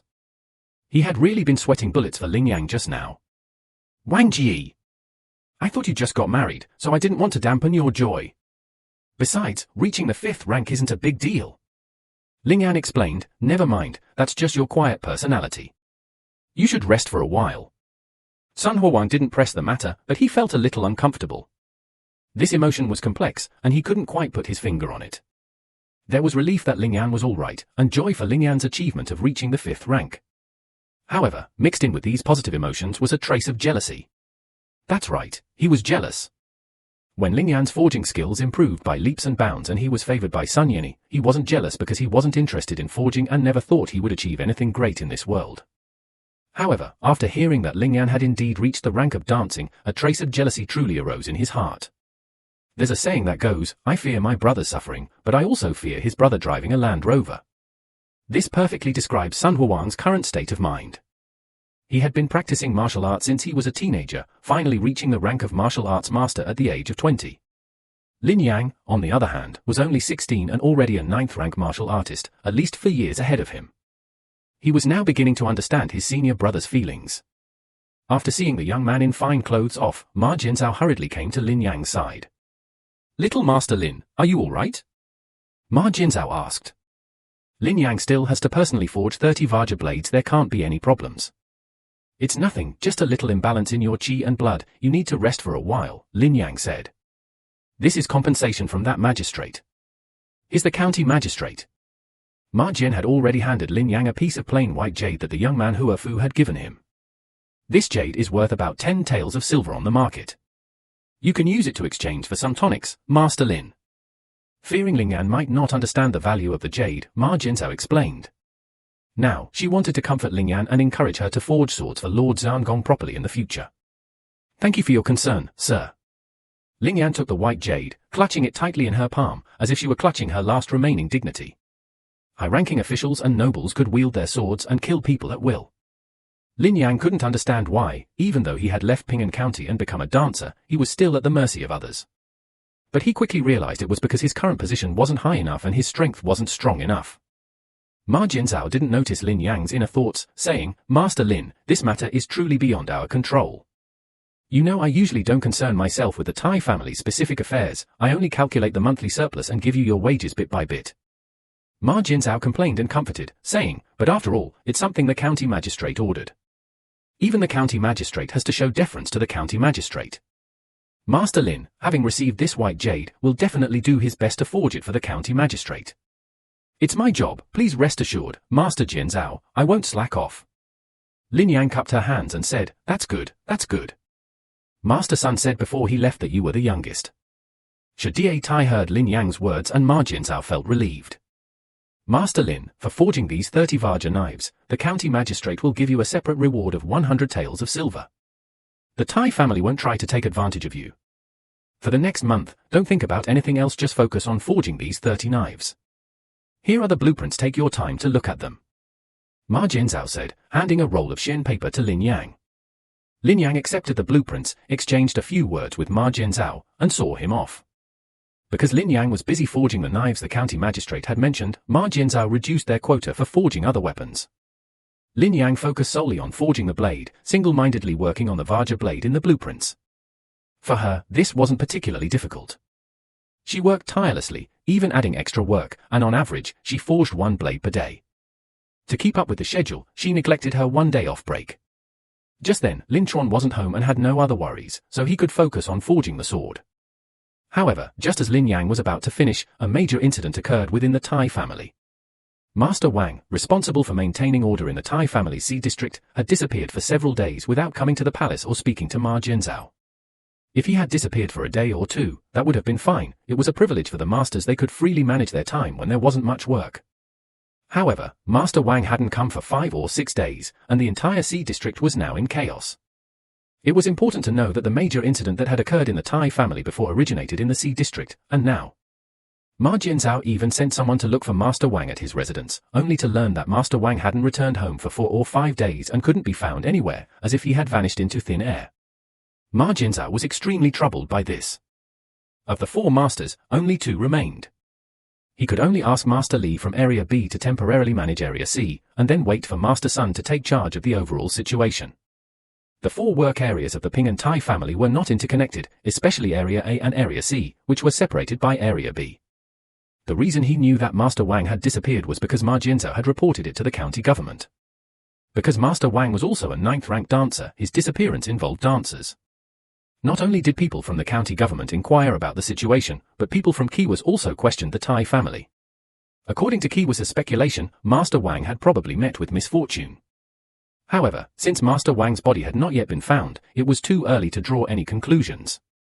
At first, Ling Yan didn't pay much attention to Master Wang's disappearance.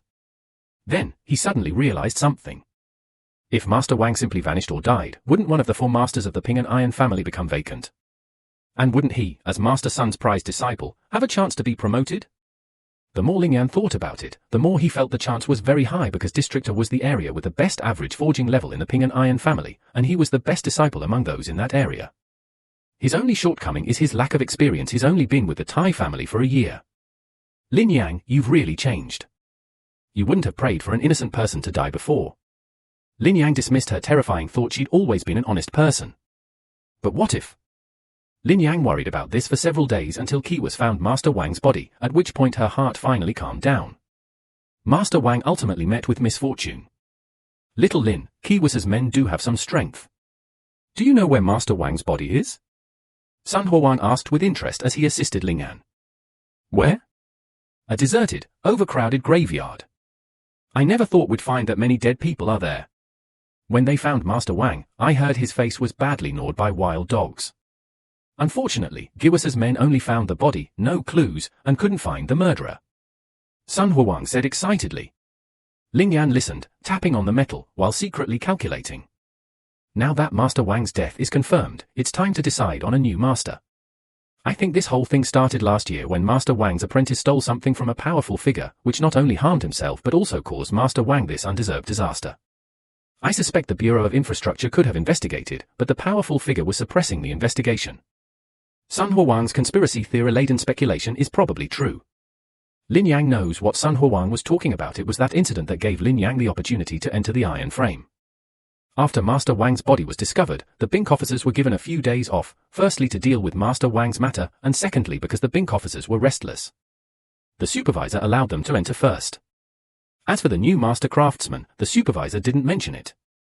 That day, nearing the end of the construction, Supervisor Ma gathered Lin Yang and the other two surviving masters, Li and Zhao, for a brief discussion. Master Zhao suggested that Master Wang's son should take over. After all, Master Wang had worked diligently for the Ping and Tai family for decades, and his son was almost 30 and had worked for the Tai family for 10 years. Even if the Wang family hadn't made any significant contributions, they had certainly put in the hard work. Master Li didn't comment, only smiled and remained silent. The corrupt official neither refused nor agreed, only saying that this was a major personnel transfer and a decision needed to be made after Master Sun returned. Master Lin didn't offer any opinion either. It was inappropriate to volunteer at this time. Officialdom valued seniority, and his seniority was too shallow. The Ping and Iron family, as a semi-official blacksmith shop, had the same humble atmosphere as officials. Moreover, he himself has no decision-making power. He is merely sitting here on behalf of Sun Yang, nothing more. Master Li is in the middle, where Sydney has a good relationship with Master Sun, and in most cases, he will listen to Master Sun. The key to this matter lies between Ma Jinzhao and Master Sun. Lin Yang already has some confidence regarding Ma Jinzhao. As long as he manages to break the 30 Vajra swords needed by the current master, and considering that Ma Jinzhao already felt guilty for not stopping the current master's sneak attack, he can mention his ambition to Ma Jinzhao, who will most likely agree. The variable still lies with Master Sun. Although Lin Yang is Master Sun's beloved disciple, he is not entirely confident that he can get Master Sun to side with him. If this were to actually happen, he would become one of the 4 masters of the Ping and Tai family. At that point, the former master-disciple relationship would be significantly less differentiated, and many masters would likely be unwilling to see this situation, even though Sun Yini wasn't usually stupid towards him. But Lin Yang dared not test human nature. There were too many master-disciple and father-son relationships in the world, and because of this, they often turned against each other. In the end, they reached a conclusion and decided not to consider a new master for the time being. They left the others to be led by Master Li for the time being. After the meeting, Master Li found Lin Yang and they walked together. Hearing this, Lin Yang was surprised for a moment, then walked to Master Li's side. "Master Li, is there anything you need?" she asked. "No, just chatting. I won't take up your time, right?" Master Li said with a smile. "Rather than being peaceful, I would be more than happy to exchange experiences with Master Li." Lin Yang immediately said, "Little Lin, you're 16 today, right? Sun Changlian often mentions you to me. You're always hardworking and talented. You've only worked for a year and you've already reached his level." "I'm still far from my master's level," Lin Yang immediately said modestly, but in her heart she truly agreed. Before she learned the precision bamboo cutting technique, she wouldn't have thought this way, but after mastering it, she was certain she was almost on par with Master Sun. She just hadn't had the opportunity to advance further. It's better to be humble. I was too arrogant when I was young, and my father scolded me, making that guy Sun Changlian the ironsmith first. I only had a chance to be promoted after he retired in recent years, Master Li said with some emotion. He had once been arrogant and looked down on all others in his youth. Lin Yang dared not comment on the matter between father and son. Outsiders would be wrong to say anything. Especially since Master Li is a heavyweight in the Ping and Tai family, though he's retired in recent years, his influence on the Tai family still lingers. Sun Yeni is her apprentice, Xiao Lin. Don't overthink it, I don't blame her. Young people should have more years of magic. Master Li said with a smile. Master Li is right. Speaking of my father, I was reminded of something. He had always wanted to marry Sun Changlian, but unfortunately, there were no sisters of similar age to him in my generation. His daughter, Sun Lin, was exceptionally talented, and there were few in Ping'an County who could be his match. He also needed to focus on his cultivation and couldn't easily arrange a marriage. Hua Wang was a playful old man, and that girl was pitiful. My daughter is only 29 years old this year, and they were childhood sweethearts. What a perfect couple. Master Li sighed slightly. It was Sun Huang who said it. I apologize on his behalf. Lin Yang quickly cupped her hands in apology. It's rude, it's all right. We old folks shouldn't have to interfere with their sincere feelings.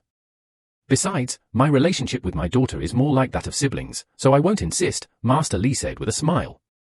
After chatting for a few more minutes, Master Li said he was going to buy fruit for his grandson and parted ways with Lin Yang. Lin Yang returned home and practiced dancing as usual.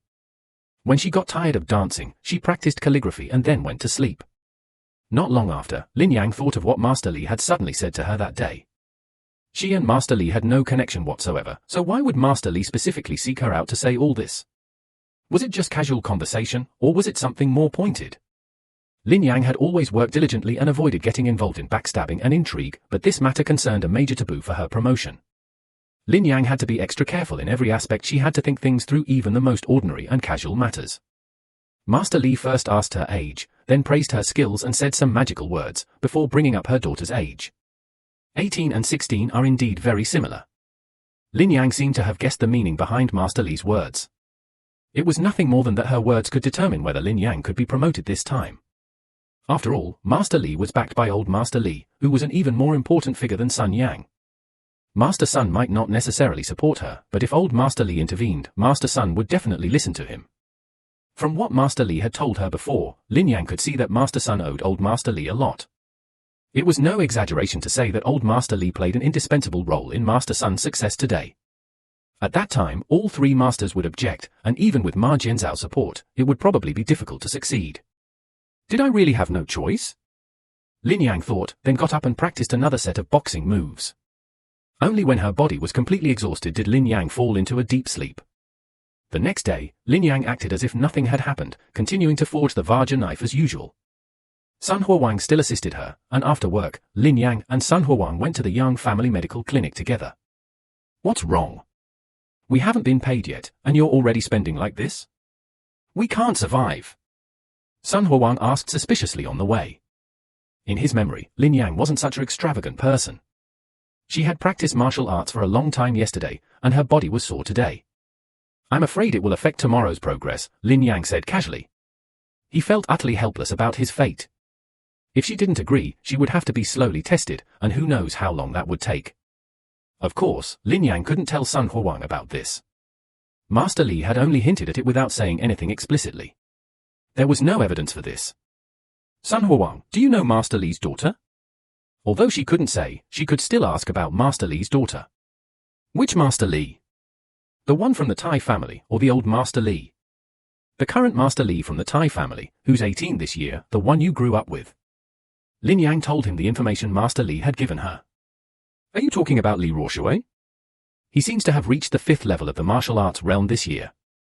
He's definitely 18, and another martial arts enthusiast with talent. I heard he got into the Jiwu division at the beginning of the year thanks to his family connections. Sun Huowang recalled for a moment, then said, however, it's not right that we were childhood sweethearts. He was just a little kid. Sun Huowang added, he's married now. Childhood sweetheart isn't a good term for a married man. Is that so? Lin Yang thought for a moment before responding. If she had no choice, it seemed she really hadn't made the right decision. Why did you suddenly bring her up? Sun Huowang looked at Lin Yang, seemingly trying to glean some clues from her face. The statement that Master Sun wanted to introduce me to Miss Li wasn't entirely a lie. Sun Yeni had indeed mentioned it before, but at the time, Lin Yang hadn't thought anything of it and had simply used her young age and poor family background as an excuse. Now, Lin Yang had ulterior motives and was starting to have reservations. My dad's just like that, he likes to play matchmaker, Sun Huowang said. Don't take it too seriously, too Xiaolin. He continued, Master means well, it's just that my family is really too poor to be worthy of Miss Li. Lin Yang quickly added, he's not Sun Yeni's biological son. He can't just speak ill of Sun Yeni like that. He's only doing it because he's older. Sun Huowang retorted, dissatisfied. Let's not talk about Master anymore. What does Miss Li look like? Lin Yang steered the conversation back to Miss Li. He seemed to have some looks, but she was flat-chested and far inferior to my wife. Sun Huowang thought for a moment and said, Brother Wang has a high opinion of him. Sun Huowang rarely commented on others. Some looks meant Li Ruoshui's appearance was indeed not bad. Don't talk nonsense, my heart is only for my wife, Sun Huowang quickly corrected. They were very close to Yangsha's clinic. He couldn't let his wife hear what he'd said. However, he soon realized Lin Yang's strange behavior today. She seemed very interested in Li Ruoshui. Little Lin, are you interested in the Li family girl? Sun Huowang chuckled wickedly. No, no, I'm just an ordinary craftsman, unworthy of Miss Lee from the Bureau of Infrastructure. Lin Yang shook her head repeatedly. Actually, aside from her somewhat unfriendly manner and temper, Li Ruoshui was quite good. Sun Huowang began listing Li Ruoshui's strengths, seemingly intending to bring the two together. Afterwards, Lin Yang, teased by Sun Huowang, went to Yang's medical clinic. As usual, she received an acupuncture treatment. Her younger brother's physical condition was much better than before, and he had already reached the 5th to 9th rank. He could come less often for blood-activating acupuncture. My medical skills are not refined enough, the old man Yang said. I can only relieve some of the soreness. It won't have much effect on a younger brother who is already a dancer. As he finished the acupuncture, the old man Yang kindly said, my acupuncture is extremely effective for dancers at the lower ranks. It can even be 40 to 50% effective for 9th rank dancers. The effects are quite remarkable after reaching the 8th rank or higher. Of course, if he could treat those above the 8th rank, he wouldn't be stuck in a small, peaceful county town. He was just saying this to leave a good impression on Lin Yang and build a good reputation in the county. Although this business wouldn't last long, Lin Yang, being a dancer, would definitely know many young people who were just starting out in dance. A steady, long-term approach is key. However, after reaching the 8th rank, the abundant qi and blood can gradually improve the body and prevent easy injury. In my opinion, the old doctor's medical skills are superb, and it's worth it to greatly alleviate my body's aches and pains, Lin Yang said as she put on her clothes. At least until I reach the 8th rank, I'll still need to come in for a blood-activating acupuncture from time to time. I'm not being modest, the old man said. After you reach the 8th rank, I found it a bit difficult to insert the needles. When you reach the 8th rank, I'm afraid it will be very difficult for me. The old man smiled and said, the 8th rank is still a long way off. I'll definitely need to trouble you more in the future, old doctor. After saying this, Lin Yang finished dressing and left Yang's medical clinic. For the next 10 days or so, Lin Yang focused on forging the Vajra blade. With Sun Huowang's assistance, he finally completed the task before the county magistrate's men came to urge him on. The magistrate, seeing the Vajra blade, didn't take any more of Lin Yang's blades. He was quite satisfied and took away all 30 blades. Before leaving, he praised Lin Yan, saying, I heard your Thai family lost a Master Wang. I think Master Lin Yan's craftsmanship is quite good, so let him take his place. Lin Yan never expected that this magistrate, with whom he had a grudge, would speak up for him. This made him realize the complexity of human nature. The person who once stabbed you will inexplicably help you.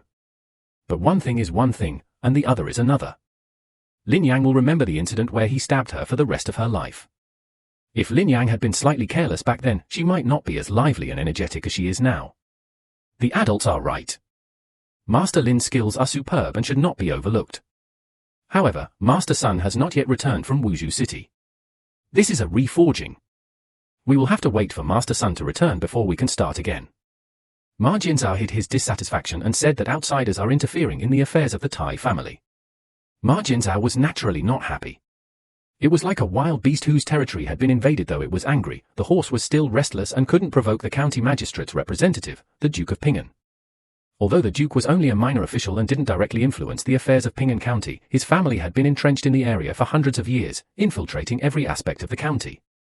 Their influence was considerable. Master Lin, the county magistrate, couldn't stand the fact that Meng Chen was being protected. I see you have no future in the Tai family. Why don't you come to the county magistrate's mansion? The county magistrate's mansion has always supported a group of craftsmen, but their skills are quite poor. They can't even handle a diamond knife properly. If you come, the county magistrate will immediately put you in charge of those craftsmen, make you his master, and your salary will be 3 times that of the Tai family. Master Lin, what do you think? The county magistrate extended an olive branch.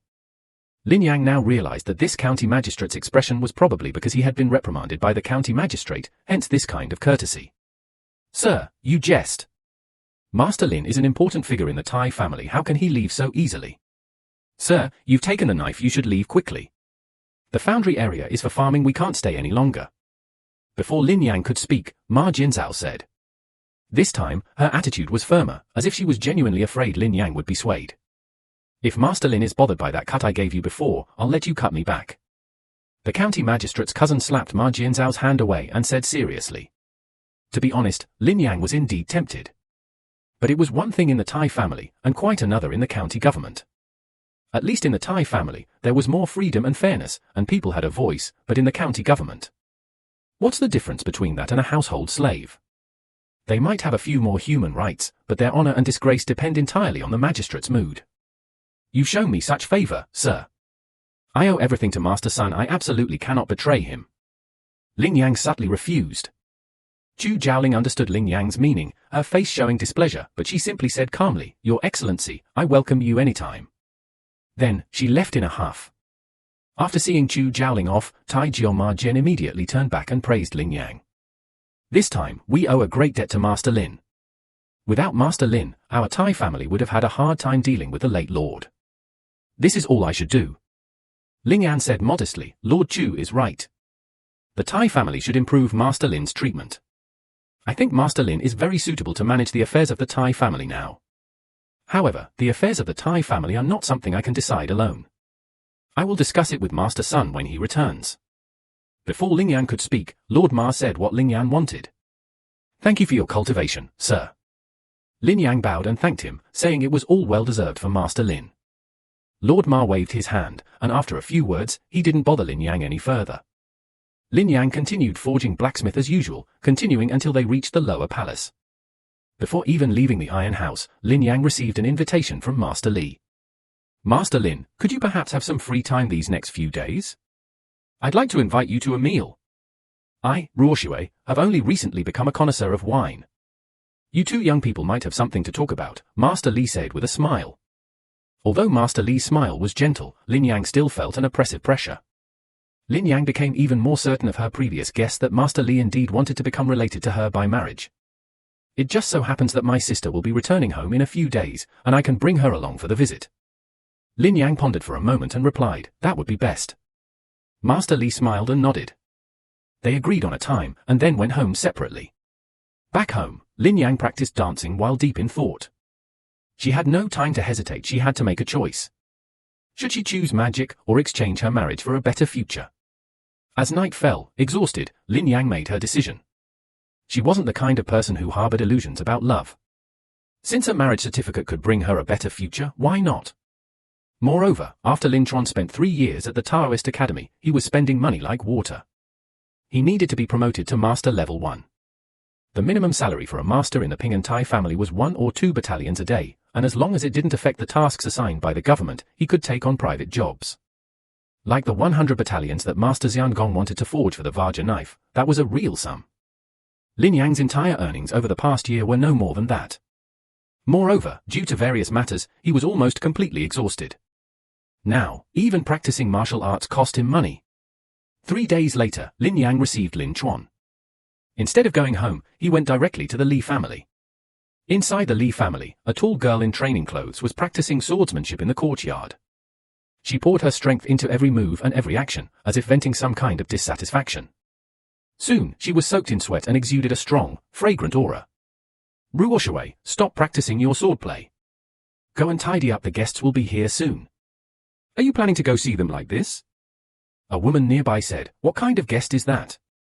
He's just the fianc my father found for me. Since he wants to marry me, he has to be able to accept me as I am.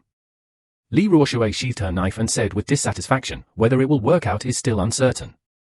I just want the two of you to meet. The woman handed Li Ruoshui a towel. My lord has made up his mind.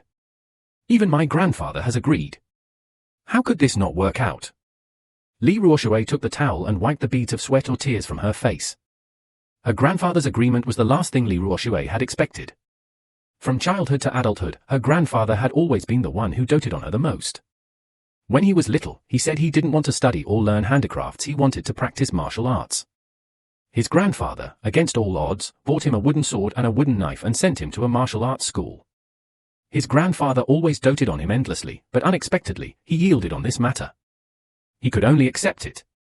In this era, marriage was not something one could decide, it was the parents' or matchmaker's word, 8 words that suffocated him. That kid, Xiao Lin, is 2 years younger than you, yet has already reached the highest level in martial arts. His skills are even inferior to your father's. Moreover, she has a younger sister who is studying martial arts. There are very few young men in the county who can surpass her. The woman said, so what? I just don't want to get married. I pursue martial arts, not being a wife and mother. Li Ruoshui said aggrievedly, who stopped you from practicing martial arts? Your father spent countless favors and money to get you into the Jiwu division. Furthermore, Xiaolin is also a dancer you can exchange experiences. The woman advised, if I get married, I'll have to have a child. How can I practice dancing during the 10 months of pregnancy? Having a child will hinder my dancing. Li Ruoshui glared angrily at the woman. Just hire a wet nurse for the child. Besides, you're young, there's no rush. The woman took the towel from Li Ruoshui's hand and carefully wiped the areas he hadn't reached. Let's meet first, and your father can handle the rest. The woman gently stroked Li Ruoshui's face. Treated so gently by the woman, Li Ruoshui, like a fluffy kitten, had to suppress her anger and slowly calm down. Is the hot water ready? I'm going to take a shower, Li Ruoshui finally choked up. Brother, why are we going to the Li family's house? Lin Chuan asked in confusion as they boarded the carriage. Master Li is going to treat us to a delicious meal, Lin Yang said, patting Lin Chuan's head. Can't we go to Sister Lin's house? Lin Chuan was still a little hesitant about the unfamiliar place. It's not a holiday. Why are we going to Sister Lin's house? We can't keep bothering her. Lin Yang gently flicked Lin Chuan's head. So, is there something we need to do at the Li family's house? Lin Chuan scratched his head, his big eyes looking at Lin Yang. He could see that Lin Yang was also a little nervous. Little girl, just eat something delicious. Lin Yang didn't say anything more. Unconsciously, Lin Chuan had also become a clever little man, no longer as easy to fool as before. The carriage stopped in front of the Li family's gate. Lin Yang robbed the coachman of the money and took it. Lin Chuan personally knocked on the Li family's gate. Brother Lin, come in. My father has been waiting for you for a long time. Soon, someone led Lin Yang inside. This person was Master Li's eldest son, who also worked at the Tai family. After waiting for a while, Lin Yang presented the gift, then took Lin Chuan's hand and followed him to sit in the reception room. The Li family members arrived one after another, and Master Li also walked up to Lin Yang. This is a family dinner, Xiao Lin, don't be nervous. Then, Master Li looked at Lin Chuan, noticing the small Taoist talisman on his body, and said with a smile, Little fairy, what magic have you learned? Lin Chuan looked at Lin Yang. This is what Uncle Li said, Lin Yang introduced, tell Uncle, what have you learned at the Taoist Academy? Uncle Li said, okay, I'm still learning Taoist arts. My master hasn't taught me any magic yet. Lin Chuan replied obediently, is that so? After teasing Lin Chuan, Master Li said to Lin Yang, Xiao Lin, wait a moment. My father will be here soon. My daughter is also resting in her room. You can meet her later. Master Li, go ahead and get busy. Chuan and I have eaten some fruit and aren't hungry yet, Lin Yang said. Before long, the exercise began. This meal was even more lavish than the one Lin Yang had eaten at the Sun family's house during the New Year. Lin Yang glanced at Li Ruoshui from afar. Based on Sun Huang's description, Lin Yang had assumed Li Ruoshui would be a petite girl. Now that they've met, they realize they were completely wrong. Li Ruoshui is very tall, only a forehead shorter than Lin Yang. Lin Yang isn't quite 1.8 meters tall, but she's close. Li Ruoshui is at least 1.7 meters. Her features are delicate, her skin is fair and slightly sparse. She looks cold and doesn't speak. She's rather plain and unremarkable, appearing rather gloomy. Perhaps it's because Li Ruoshui practices dance she doesn't shy away from meeting boys and can openly eat with the men in her family. However, judging from the seating arrangement, neither Lin Yang nor Li Ruoshui were the main characters at this banquet. The person sitting in the main seat was an elderly man with grey hair, presumably Master Li. The banquet began, and Lin Chuan simply ate. Master Li had someone pour Lin Yang a glass of wine. Child, Lin Yang said, I often hear Sun Yang mention you. He said meeting you was like meeting me back then, it's truly fate. Master Sun is my master, and you are Master Sun's master. I should call you my grandmaster for life. I toast you. Lin Yang said, raising a glass to Master Li. Good, good. Old Master Li laughed heartily. Lin Yang then exchanged a few more polite words with him, having drunk quite a bit of wine. Seemingly drunk, Master Li mumbled, Little Lin, I heard you're still unmarried. If you don't mind, what do you think of my Ruoshui? I wonder if she suits your taste? Ruoshui, with her graceful bearing and 5 levels of cultivation, was naturally an ideal match. Lin Yang blushed at this point, secretly glancing at Li Ruoshui as she spoke. He ate his food silently, just like Lin Chuan, as if the others weren't talking about him. Little Lin, you're Sun Yin's apprentice, and you even taught my grandmaster. I think you and Ruoshui are a good match, said old Master Li, sitting at the head of the table. Hearing his grandfather say this, Li Ruoshui couldn't hold back any longer. She put down her chopsticks and said to everyone, I'm full. I have things to do at the yamen, so I'll be leaving now. Didn't you take the day off? What's the matter? Li Ruoshui's elder brother asked. These past few days, many dancers in the county have had accidents, and we're overwhelmed. I'm going to help out. Li Ruoshui replied casually, then turned and left. Watching Li Ruoshui's departing figure, old Master Li said to Lin Yang, Little Lin, go see my granddaughter off. Lin Yang understood what old Master Li meant and whispered to Lin Chuan beside her, Chuan, you stay and play at Uncle Li's house for now. I'll come pick you up later. Then, Lin Yang chased after him. At this moment, Li Ruoshui was entering her boudoir. Lin Yang dared not go far and waited outside. A short while later, Li Ruoshui, having changed into her uniform and taken her sword, came out. Sister Ruoshui, let me walk with you for a while, Lin Yang said to Li Ruoshui. Li Ruoshui ignored Lin Yang and went out on her own. Lin Yang followed behind. Sister Ruoshui, I was too frivolous, Lin Yang said, seeing that Li Ruoshui was ignoring her. It's all right, this has nothing to do with you. I can tell those two old guys definitely have something on you. Li Ruoshui finally glanced at Lin Yang. Ruoshui's interpretation hit the nail on the head. Master Li and I are colleagues, there's nothing on you. Lin Yang naturally couldn't admit it. Then why are you willing to marry me? My family has some connections, but we're not a high-ranking clan. Even if you marry me, you won't get any benefits. Li Ruoshui slowed down her walking pace. Lin Yang could only sigh inwardly. Li Ruoshui didn't understand the Thai family's affairs, but she still needed to think of a good reason. This matter has nothing to do with Master Li. Actually, it was I who wanted to get to know Sister Ruoshui. Lin Yang said, Sister Ruoshui, you should know Master Sun and Sun Huang, right? Master Sun originally wanted to become related to your family through marriage, but Sun Huang did that again, so he wanted me, his apprentice, to marry into your family. You mean that good-for-nothing Sun Huang? It's impossible for me to be with him.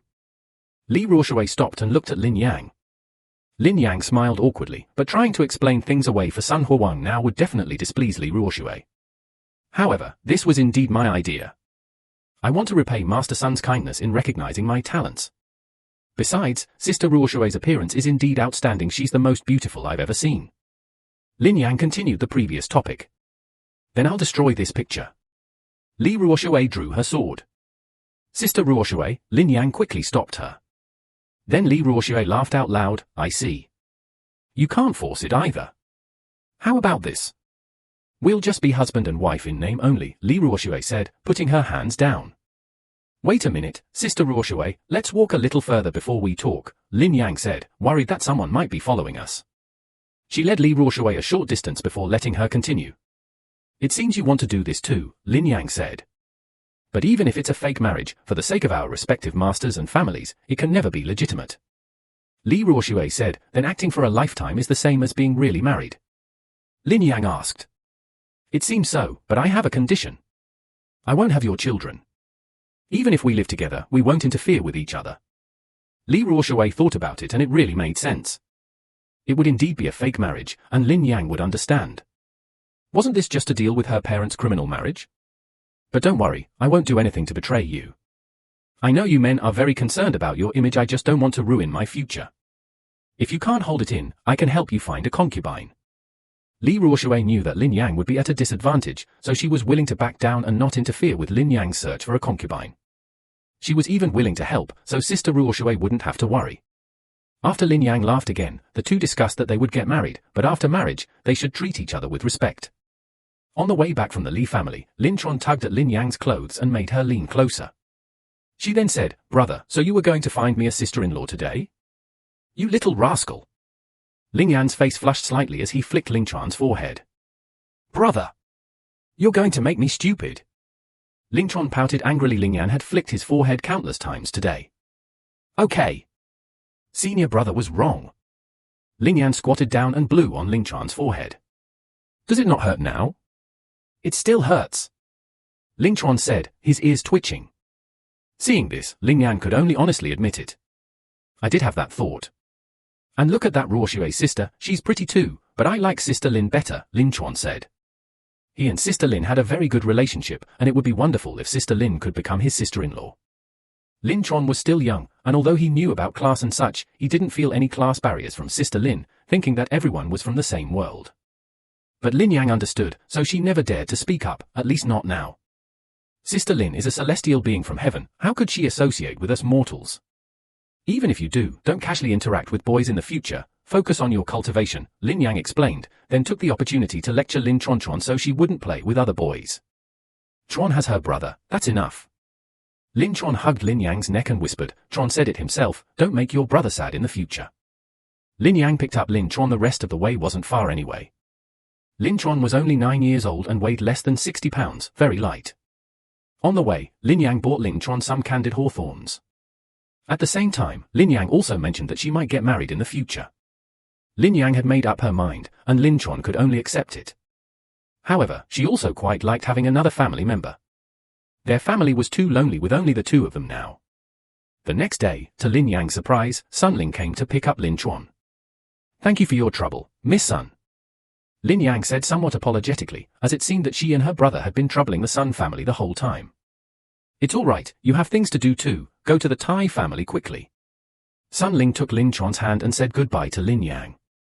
Seeing how close the two were now, it was no wonder that Tron liked her sister Lin so much. On the way to the Taoist Academy, Lin Tron told Sun Ling about Lin Yang. She knew that Sun Ling's brother was also married and wanted to ask Sun Ling what she thought about it and how to get along with her sister-in-law. Despite this, Sun Huang had only stayed at the Sun family's house on the first day, and spent the rest of the time at the Yang family's. Sun Lin and Yang Qingqing had only met a few times and hadn't exchanged more than 10 words. He really didn't know how to get along with his sister-in-law. Hearing this, Lin Tron began to worry. He was afraid that his brother would abandon him after getting married. Sun Lin immediately comforted her, and it took him a long time to finally calm her down. Lin Yang saw the two off and then hurriedly headed to the Tai family in Ping'an. Although a consensus had been reached regarding Li Ruoshui, Lin Yang wasn't yet in a position to formalize the marriage agreement with Master Chu, and it required the presence of influential figures. The key to both matters lay with one person: Sun Yenny. As long as Sun Yenny didn't return, there wouldn't be much progress on this matter. However, it has been more than a month since Sun Yang left Ping'an County. She should have finished dealing with her business and returned soon. After a few uneventful days of work, Master Sun finally returned from Wuzhou City amidst everyone's anticipation. Master Sun's face was stern, as if she had failed miserably. In short, she didn't talk much to anyone, only exchanging a few words with Ma Jinsao before asking for leave. Master Sun probably failed again, hence her dejected appearance. At this time, it would be somewhat inappropriate for Lin Yang to bring up her own affairs. Lin Yang could only greet Master Sun and then continue with her work. As for promotion and marriage, she would wait until Master Sun was in a better mood before discussing them. While forging iron, she glanced at the data on the blacksmith's board.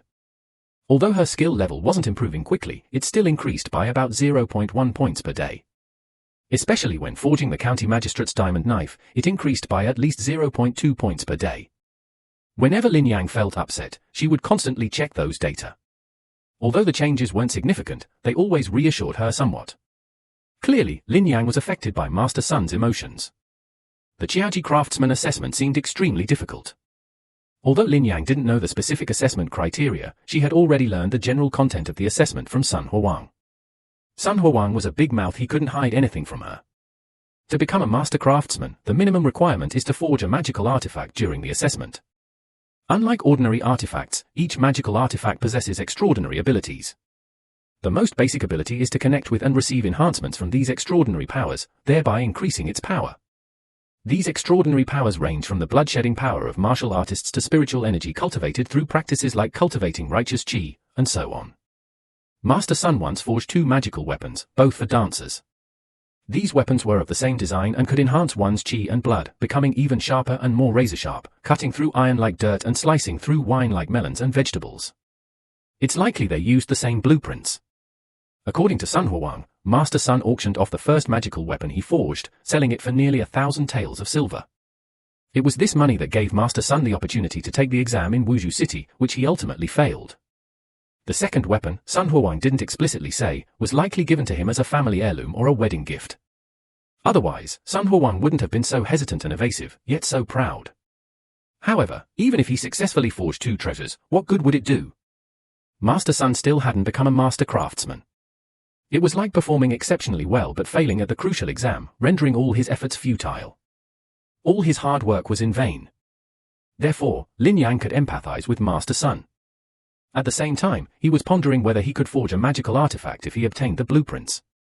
He was confident he could forge ordinary weapons as well as Master Sun. However, when it came to magical artifacts, he could only admit his inferiority. He had never even touched one, let alone forged one. If King Sun hadn't been willing to explain it to him, he wouldn't even know what a magical artifact was. Of course, Lin Yang wasn't blaming Master Sun for hoarding knowledge. Everyone understands the saying, a disciple starves the master. It was just that Master Sun's actions ignited Lin Yang's ambition. She also wanted to become a master craftsman admired by everyone. Perhaps, once she reached the proficient level in the gold rank, she could glimpse a corner of Boucher's secrets. Lin Yang silently thought that now, after Master Sun calmed down and finished the two important matters, she would break through the golden brocade tree to find the opportunity to become a master craftsman. The day after Master Sun returned to the county town, he adjusted his state. Although his expression was still as serious as ever, everyone could see that he was no longer as depressed as he had been the day before. After leaving the palace in the afternoon, everyone else departed. Master Sun took Lin Yang alone to a small meeting. At the meeting, 5 people were present. Ma Jinzhao, who oversaw all affairs of the Ping and Tai family but didn't handle specific tasks, the 3 current masters, and Lin Yang. I never expected so much to happen in the month I've been gone, Master Sun said. Old Wang even met with misfortune. I didn't even have a chance to attend his funeral. Master Sun spoke first. The 4 masters have been in the Tai family for so many years, vying for power yet helping each other. All those years of bickering and arguing have forged some bond between them. Master Sun, don't be too sad. Unexpected things happen. Who knew this would happen? Ma Jinzhao comforted Ju. But this matter is over. The Tai family still needs to survive. District C always needs a leader, Ma Jinzhao said. This meeting is naturally to discuss the selection of a District C master. Master Sun, Master Jinzhao is right. This needs to be decided. I suggested last time that old Wang's son, Wang Yuren, take over. Master Sun agreed, didn't he? Master said. Then he glanced at Lin Yan and said somewhat displeasedly, Master Sun is back. What are you doing here, Junior? Master Zhao was unaware of the unspoken understanding between Lin Yang, the supervisor, and Master Li. He was simply annoyed that a junior had overheard the superior's affairs. I sent him, he said. Before anyone else could speak, the supervisor interrupted. Since the supervisor sent you, find a seat. What are you standing there for? Are you going to guard the gate for us? Master Zhao asked cryptically. Seeing this, Lin Yang found a seat near Master Sun and sat down. Things were going according to Lin Yang's plan, so she didn't bother arguing with an old man. Master Zhao, I think Wang Yuren's skills are still lacking, Master Li said before Ma Jinzhao could speak. Li Yang, why didn't you say so last time? Master Zhao looked at Master Li with some dissatisfaction. Of the 3 masters, he had the best relationship with Master Wang. Master Wang was dead, so naturally he wanted to fight for the rights of his descendants.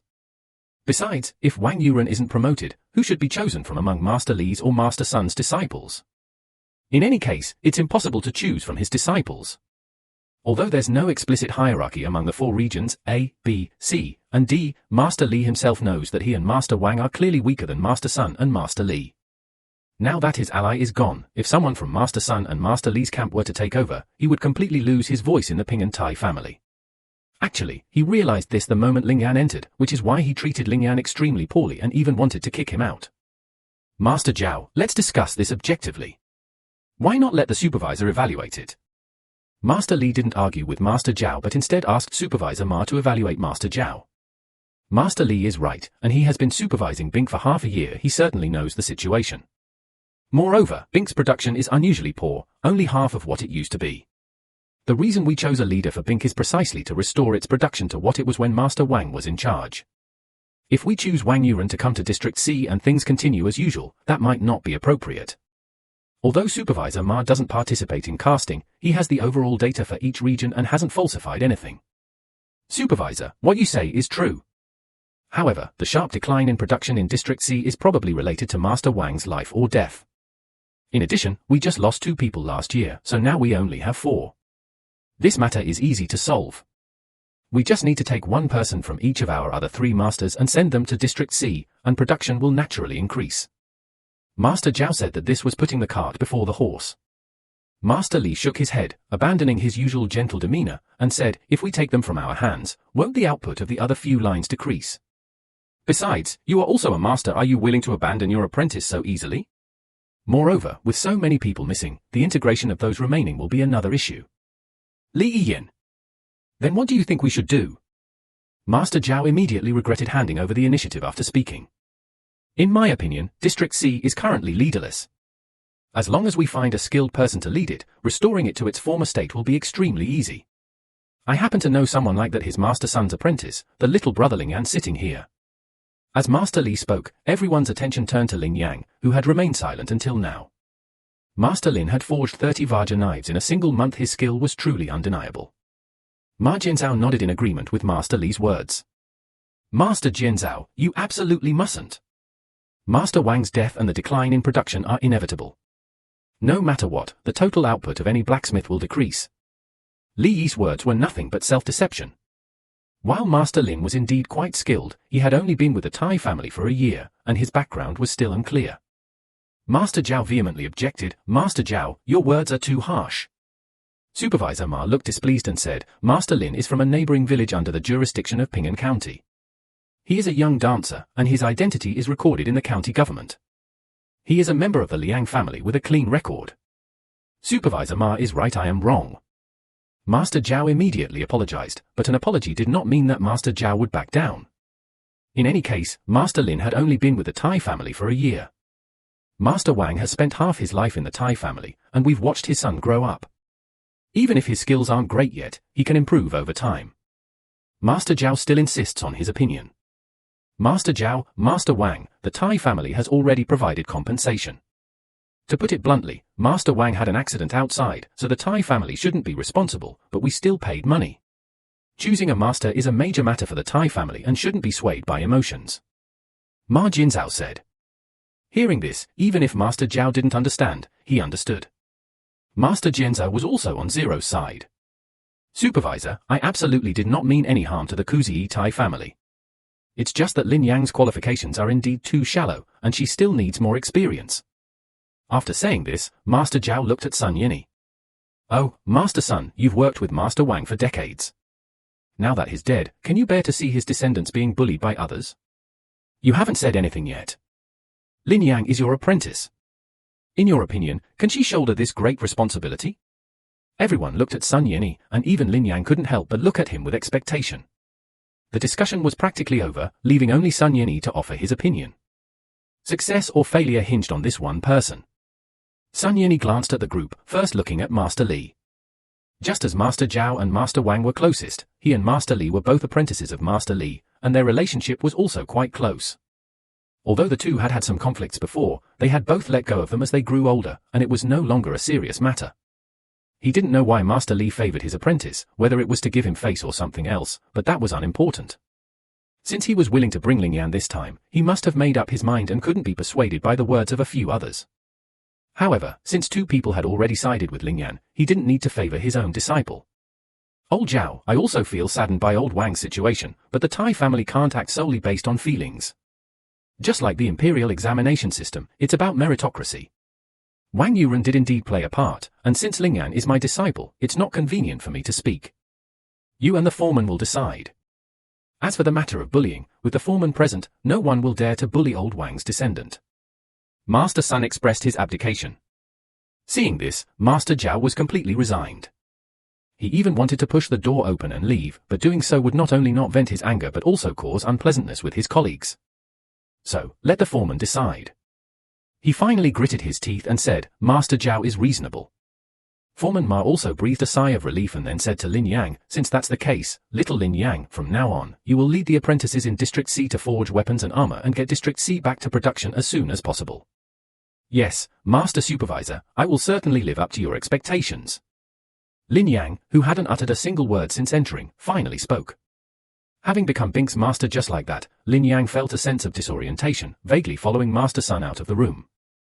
However, she had indeed sacrificed a great deal for this seemingly insignificant thing. First, she had worked tirelessly forging the blade for a month, then she had entered into a marriage agreement with the Li family. Now, everything was finally settled. Little Lin, you're a master now too, how does it feel? Sun Yang suddenly asked as they walked.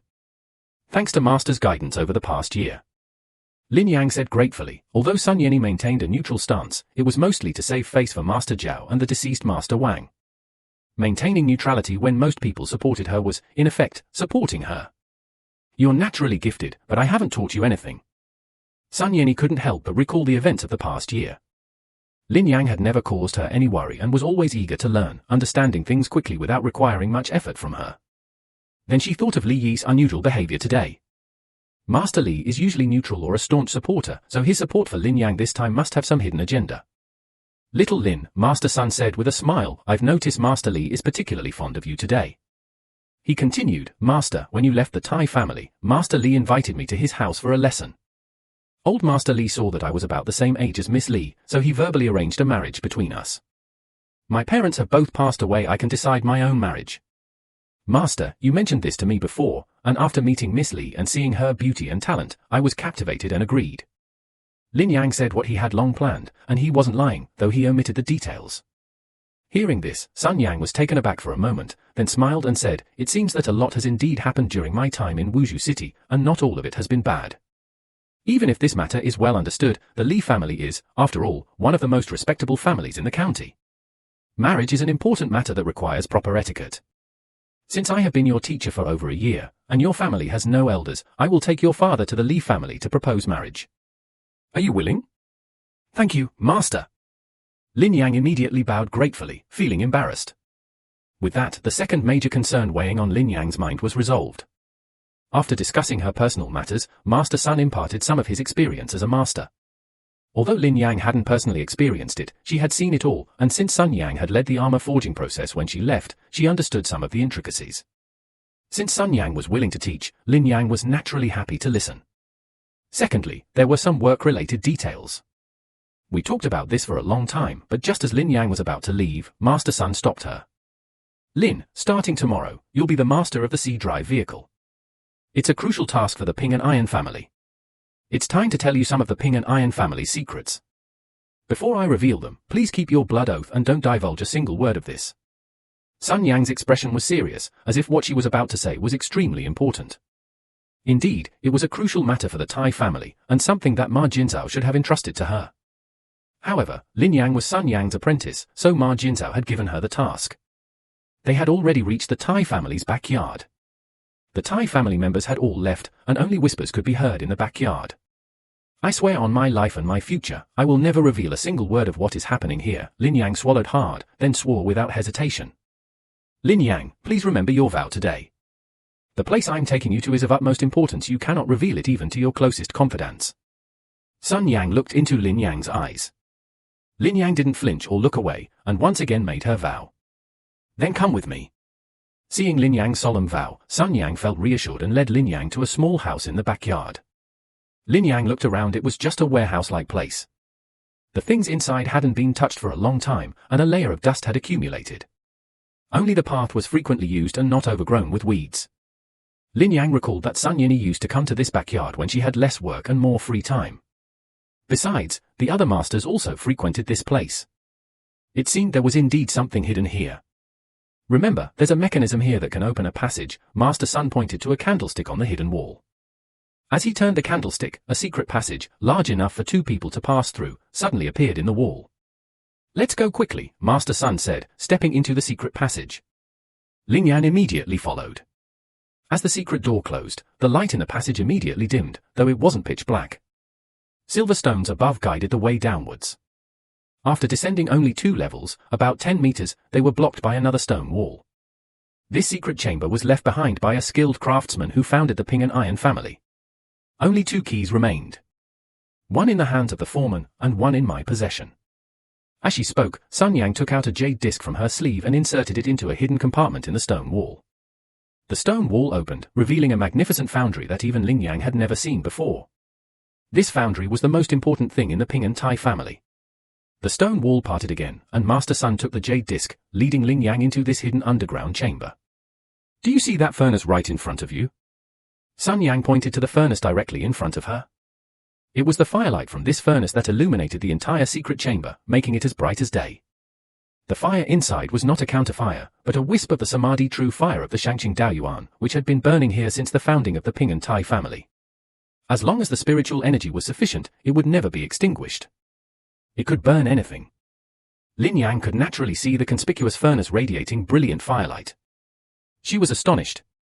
Of course, this wasn't the source of the fire, just a tiny spark. It was only after the skilled craftsman and the local magistrate reported it to the imperial court that it was brought here, costing tens of thousands of taels of silver. Hearing Sun Yang's words, Lin Yang understood why this foundry was hidden underground. It was the same reason those cunning thieves hid their silver underground. However, it was indeed quite expensive. No wonder it was a secret of the Ping and Tai family. The furnace alone was worth tens of thousands of taels of silver.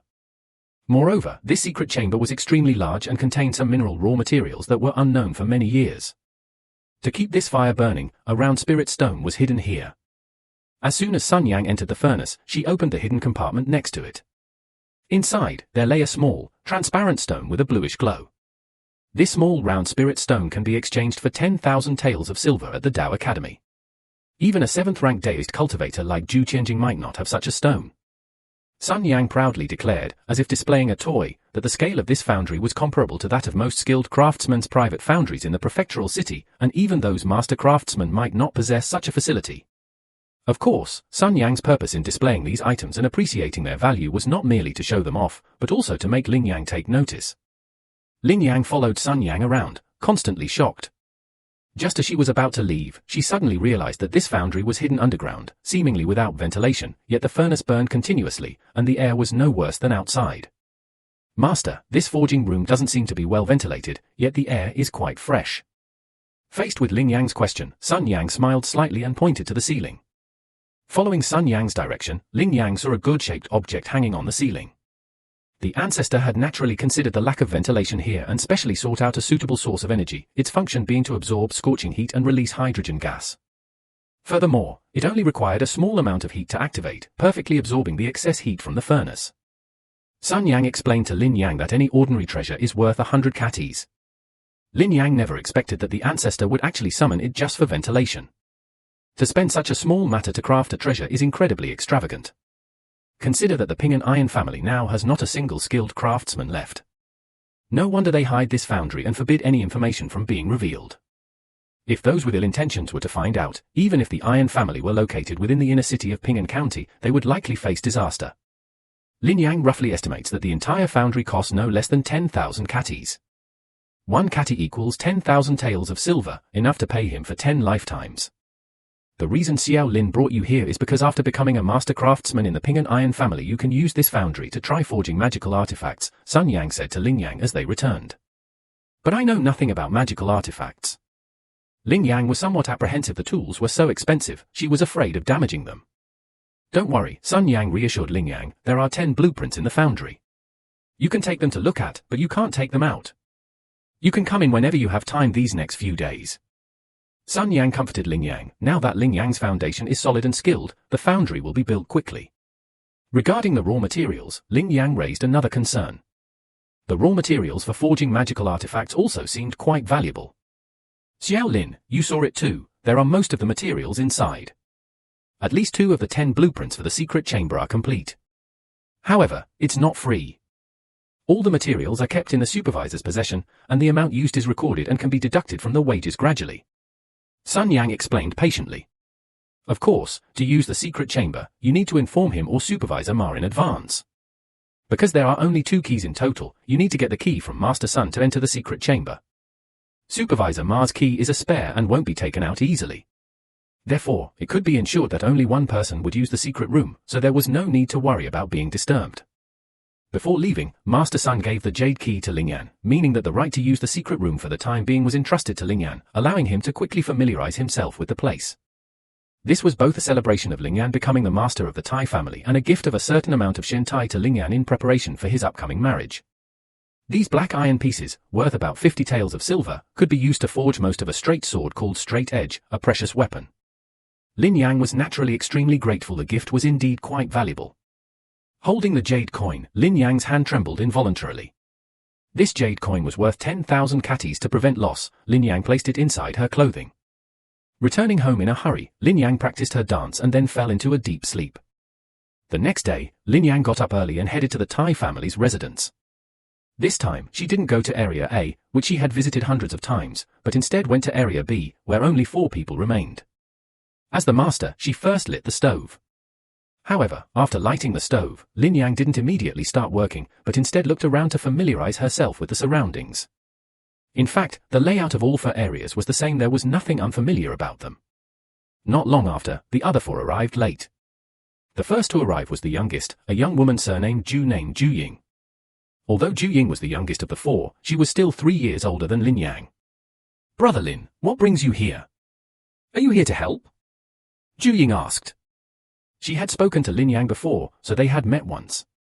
"Brother Ju, after yesterday's discussion with the supervisor and several masters, I'll be in charge of Section C," Lin Yang said calmly. Ju Ying immediately felt awkward, but still respectfully replied, "Little Lin, Master Lin." Everyone originally called Lin Yang Master Lin out of respect for her skills. Who would have thought she'd actually be working under them? However, he was relatively fortunate, being around the same age as Lin Yang.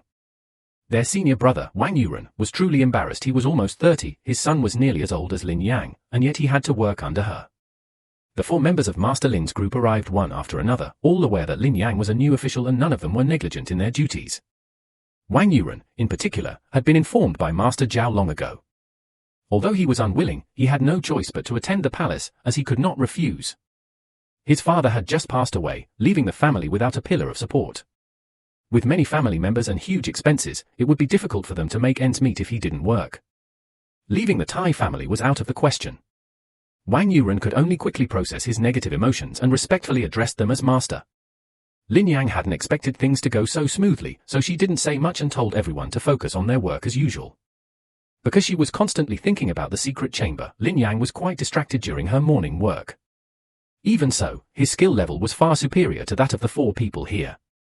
Just watching Lin Yan's ash hammer made one feel immense pressure. Each strike seemed perfectly timed. No wonder he was called Little Master Lin Yan at such a young age, and now he truly was their master. Even Wang Yuren, who wanted to compare, could only shake his head in shame. The combined output of the 4 of them was almost less than what Lin Yan had done alone. What was there to compare? Master Lin's skills were outstanding, and he was young, so the 4 of them completely gave up any thoughts of advancement. From now on, they would work honestly and earn money, which was the life of most people. They would work in ordinary positions their whole lives, with no chance of promotion. At lunchtime, Lin Yang still ate with Sun Huang, but her meals were now twice as much as those of a master apprentice, and mostly meat. "You're rich now, kid. I'm definitely going to eat your fill. I'll be eating at your wedding soon too." Sun Huang kept adding meat to Lin Yang's bowl without any hesitation. However, unlike the others, he didn't harbor resentment or discontent towards Lin Yang's advancement to the 1st level. "Eat! Eat!" Lin Yang didn't mind. The food at Master Yi's place was indeed excellent. 1 meal was equivalent to 2 meals in the past. Ju Ying had originally intended to sit with her senior brother, but seeing Lin Yang hesitate for a moment, she joined them. "Master Lin. Brother Sun." Ju Ying greeted them somewhat awkwardly. Their hands were slightly sweaty as they exchanged greetings. Then Sun Huang continued talking about Lin Yang's marriage. "My father said he'll go to the Li family to propose marriage on your behalf in a few days. No wonder you kept asking me about Li Ruoshui." Sun Huang had a few thoughts about Lin Yang. "I thought you, Brother Lin, were a decent person, yet you were thinking about these things every day. I'll listen to Master's arrangements. Brother Wang already has a sister-in-law at home, so don't laugh at me." Lin Yang lowered her head and ate her food. "Is Master Lin getting married?" Ju Ying, having overheard their conversation, understood a little. The engagement wasn't finalized yet, but Master Sun had already agreed to propose marriage for her.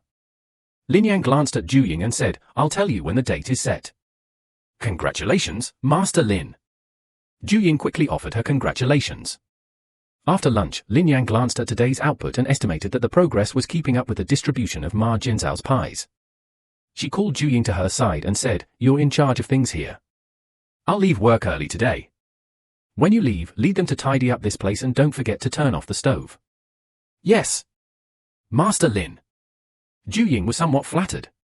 She knew her master's privileges. As long as there wasn't much work to do, she could leave the palace early or simply rest. Lin Yang then followed the path, took the jade disc from her bosom, and entered the secret chamber. Inside, Lin Yang worked for a long time in front of the constantly burning furnace. Then she glanced at the round spirit stone. Of course, she wouldn't take it. She simply wanted to admire this naturally formed and precious object. Lin Yang had asked Sun Huang about the difference between spirit stones and round spirit stones. His younger sister, Sun Ling, was already a late-stage 9th-rank Daoist cultivator. She had come into contact with snacks. A single ordinary snack was worth 100 taels of silver, about the size of a fingernail, and contained 0 energy. Once this 0 energy was depleted, it couldn't be replenished on its own and required a powerful deist cultivator of the 7th rank or higher to fully recharge it before it could be used again. Each recharge cost approximately 1 tael of silver, demonstrating just how astonishing a deist cultivator's daily expenses were. An ordinary spirit stone can withstand about 1,000 cycles of charging and decharging before it becomes completely destroyed and unusable. A round spirit stone, however, is worth 1,000 katis and contains approximately 10 times the spiritual energy of an ordinary spirit stone. While this might seem unworthy of such a high price, it has one advantage. It doesn't require much modification or charging. A round spirit stone is naturally formed and can absorb surrounding spiritual energy. However, it too will be destroyed, but its lifespan is several times longer than that of an ordinary spirit stone. After admiring the priceless gem, Lingyan closed the hidden compartment and headed towards the blueprints in the corner. However, they were more like books than blueprints, as each type of treasure blueprint comprised a thick volume, covering its function and forging methods. These treasures, designed for both chi and extraordinary power, were difficult to work with in terms of detail. Furthermore, even for the same treasure like the straight edge, the forging methods differed between those intended for martial artists and those for cultivators. Lin Yang was so engrossed in reading that she completely forgot the time. When she came to her senses, she had already finished reading, and her skill level had increased by several percentage points. It seemed that learning things related to treasure energy was indeed necessary to accelerate the improvement of her skill level. This made Lin Yang even more eager to see if her skill proficiency would increase even faster when she officially forged treasure energy. However, it was already late. Lin Yang put the blueprints back and left the secret chamber. When she emerged from the secret passage, she didn't notice that the light had become brighter. In fact, it had dimmed a bit because the silver stone was no longer guiding her. It turned out that night had fallen. After a moment's thought, Lin Yan decided to return to the secret chamber to continue studying and observing the blueprints. Anyway, it's already so late, and there's no way to find food outside. The only thing is that I'm a little hungry now, but I ate a lot at noon and have a lot of chi and blood stored up, so I can resist the consumption of chi and blood. Plus, I have the best spiritual nourishment. So Lin Yan opened another blueprint and read it. After that, Lin Yan went out of the secret room again. By this time, it was already dawn. Since she had come out, Lin Yan decided to go out and buy something to eat. As she walked out of the gate, Xiao Wang from the gatehouse greeted Lin Yan. Master Lin. Lin Yang smiled and replied, I seem to remember Master Lin not going into the iron frame today. When did he come out? Only after Lin Yang had walked away did the gatekeeper, Xiao Wang, feel a little strange. Oh well, why should I concern myself with my master's affairs? The gatekeeper thought. He remembered that his masters would occasionally appear or disappear from the Tai family residence inexplicably. He didn't know the specific reasons, but everyone has secrets, and he wasn't some important figure. Meddling in other people's business wasn't a good thing. For the next 2 days, Lin Yang only came out for lunch. The rest of the time she stayed in the secret room, using the light of the Samadhi True Fire to finish studying all 10 blueprints. Besides that, he learned a new skill.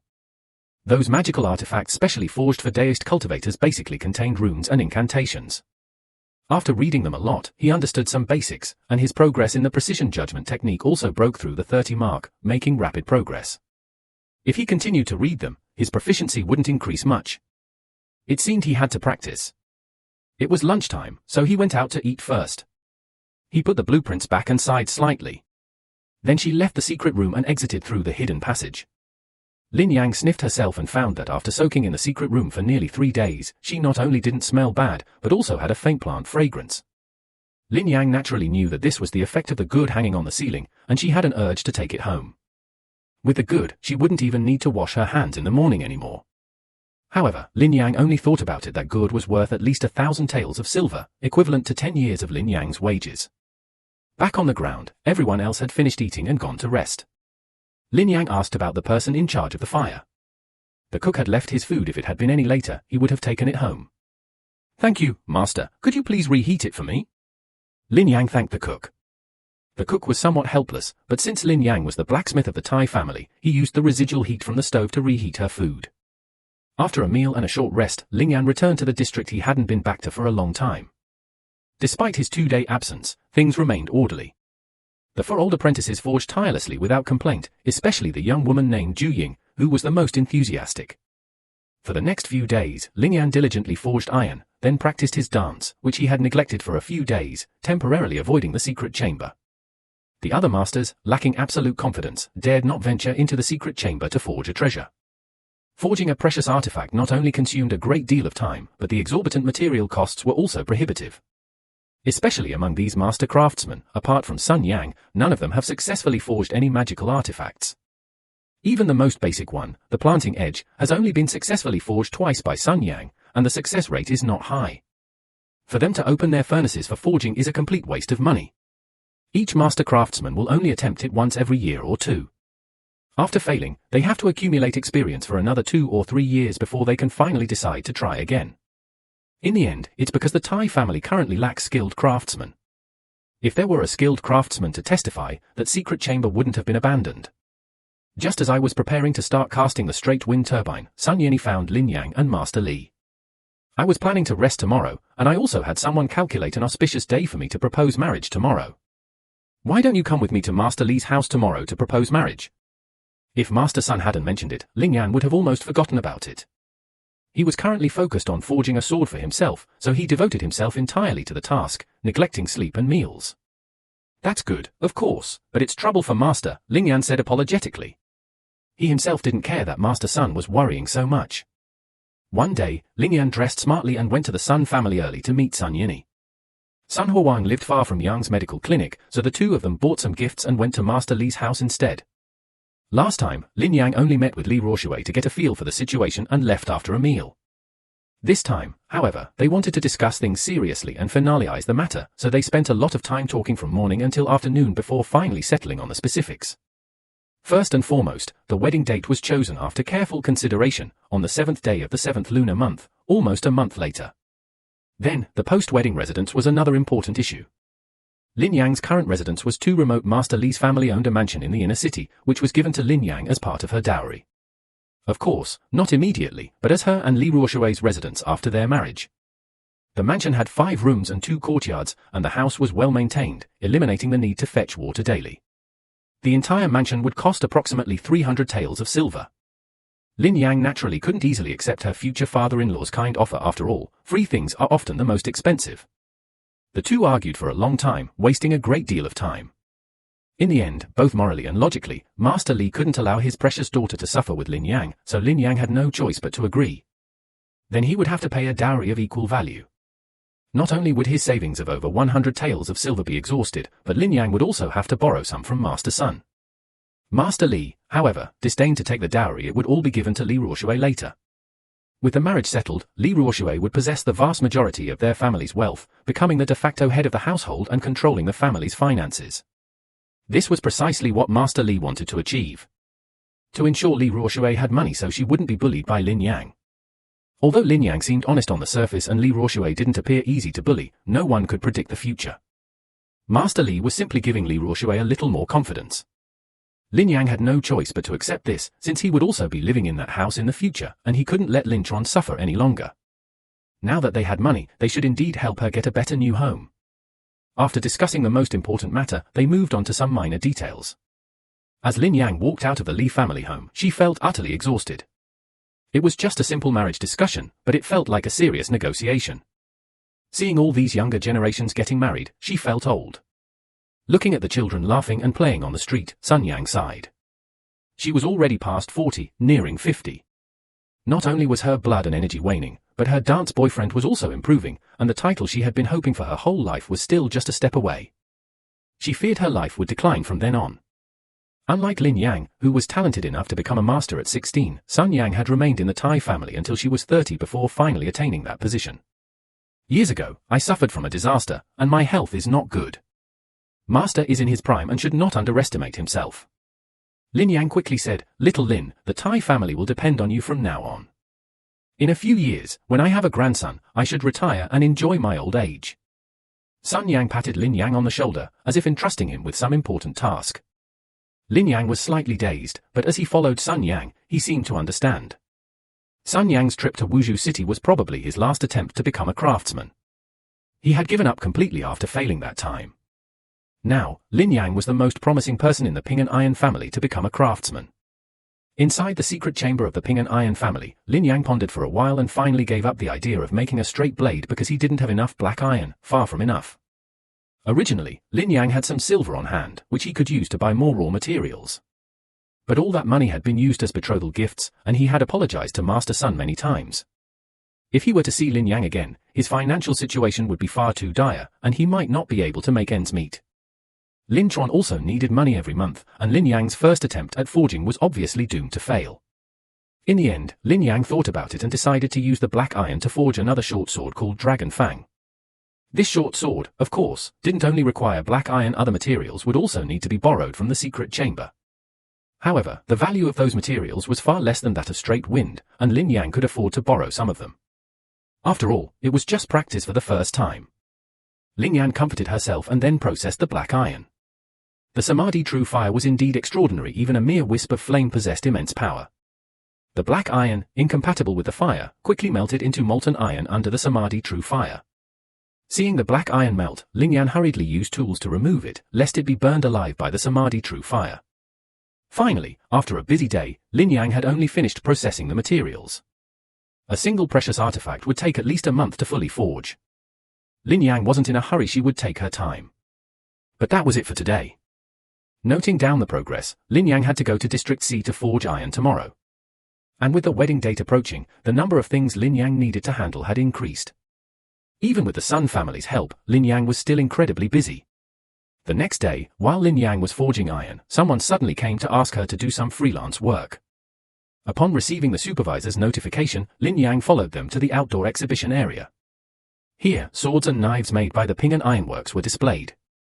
These were non-regulated items, and ordinary customers could observe them. If satisfied, they could hire a craftsman to work on their behalf. This was Ping Ironworks' private business, besides the assigned tasks of forging, and a way for the craftsman to earn extra income. Master Lin invited Supervisor Ma, a swordsmith, to lead the person over. He spoke to the person looking at a short sword. Lin Yang saw the back of the person standing next to Ma Jianzhao in the distance and felt that he seemed somewhat familiar, but she couldn't remember who it was. Until the person turned around, Lin Yang's breathing became uneven.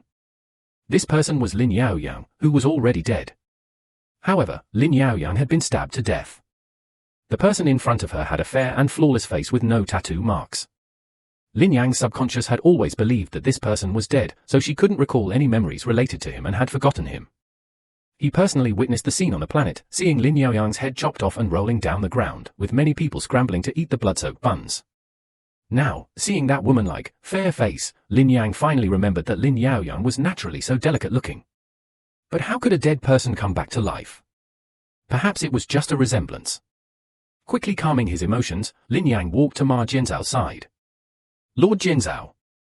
Lin Yang said, "Little Master Lin, since you're here, you can chat with this gentleman." Ma Jianzhao, go away. These are all private jobs, he won't get any benefits anyway. Since you've brought him here, we won't interfere. This gentleman, I wonder what you want me to forge for you? Lin Yang stepped forward and asked. The person who looked very much like Lin Yaoyang pointed to a short sword. I think this is quite good. The man said. Lin Yang glanced at the ordinary short piece. It would only take a day to prepare. This man isn't a big customer. This short piece requires a material fee of 2 taels of silver to the Tai family, and I'll take 1 tael for processing fees, making a total of 3 taels of silver. You must pay first before I can begin casting. Having stayed at the Tai family for a year, Lin Yang naturally knew the prices of these items. Yang Ji, wait a moment, let me see if I have 10 taels of silver. The man finished speaking and began rummaging through his pockets. Upon hearing the name Yang Ji, Lin Yang's pupils constricted in shock. He had only ever heard this term from his former friends in Lin family village, and only a few of them had ever called him that. The person before him must be none other than his old friend from Lin family village, Lin Yaoyang. Finding that he happened to have a few taels of silver on him, Lin Yaoyang rummaged through his pockets and handed the silver to Lin Yang.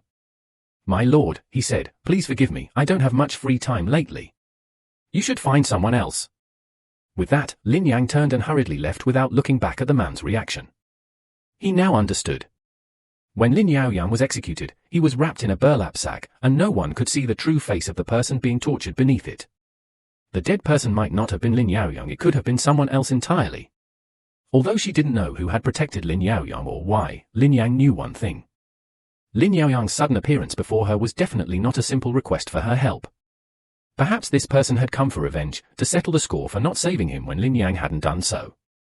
Lin Yang thought back to the last time she saw Lin Yaoyang and his mental state. No matter what he did, Lin Yang didn't find it strange or dangerous. After more than a year of peace, Lin Yang felt an unprecedented sense of danger. He immediately thought of Lin Chuan. Lin Chuan was currently in the Dao Academy, with high-ranking Daoist cultivators as witnesses, making it much safer than his own place. Realizing this, Lin Yang felt much more at ease. However, he couldn't relax yet. While forging iron, Lin Yang thought about Lin Yaoyang. Even after arriving at the lower palace, he considered another possibility. Perhaps Lin Yaoyang wasn't there for revenge. He had never done anything to wrong Lin Yaoyang. On the contrary, everything he did was to help Lin Yaoyang. Back then, Lin Yaoyang was alone in prison with no visitors. Lin Yang brought him things he himself couldn't bear to eat. The only thing Lin Yang did that he felt guilty about was not having enough money to get him out. At that time, Lin Yang's entire fortune wasn't enough to get him out. He was truly powerless. Although Lin Yang believed he had a clear conscience, Lin Yaoyang seemed somewhat delusional, and Lin Yang still needed to be wary. After leaving the Tai family, Lin Yang was still pondering this matter. On his way, he bought some food. While waiting for the vendor to finish preparing her food, Lin Yang felt uneasy. "Sir, here's your noodle soup." The vendor placed a bowl of noodle soup in front of Lin Yang's table. As Lin Yang ate her noodles, she kept glancing around, feeling that danger was lurking nearby. After quickly eating her noodles and paying, Lin Yang hurried home. She hadn't walked more than a few blocks when she felt someone following her. Lin Yang turned around abruptly, but the pedestrians behind her were all going their separate ways, nothing unusual. Was she frightened by Lin Yaoyang today? Lin Yang wondered. Behind Lin Yang, in a dark corner, a cold-looking young man covered another man's mouth with one hand, while his other hand held a dagger wrapped in cloth, plunged into the man's heart. The cold-looking young man looked into the man's terrified eyes, said nothing, and simply twisted the dagger, shredding the man's heart. In a few breaths, the man's pupils dilated, his eyes losing their light. The cold-faced young man then released his grip, wiping the blood from his hands. He didn't pull out the dagger, as that would cause more blood to splatter. He carefully wrapped the blood-stained cloth and carried it away, disappearing into the shadows. Lin Yang, not noticing anything amiss, carefully surveyed the surrounding passers-by. After confirming several times that nothing unusual was happening, he turned and continued on his way back. He hadn't gone far when he suddenly heard a commotion behind him. Someone was dead. What happened? There was a dead body in an alley over there. Hurry up and look around. Passers-by walked towards the shadows. People gathered around the man with a dagger stuck in his chest. Looking at this lifeless man, no one could believe that someone would commit murder in the midst of the commotion. The crowd discussed among themselves. The adults with children were forbidden to look. They only glanced at the body before quickly covering the children's eyes and pulling them away. Lin Yang, due to the distance, arrived at the scene too late to see anything but the throng of people ahead. Among the crowd, some rational individuals rushed to the county government to report the incident. The events unfolding in the city were truly terrifying. Soon, a group of constables arrived and cordoned off the scene. Before the constables carried the deceased away in a sack, Lin Yang saw the deceased's face.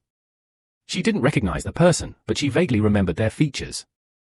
These past few days, he seemed to see this person frequently, and coupled with the feeling of being followed he'd had before, it was probably from this person. Lin Yang just didn't know why this guy who was stalking her had died here. While pondering this, the image of an old man suddenly surfaced in Lin Yang's mind. It seems the cause of Master Wang's death is still under investigation. When Master Wang died, Lin Yang only thought about the benefits and didn't consider why he died. Now that she has taken Master Wang's place, she is being followed. What is the connection between the two? On the way home, Lin Yang recalled everything about Master Wang. She hadn't met Master Wang many times, and in her limited memory, he was as honest and kind as she was, so she didn't think he had any enemies. However, given how this person died so mysteriously and tragically, what was the killer's motive? Thinking this, Master Lin touched the jade disc in his robes, seemingly finding an answer. The greatest secret of these Iron Family Masters lay in that secret chamber. The items within it were far too conspicuous in this small Ping'an county, too easily arousing covetous thoughts. Putting aside other things that are not easily taken away, the coal-shaped spirit stone alone would likely attract attention if it became known. Especially those cunning Daoist cultivators possessing this stone would ensure they wouldn't lack the necessary spiritual energy before reaching the 7th rank of cultivation. It's likely that someone with malicious intent would target Master Wang. Next up is herself. Lin Yang felt a cold sweat break out at the thought. She conservatively estimated that the people currently targeting her were Liang Hua's group, connected to Master Wang's death, and Lin Yaoyang's group. Lin Yaoyang's contact with her today certainly wasn't just to seek his help. There must be some other conspiracy behind it. Whether it was revenge or the same motive as those who killed Master Wang, Lin Yang refused to associate with Lin Yaoyang today because she didn't want to know his plans. She believed that the less she knew, the safer she would be, and that Ping'an County was definitely safer than Linjia village. However, today, someone died in the supposedly safe Ping'an County, and was murdered in public in an alley. Lin Yang didn't know if it was a warning from someone. She only knew that Ping'an County security couldn't protect her. His situation was dangerous, and he had to do something. However, practicing martial arts or learning other skills took too much time and wouldn't significantly improve his combat strength in a short period. Only a suitable weapon could quickly enhance Lin Yan's combat power and give him some self-defense capabilities. He had to quickly forge the Dragon Fang and then get some guardian angels from Taigan for self-defense. In short, the priority now is to quickly improve combat strength to guard against potential assassins. The next day, Lin Yan didn't go to the Tai family but instead went to Kiwa's. He hadn't slept a wink the night before, having thought things through for a long time. He realized that even if he could hold off one group alone, what about the other? Moreover, he was in the open, while the enemy lurked in the shadows. He wasn't an invincible war god. With only one eye, he couldn't see clearly. He needed to seek help. First, Lin Yang sought official assistance from Kiwa's, then she would find an opportunity to tell Sun Yenny about being followed and return the jade coin. Compared to forging the dragon tooth, Lin Yang felt it was best to return the hot potato to Sun Yenny. The person guarding Kiwa's today was someone Lin Yang knew very well. It was Li Ruoshui. "Aren't you going to work at the Tai families today?" Li Ruoshui asked casually. "Sister Ruoshui, I want to ask Ji Wuxi for help," Lin Yang said somewhat awkwardly. Li Ruoshui looked around and figured no one would come anytime soon, so she led Lin Yang inside. "What's wrong? Did you run into an enemy?" "You don't seem to have any enemies," Li Ruoshui asked as they walked. Many dancers being hunted by enemies seek help from Ji Wuxi, but they must have a good reason. After all, these Ji Wuxi aren't bodyguards. Lin Yang shook his head. He didn't reveal Lin Yaoyang's situation. Lin Yaoyang might come for revenge, but that was just Lin Yang's guess. Plus, the person behind Lin Yaoyang, who could fake his death and escape, and still allow him to move around openly, must be no ordinary person. As long as Lin Yaoyang didn't show any hostility, Lin Yang wouldn't dare to provoke him or the person behind him. "Master Wang, I always felt there was something fishy about Master Wang's death. Now that I've taken Master Wang's place, the danger he was in has probably shifted to me," Lin Yan said. "Don't overthink it. The Basic Affairs Department is handling Master Wang's case and they've already made progress," Li Ruoshui comforted her. He hadn't expected Lin Yan to be so sensitive and prone to overthinking. "I'm not overthinking it. I've been followed recently," Lin Yang said, somewhat agitated. He had already devised a plan. He just needed to fake being followed to get Kiwa's attention. Li Ruoshui looked at Lin Yang suspiciously, seemingly not believing him. Lin Yang then recounted his experience after yesterday's attack. "I know about what you're talking about. The deceased was named Wu Bo, also a martial artist. Today, the county government has transferred the case to our Jiwu division, which will investigate it together with the county government. They are currently screening suspects," Li Ruoshui said. "The person who killed Wu Bo killed him with a single blow. Wu Bo didn't even have time to circulate his qi and blood before his heart was pierced. The only effect of his qi and blood was to slow down the speed at which the ferocious beast crushed his heart." "Was that person a dancer?" Lin Yang thought to herself, a sense of foreboding creeping in. Sending a dancer to follow him meant things were probably worse than she feared. What right did he have to be followed by a dancer? He'd only just finished dancing to the wine bottle. Is it really necessary to go to such lengths? "Don't worry too much, Wu Bo might not actually be following you. Perhaps you just happened to witness Wu Bo's murder and are now imagining his following you," Li Ruoshui patiently explained, not believing a master of the Tai family would need to go to such lengths. "No, I can't be wrong. That person has been appearing around me frequently these past few days, and even though Master Wang is dead, you haven't found anything. I'm next. My death is imminent."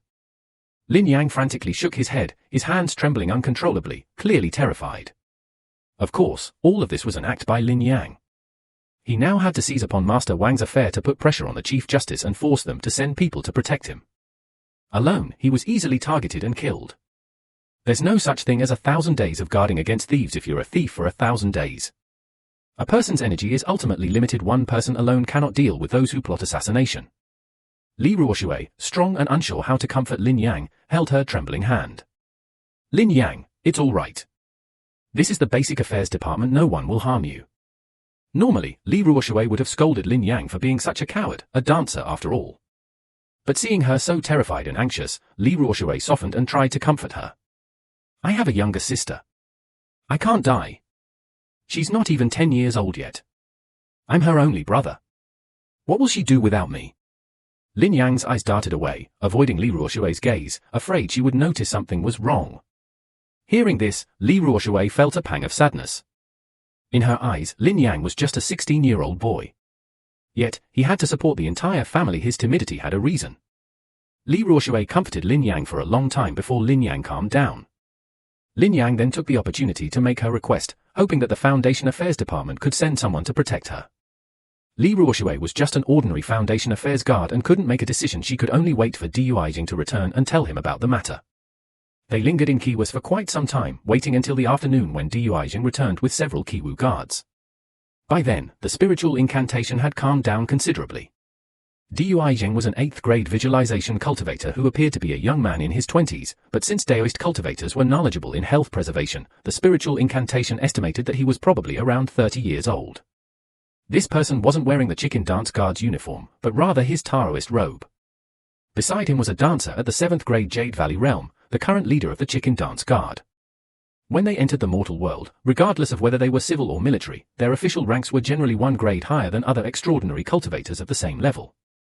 The local chicken dance guard consisted of only this one team, less than 20 people, yet they wielded immense political power. You mean the deceased from yesterday was following you? The young thief looked at Lin Yang. Lin Yang had a limp hand. Perhaps that's possible. The young thief led a group to visit the crime scene today and also had the county constables interview many people. Indeed, many people have seen him at the Ping and Tai family recently. Wu Bo's whereabouts also overlap with Lin Yang's. I think Wu Bo is related to Master Wang's death. Have you determined the cause of Master Wang's death? Lin Yang asked the young thief. It's my duty. I can't reveal details of the case to you. Please understand. The young thief didn't answer, offering only a casual remark. Actually, their investigation had made progress, but the suspected murderer's identity was somewhat special, so they had to transfer the case to a related department for their own discretion. What about my safety? I'm a registered dancer too. Don't you care whether I live or die? Are you just going to watch me die so you can solve the case? Lin Yang said discontentedly. Seeing Lin Yang's expression, someone behind her chuckled, but was scared away by the thief's gaze. Always standing behind you, your name is Lin Yang? The young thief didn't answer directly, but instead confirmed Lin Yang's identity. Yes. Lin Yang nodded. Since he is your fianc, from today onwards you will stay by his side and ensure his safety. That will be considered your marriage arrangement. The young cultivator said to Li Ruoshui, who was standing to the side. That's right. The Foundation Affairs Department has been so busy lately, so I've also. Who's handling the case? Wu Bo's case and Wang Danian's case are both related to him. Ensuring his safety is the greatest help you can give us. Li Ruoshui was interrupted by the thief before she could finish speaking. Now that you have someone protecting you, you can go home. After saying this to Lin Yang, she turned to Shang and left with her group. Little Li, you must protect your little fiancé well. Someone in the crowd quipped, only to be stopped by someone else. Sister Ruoshui, it's my fault for making you lose face in front of your colleagues. After leaving Jiwusi, Lin Yang said to Li Ruoshui behind her, although I say this, I'm actually quite disappointed. What's the use of only sending a 9th-rank dancer? At most, she can shout for help when attacked. The 9th-rank dancer is of no use in the danger I'm facing now. However, Li Ruoshui at least had the skin of Kiwus, which could slightly intimidate the scheming Xiao Xiao, and thus have some effect. It's none of your business, Li Ruoshui said coldly. Things had come to this point, and no one had room for regret. If anyone wants to back out, let's cancel the engagement, Lin Yang said. She was currently being hunted down and had no mind to prepare for the wedding. It's less than a month until the 7th day of the 7th lunar month. There's not much time left. Is marriage such a trivial matter, or are you trying to embarrass my father and grandfather in your anger? Li Ruoshui's voice involuntarily rose. I was so useless today, making Sister Ruoshui lose face like this, Ling Yan said with some self-reproach. It seems that cancelling the engagement is impossible. Enough with the nonsense. Let's stick to what we agreed on. From now on, you live your life and I'll live mine. I'll just protect you for now. You go about your business as usual and pretend I don't exist. Seeing this, Ling Yang could only walk forward, but his direction wasn't towards his home, it was towards Ping and Tiejia. Did you spend the whole day outside and have to come back to work overtime? Li Ruoshui asked. Something was on the horizon. Lin Yang shook his head. Lin Yang walked quickly and arrived at the Tai family's house before everyone had finished work. The two walked in together. Lin Yang didn't go to his assigned area, instead, he went to Master Sun's place. Before looking for Master Sun, Lin Yang told Li Ruoshui to wait for him in the courtyard. Master, I have something to discuss with you, Lin Yang said to Master Sun. Sun Yang glanced at Lin Yang, seemingly understanding what she wanted to say, and led her to a room. Master, I think Master Wang's death is suspicious, Lin Yang said, taking out the jade pendant as she spoke to Sun Yang. I'm afraid it's related to the secret chamber. Someone is after the things inside. Are you afraid the person who killed Master Wang will target you? Sun Yang glanced at Lin Yang, understanding his concerns. Master, it's safer for you to have my strength and status. Lin Yang handed the jade disc to Sun Yang. Only the master of the Tai family knows about the secret room. Even the apprentices of the Tai family only know that there is a secret forging room, but they don't know the value of the items inside. Moreover, even if they know the value of the items inside, they may not know the checkpoint to enter the secret room. Sun Yang didn't accept it, knowing that Lin Yang would definitely need to use the secret room soon. Do you need the secret chamber now? Sun Yang asked. I want to forge a dragon tooth for self-defense, but I've been incredibly busy this past month, and I've neglected my duties for several days. Neglecting his duties naturally refers to reviewing the blueprints, which took up a lot of his time. What are your chances of success? Sun Yang looked at Lin Yang. 20 or 30%, Lin Yang roughly estimated. Since that's the case, you should try your best for the next 2 weeks. I'll talk to the supervisor and ask him to reduce your workload in your area. As for other matters, I'll have the Fire King help you. He's quite experienced and can ensure safety inside the secret chamber. The ingredients inside are all of excellent quality. Low-grade martial artists can't force their way in. Sun Yang said that low-ranking dancers naturally referred to rank 7, 8, and 9. She was extremely grateful to Master. Since that was the case, she thought she would stay in the secret room that night. After all, the furnace inside didn't need rest. Lin Yang readily suggested that staying in the secret room at night was much safer than staying in the suburbs. He could do it the same way as before, just remembering to come out for lunch. Sun Yang nodded. She too had once devoted herself to forging precious artifacts, neglecting sleep and meals. By the way, Master, Lin Yang reminded her before leaving, I think since that person could attack Master Wang, you might also be in danger. She added, your future father-in-law and I aren't afraid, but Master Zhao might be in some danger. I'll remind her. Hearing this, Lin Yang nodded. Sun Yang, an 8th-rank dancer, was from a large and powerful family, so there was no need to worry about safety. After leaving, Lin Yang found Li Luoshui diligently forging swords in the courtyard and told her that she could go back with Master Li later.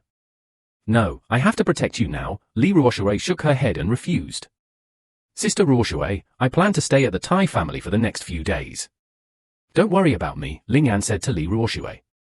Ling Yan vaguely knew Ling Yan's destination. Li Ruoshui finally nodded, agreeing. Of course, Master Li didn't tell Li Ruoshui about the secret chamber. It's just that the Tai family's masters walk that path every day. The existence of a secret chamber can't be hidden. The most crucial thing is not to let others know the value of the secret chamber, and the 10 days after the case is solved through the secret chamber. Ling Yan focused on forging the deaf-mute. Aside from lunch, he spent all his time in the secret room, working tirelessly day and night, completely forgetting about time. He only seldom ate when he was sleepy, and was in a state of complete absorption. Unfortunately, he was still a little short. Looking at the tiny flaw on the Dragon Fang's short shoulder, Ling Yang felt extremely regretful. Then he tested the power of the flawed Dragon Fang. Although the short knife in his hand could not connect with the dancer's blood and chi, its own hardness and the sharpness of the wind made the skin of the 9th-rank dancer, which had been strengthened by the power of blood and chi, somewhat unable to withstand it. Wearing it at the waist is quite good. The dragon tooth is only arm length, so it doesn't look bulky when worn at the waist. Looking at the rapid progress of the golden segment technique, Ling Yan walked out of the secret chamber. Besides the dragon tooth at his waist, Ling Yan also carried many hidden weapons, such as a small crossbow strapped to his hand and knife tips in his shoes. With these, Ling Yan was confident he could escape unscathed from an 8th-rank dancer. In truth, Lin Yang was already somewhat regretful. If she had known she could hide in the secret room, she wouldn't have gone to the Bureau of Military Affairs for help, and she had needlessly embarrassed herself and Li Ruoshui. However, living in the secret room wasn't a long-term solution, and Lin Yang wasn't afraid of losing face. Compared to her own life, nothing about saving face mattered. Only by surviving could she possibly turn things around. After returning the jade disc to Master Sun, Ling Yan went back to work in Bing District. Master Sun was very disappointed that Ling Yan had failed to forge the precious energy. However, upon seeing the short sword at Ling Yan's waist, he couldn't help but praise her. Ling Yan also planned to try forging the sword again after accumulating some silver. While working, Ju Ying, who assisted Ling Yan, tried to chat with her to build a relationship, but couldn't think of any good topics.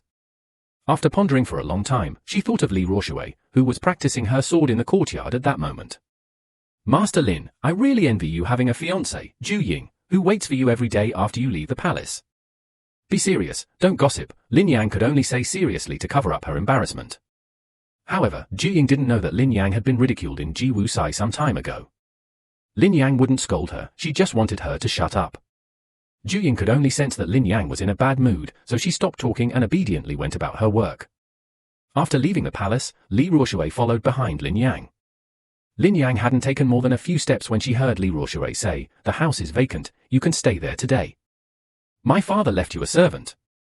The mastermind behind Wu Bo has been roughly identified and is indeed related to Wang Danian's case. Seeing Lin Yang hesitate, Li Ruoshui continued, "The suburbs are indeed not as safe as the inner city. As for Wu Bo, I don't know much either." "Sister Ruoshui, I understand."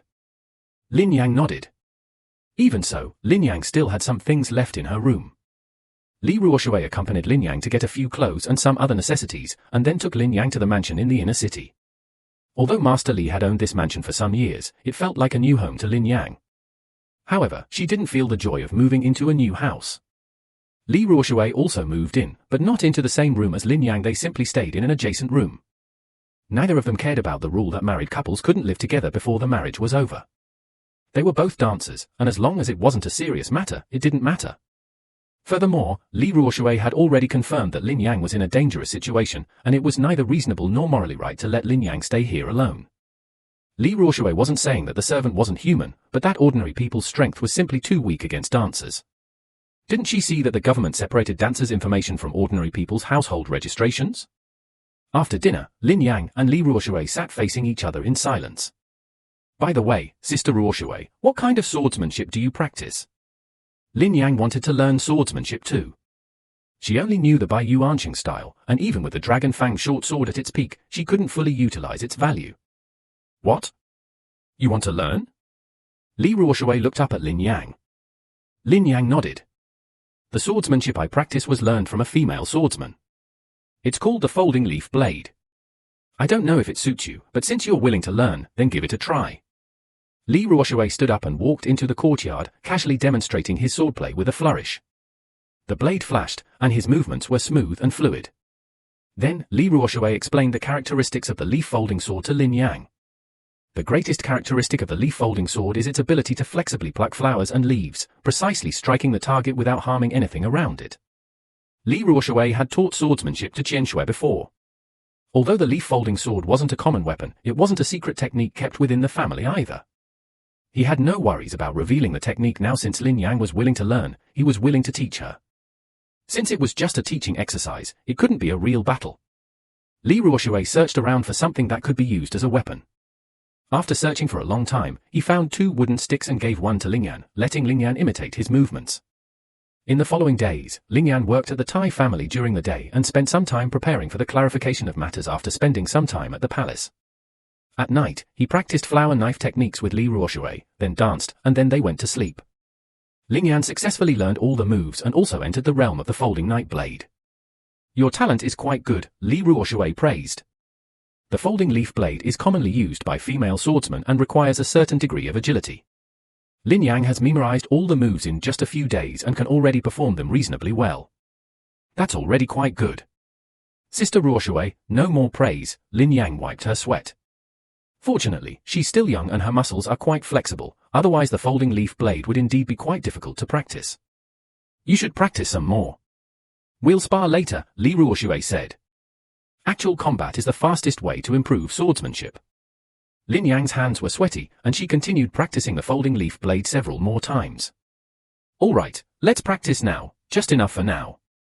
Seeing Lin Yan's movements becoming increasingly skillful, Li Ruoshui said. Then, after a few moves, Ling Yan was struck in the wrist, knocking the wooden stick from his hand. No matter what, never easily drop your sword. A swordsman without a sword can only wait to die, Li Ruoshui said seriously. Ling Yan picked up the fallen stick. When his hand was struck, he instinctively loosened his grip. It takes a long period of training to withstand attacks without letting go of the weapon and continue fighting until the spirit eye is covered in blood.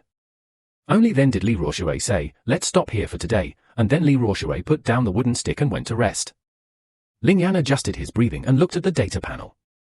His cultivation progress was almost at 30, about to enter the mid-stage of the 9th rank, but he was still far from breaking through. Several other important skills were also still a long way from breakthrough. There was no time to rush it. Ling Yan could only make progress slowly. He just didn't know if the person hiding in the shadows would give him the time and opportunity to develop. After quickly drying herself off, Lin Yang returned to her room. Her room was next to another room, which was also flooded by the rain. In case of trouble, they could help each other out. Lin Yang fell into a deep sleep, but soon woke up and looked out the window to find it was already dawn. She found it strange, because it had only been a blink of an eye, and it was already daylight. Time seemed to have passed too quickly. However, she didn't dream often, so she didn't sense anything unusual. As with the previous days, she practiced archery, swordsmanship, and martial arts. The days passed uneventfully, and before she knew it, it was the 7th day of the 7th lunar month. This was the day Lin Yang and Li Ruoshui were to get married. Li Ruoshui didn't accompany Lin Yang but returned to the Li family home to dress and prepare herself, waiting for Lin Yang to pick her up on a bright red horse. Lin Yang, naturally, also dressed up, then rode in a red wedding gown to fetch Li Ruoshui back to their new home. From then on, they would build their own new home, although it would only be a formality, and the two of them would not disturb each other even after marriage. But Lin Yang felt a strange, indescribable feeling, as if her restless heart was finally settling down. She invited many people she knew. An old family in the countryside, the Sun family, Mr. Chen, whom Lin Lang had met through Lin Chuan, her former work-study brothers, her former apprentices, and even her apprentices. Actually, there weren't many, but this was everyone Lin Yang had met since coming down from the mountain. Lin Yang drank with each of them, eventually getting herself drunk. After seeing all the guests off, she entered the bridal chamber that had been prepared beforehand. Li Ruoshui was sitting gracefully behind her red veil. "Wolf Sniper, you've arrived?"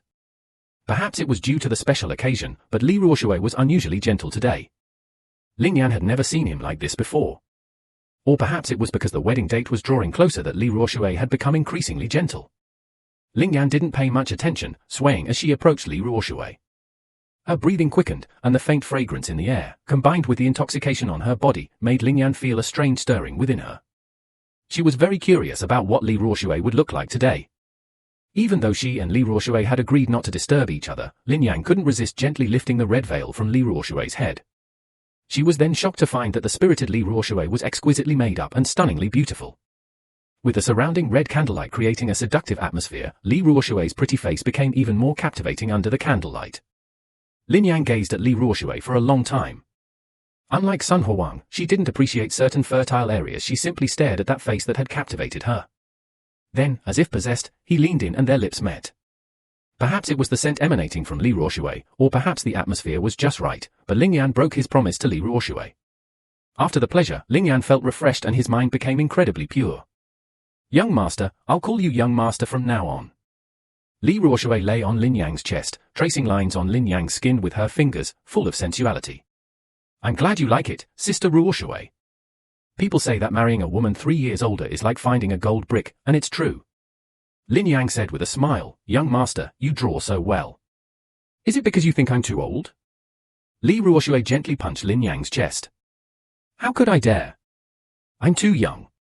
I can't understand." After telling a bunch of jokes, the two of them got excited, and the bed suffered again. After the battle ended, the two of them finally calmed down. After a long while, Li Ruoshui whispered in Lin Yang's ear, "Little Wolf Lord, do you love me?"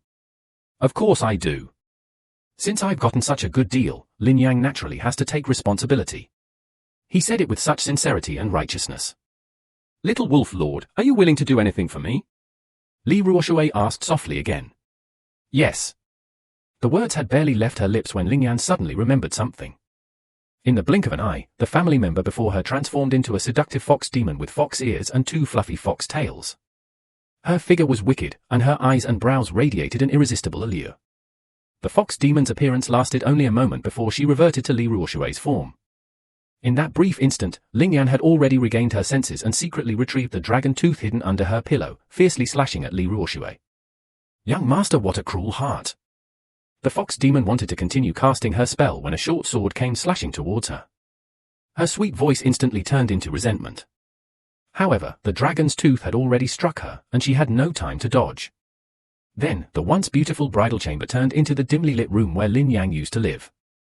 All the red candles and lamplight that had stirred her heart disappeared, and a red fox with a broken tail fled out the window. Lin Yang gasped for breath, and it took her a long time to catch her breath. After calming down, he realized how foolish he had been to be seduced by beauty. He checked his body and found that apart from a slight loss of vital energy, he wasn't seriously injured. However, he was covered in the blood of the fox with the severed tail, and some of it had also stained the blanket. Strangely enough, Lin Yang remembered that she had clearly cut off the fox demon's head, so how did the red fox manage to escape with its tail severed? Using the tiger's tail to wipe the blood off her body, Lin Yang initially intended to throw the large tail away, but considering it was part of a powerful demon's body and therefore quite valuable, she placed it on the table. The tiger tail was a clue, and perhaps it could help solve the case. Putting on her clothes, she noticed something unusual about the amulet hanging around her neck. It had a small burn hole in it. Opening the amulet, Lin Yang found that the piece of paper containing righteous energy, given to her by Mr. Chen, had turned to ashes. She remembered that the character, Saddle, was written on it. Mr. Chen saved my life, Lin Yang sighed. However, the note didn't have as much effect as Lin Yang had imagined. It only allowed her to see the fox demon's true identity for a fleeting moment.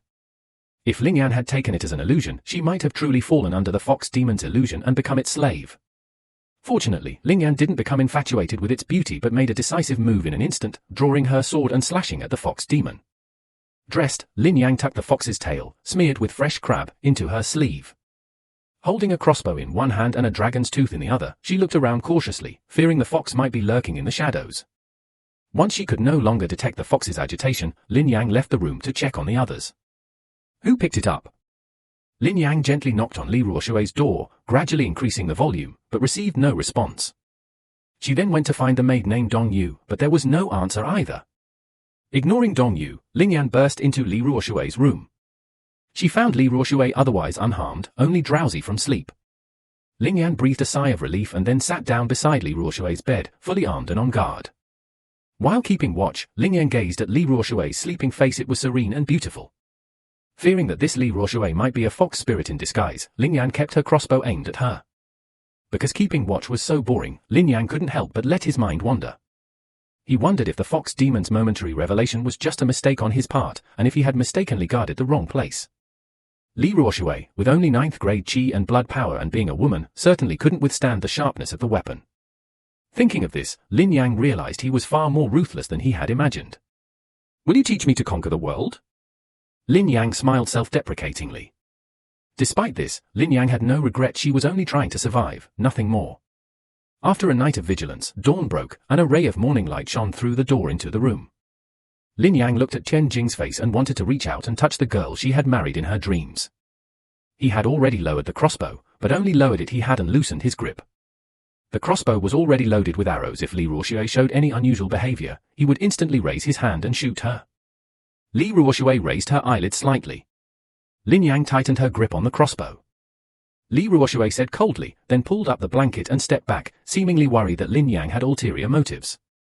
Hearing Li Ruoshui's normal tone, Lin Yang breathed a sigh of relief, raised the crossbow in her hand, and said to Li Ruoshui, "Sister Ruoshui, yesterday a fox demon broke into our house, disguised as you, and tried to seduce me. But I remembered my promise to Sister Ruoshui, and I wasn't deceived by the fox demon's beauty and seriously injured her." Of course, Lin Yang embellished what happened in the dream. Telling the truth would probably be disrespectful to the pure friendship between the two of them and might make Li Ruoshui overthink things. After speaking, Lin Yang used her fingers to pull out a large fox tail from her sleeve and showed it to Li Ruoshui. Seeing the blood-stained fox tail, even the strong-willed Li Ruoshui was startled. "Are you injured?" she asked after calming down. "No, this is the fox demon's blood," Lin Yan replied. He hadn't expected Li Ruoshui to care about him, and his heart was filled with joy. "That's good. You've kept watch over me all night." Li Ruoshui glanced at Lin Yan evasively. "In the middle of the night, I was afraid that the fox demon would harm Sister Ruoshui, so I broke in without permission." Please don't mind, Sister Ruoshui. Lin Yang corrected and apologized. Okay, you go out first, I'll change my clothes. Li Ruoshui understood the situation and said. Lin Yang obediently left the room and waited outside. Lin Yang calculated whether she had been affected by the fox demon's transformation spell. It seemed to have started the night she learned the folding leaf blade technique. The data on her panel also confirmed this. His subsequent hazy memories were all from Lin Yan's dreams, though he couldn't discern this in the dream itself. In the dream before the fox demon tried to hypnotize Lin Yan, the fox demon didn't intend to harm him, so the calligraphy missed her. Qian gave Lin Yan had no effect. It wasn't until the fox demon prepared to use its magic to enslave Lin Yan that the righteous energy contained within the calligraphy revealed the fox demon's true form. Righteous energy truly is the nemesis of all evil. It seems he'll need to seek evil again in the future. While Lin Yang was lost in thought, Li Ruoshui walked out of the room, still with her usual capable demeanor, her whole being cold and aloof, giving off an air of indifference. Looking at Li Ruoshui's current state, Lin Yang felt she should have seen through the fox demon's true form long ago. It should have been me protecting you, she said, but I never expected you to have to guard me all night. Li Ruoshui said somewhat ashamedly.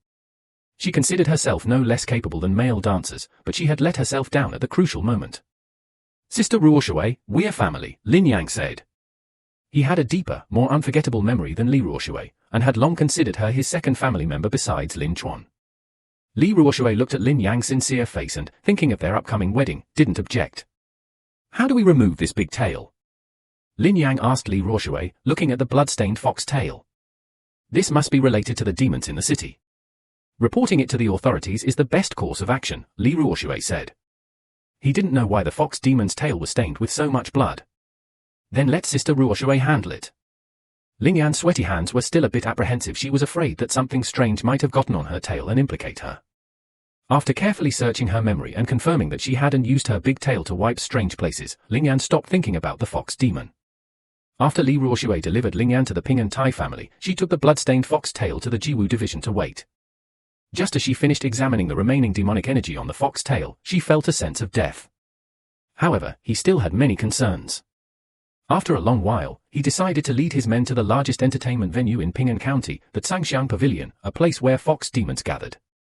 The Jiwu department and the county government had investigated for so many days, so it was impossible that they hadn't made any progress. However, both the Wu Bo case and the Wang Danian case involved someone related to the Zhangxiang Pavilion.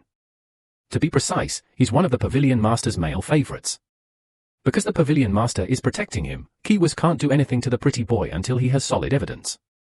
He's currently just being monitored by Kiwis, but as soon as he slips up, he can be arrested.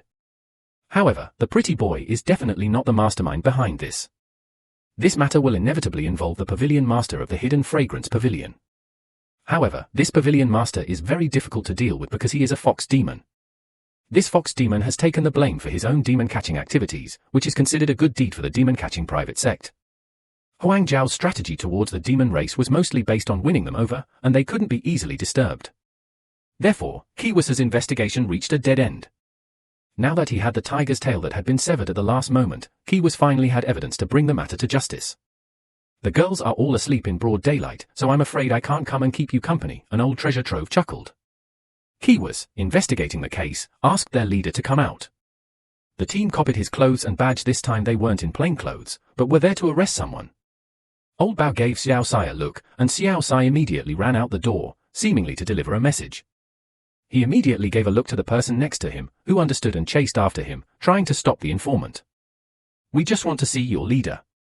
Please, Zhangxiang Pavilion, give us some face. The old guard, unusually humble towards the magistrate, tried to stop a little girl with a flower in her hair upstairs, saying, Sir, if you wish to see our Pavilion Master, please come up. However, the Pavilion Master prefers quiet and doesn't want to see too many people. Hearing this, the old guard stopped stopping him. The Pavilion Master of Zhangxiang Pavilion gave the magistrate face, and the magistrate naturally wouldn't push his luck, accepting the offer to wait below. Upon reaching the highest floor besides the pavilion, Team 754, separated by carrying poles, saw a woman with a captivating figure. Lord Luo, have you found any dirt on the cockroaches? They actually came to my place to question me. If Lord Luo wants to catch the cockroach, he doesn't need to ask my opinion, just catch it. The woman sat cross-legged on the large bed behind the curtain, stroking something in her hand. It wasn't Zhong Siyuan's business. He was in a hurry lately. Q's really couldn't find any fault with him. Q smiled and said to Luo Qianwen, holding a tiger tail, "It's just that my men found something. I don't know if the pavilion master recognizes it." The pavilion master stood up. Luo's figure was faintly visible under the curtain, full of allure.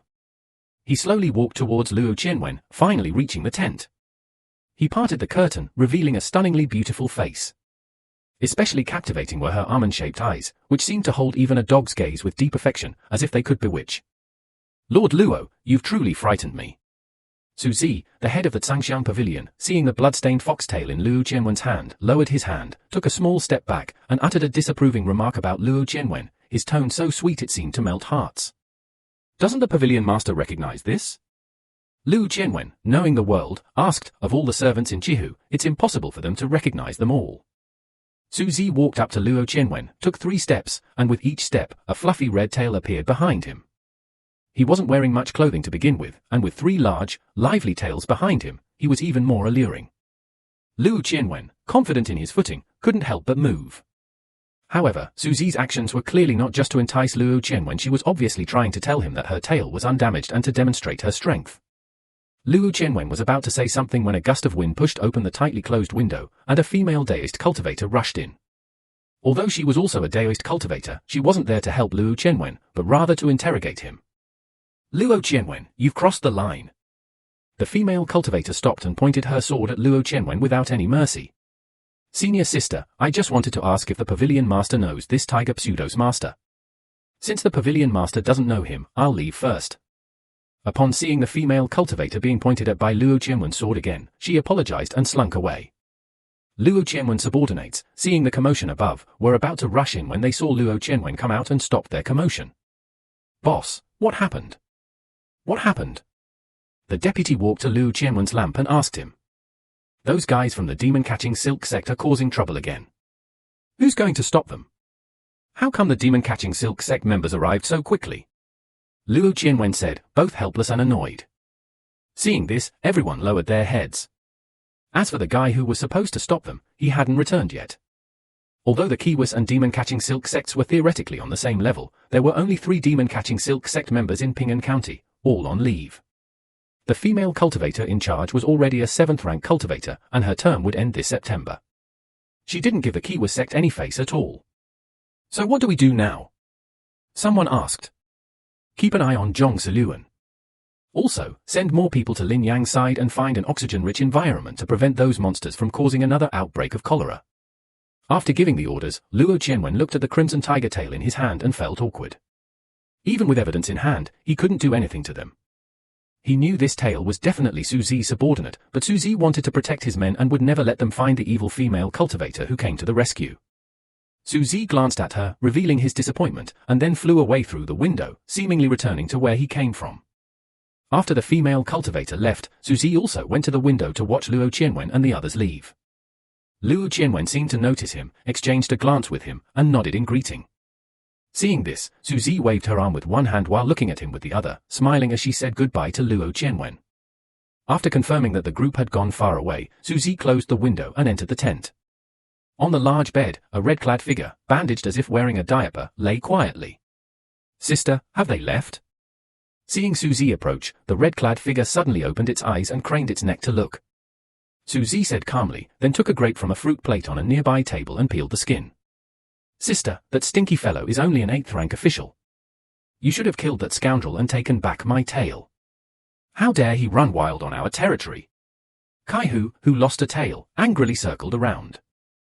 "Zya, it's not that simple. He has an official position.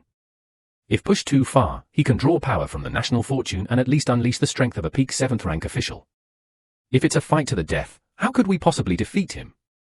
Moreover, that scholar in the county government office wasn't someone you could easily run into." Su Zi popped a translucent grape into his mouth, enjoying its sweetness. "What about the Tai family's matter?" Red Fox looked at Su Zi. So many people had already died. That lord knew we had done our best, so let's not concern ourselves with this matter anymore. "That won't blame us, Su Zi," said the Red Fox angrily. "I'm not reconciled." He roared, his hatred for Lin Yang reaching its peak. He had never seen such a heartless man before. One second he was showering her with sweet words, the next he resolutely drew his short sword. He hadn't even intended to harm Lin Yang, yet she wanted to kill him. Downstairs, the crowd heard the foxes cry and, knowing the pavilion master liked keeping foxes, were unsurprised. Ever since the talisman Mr. Chen gave her was used up, and the red fox hadn't been killed, Lin Yang had been feeling uneasy. Sun Huang said that all demons were cursed, and that the fox demon might come knocking again any day. Moreover, the Bureau of Military Affairs was useless. The cases still hadn't made any progress. Even after giving them the red fox tail, they still couldn't catch the fox. Lin Yang even considered seeking out the demon-catching silk, but Li Ruoshui told her that the demon-catching silk was only responsible to demons and completely ignored small dancers like them. After thinking for a long time, Lin Yang still felt it wasn't safe to be without some means to resist fox demons. However, asking Mr. Chen for a calligraphy was also not a good idea. They hadn't been in contact for a long time, and going there rashly would be too presumptuous. Mr. Chen's place should only be used as a last resort, and it wasn't advisable to disturb him unless absolutely necessary. After inquiring, Ling Yan learned from her apprentice Ju Yin that Ping'an Temple had highly respected monks with profound Buddhist knowledge, including masters capable of crafting exorcising talismans. However, these monks were very particular about fate. Without the right connection, one could not obtain the talismans. Ling Yan understood that this was another case of someone asking for money. But Ling Yan didn't have much silver left and could only discuss it with Li Ruoshui. Sister Ruoshui, she said, I'm worried that the fox demon might return. I want to go to Ping'an Temple to get some talismans. But I don't have much money left. Lin Yang said somewhat reservedly, you want to use it to defend against the great fox demon. Even if you offer incense, the monks at Ping'an Temple might not give it to you. I'll go ask around. He's a Taoist cultivator, he should have some prisoners for self-defense. Li Ruoshui said. Lin Yang nodded, letting Li Ruoshui try it on the group from Jiwu Temple first. Hearing Li Ruoshui's request, Luo Qianwen was momentarily at a loss. He is a decent Taoist cultivator, but he doesn't specialize in the art of capturing and accumulating. He mainly studies spells related to finding one's sect and concealing one's tracks. He doesn't have many captives, but remembering Lin Yang's encounter with the fox demon ritual, he reluctantly took out the 2 captives he had brought from the Dazed Academy. These 2 golden light talismans are of excellent quality, being 8th grade captives and capable of withstanding a single attack from a 7th grade Taoist cultivator. You can take them for self-defense, just tear them up when you need them. Luo Qianwen asked with some pain, Boss, how much silver are these golden robes worth? Li Ruoshui asked. He had been thinking of buying them, but they were worth several hundred taels of silver, and there was no market for them except within the next month. Luo Qianwen said, you can take them for now. If you don't need them, you can return them. I am him, so I can't expect Li Ruoshui to pay for them. Upon hearing the price, Li Ruoshui fell silent. He didn't have that much money either, and it hadn't been clarified yet that Master Li hadn't given him the betrothal gifts for the year 0. Even if Li Ruoshui got those few hundred taels, she probably wouldn't spend them on a consumable item. After receiving the fortune, Li Ruoshui immediately went to the Tai family in Ping'an to wait for Lin Yang to finish work. The Tai family's courtyard was large enough for him to practice his sword skills, so he wouldn't find it boring. Besides, he had often been there since childhood and wasn't unfamiliar with the place. Lin Yang finished his day's work and went home with Li Ruoshui. When they arrived home, Dong Yu had already cooked a meal for them. Dong Yu took good care of them. Lin Yang had unconsciously become accustomed to being cared for. After dinner, Dong Yu went to clear the dishes. Li Ruoshui took out the 2 talismans Luo Qianwen had given her and repeated what Luo Qianwen had told her to Lin Yang. Li Ruoshui didn't mention that the talismans were expensive, but told Lin Yang to use them carefully. She was afraid that Lin Yang wouldn't dare to use them at a crucial moment because she was reluctant to win money, which would be a loss. Although she also felt bad about losing money, she had only just joined Kiwas and her monthly salary was only 10 cans of copper coins.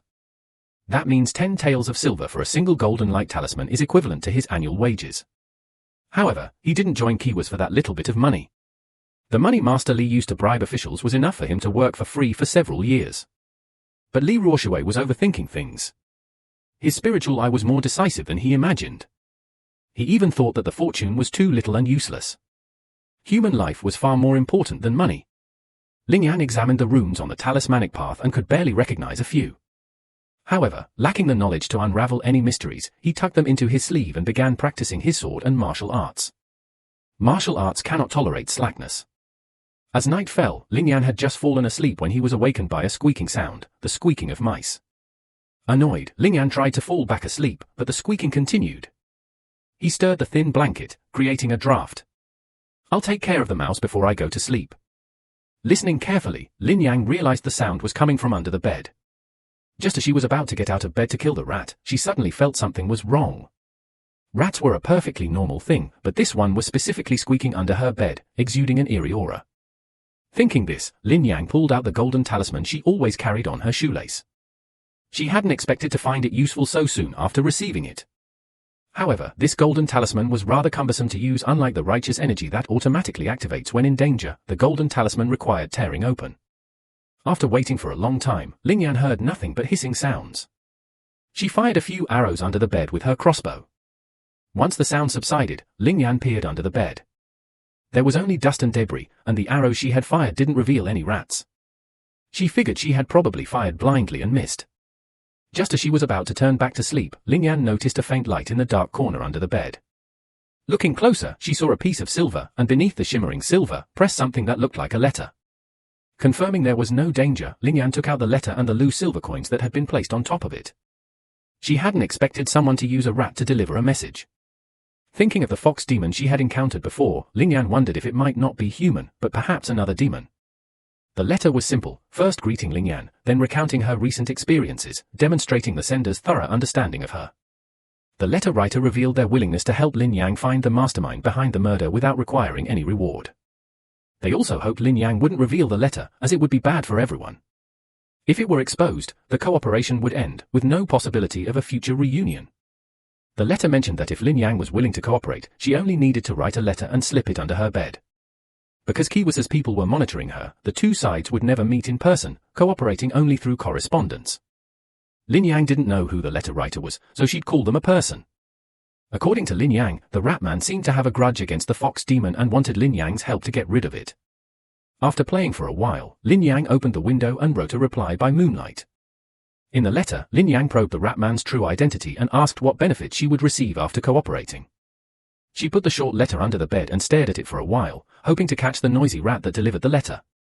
After squatting for a long time without seeing the rat, Lin Yang was so sleepy that she started yawning. Unable to wait any longer, she drifted off to sleep. The next morning, the first thing Lin Yang did upon waking was to look under the bed. The letter was indeed gone. Lin Yang hadn't been greedy for the money, she gave it back to him. After their morning exercise, the two ate meat porridge with eggs. While drinking the porridge, Lin Yang hesitated, wondering whether to tell Li Ruoshui about the rat people. Remembering the rat man's warning, she ultimately remained silent. The rat man was clearly someone who couldn't stand the light of day, and Li Ruoshui was an official. That evening, Lin Yang returned home to find a new letter under her bed. Lin Yang didn't rush to read it. She still needed to eat and practice martial arts. Despite her many duties, she didn't slack off on her martial arts. As usual, after sparring with Li Ruoshui, the two rested separately, closing the doors and windows. Lin Yang carefully read the reply. The rat man gave her reasons for wanting to cooperate with her. They all had a grudge against the fox demon. The enemy of my enemy is my natural ally. Furthermore, the rat man could provide him with information about the demon catching silk and the fox demon, but the rat man remained completely secretive, revealing nothing about himself.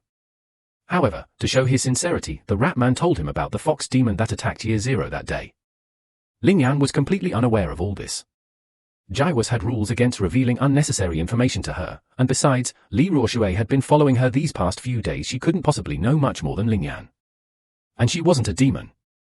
Aside from the day she was ambushed by the fox demon, when a member of the demon-catching clan came to routinely inquire about the situation, Lin Yang hadn't had any further contact with this mysterious organization. According to the Shu people, there weren't many demons in Ping'an County, only a few dozen in total, the strongest of whom was the fox demon Su Zi. The demon-catching clan's favorite tactic was to win over one faction while suppressing another. The fox demon Su Zi was the target of the local demon-catching bureau's efforts to win over other demon races. With Su Zi and the bureau's suppression, other demon races couldn't amount to much. The bureau's reason for wanting to win Su Zi over was simple: to maintain stability among the demons in the city. Su Zi's reason for cooperating with the bureau was also simple. Most extraordinary resources were controlled by humans. Secondly, compared to the conflict between humans and demons, the conflict between demons is far more intense. After all, demon is a general term. Any race other than humans can be called a demon. Both carnivorous and herbivorous demons are demons, but they are irreconcilable enemies. While demons and benevolent demons within human territory also look down on each other. Even their cultivation methods differ greatly. It's only because humans are now considered a powerful demon race that they're willing to call themselves demons for their own benefit, otherwise, they wouldn't call themselves demons. The fox race is the fox race, and the winged race is the winged race. We've only ever heard of other demon races transforming into humans. Have we ever heard of winged races transforming into foxes? Even red foxes and white foxes can discriminate against each other. Therefore, as long as the human race is willing to win over these so-called demon races, they will collapse on their own. This approach has both advantages and disadvantages. The advantage is that it makes it easier to deal with these demon races and weakens the overall power of the demon race. The downside is that some demon clans have grown too powerful to be controlled. To avoid this, it's necessary to win over another demon clan before one becomes too powerful. But this is never a simple matter. The art of checks and balances is an extremely complex game. Judging from the current situation, the power struggle between humans and demons in Ping'an County has been a complete failure.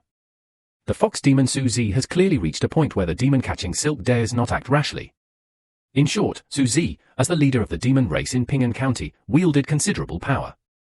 Even though Ji Wuxi suspected Suzy's subordinates of attacking Lin Yang and suspected that Suzy's accomplice Zhong Siluan had sent someone to kill Master Wang, there was nothing Ji Wuxi could do. The Rat Man explicitly told Lin Yang that the person who had cast the spell on her that day was Suzy's sister, Su Haitang. The Rat Man knew Lin Yang wasn't very strong right now, but hoped she could help if there were any plans to kill Suzy in the future. Lin Yang read the letter and understood the Rat Man meant he was treating her as a background character. They probably wouldn't contact each other often, only activating when necessary. But since Lin Yang already knew the Rat Man's intelligence network, she couldn't leave him idle. She immediately thought of Lin Yaoyang, a guy whose allegiance was unknown, and wanted the Rat Man to investigate Lin Yaoyang's current identity and background. So he wrote back, saying that the intelligence from the Shu people was of little use to him and meaningless. Compared to Suzy, he was more interested in learning about another person. Of course, to prevent the Shu people from not knowing who Lin Yaoyang was, Lin Yang described Lin Yaoyang's life in detail, from Lin family village to the mountain stronghold, to the prison, and even the beheading. Lin Yang even described Lin Yaoyang's appearance without uttering a word. In short, Lin Yang wrote down everything she knew about Lin Yaoyang. After finishing, Lin Yang looked at the several sheets of paper stacked into a large clump. She was a little worried about whether the little mice could deliver it. According to her tacit understanding with the rat men, Lin Yang carefully stacked the several sheets of paper and used the silver coin to weigh them down for the rat men. The next morning, the letter disappeared from under her bed. The little mice were still diligent. Lin Yang ate her meal with peace of mind. However, she waited for several days without receiving a reply from the rat men. For a moment, Lin Yang felt that she had been greedy. However, it was already July, and only a few days remained until Lin Yan's wedding.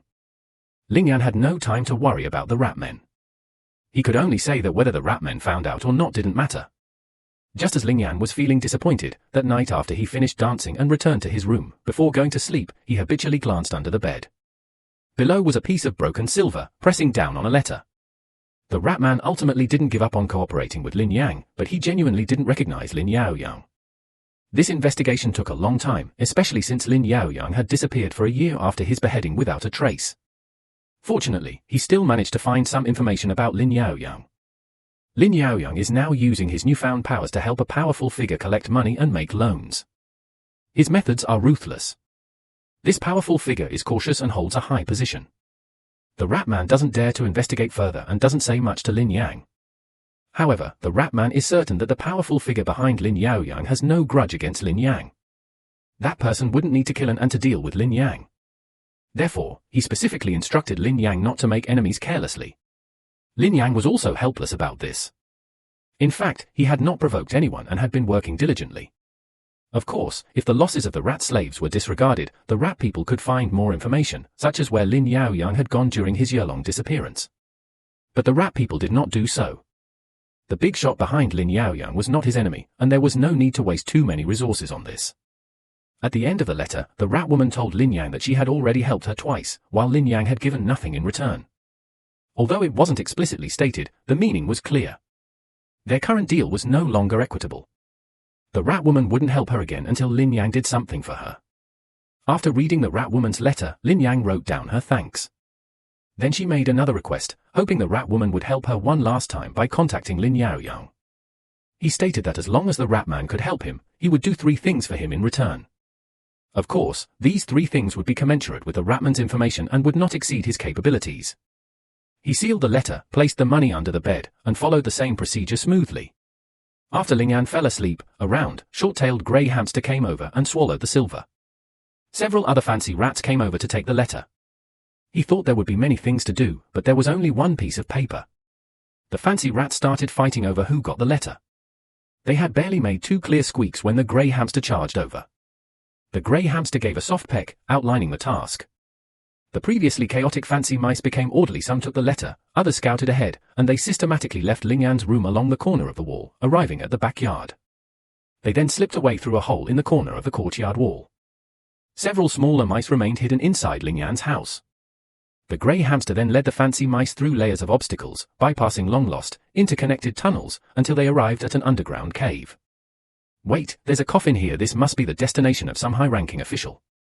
As we entered the underground cave, the closer we got to our destination, the more numerous the rats became. The entire passage was teeming with all sorts of rats. Countless rats were moving in and out of a half-open stone coffin. Outside the coffin lay a skeleton dressed in a tattered suit, clearly from a wealthy family. Despite this, his clothes were worn and tattered from the weathering and nibbling of insects and rats. Faced with the coming and going of small grey hamsters, the grey hamsters could only obediently lead their few fancy mice in line to wait inside.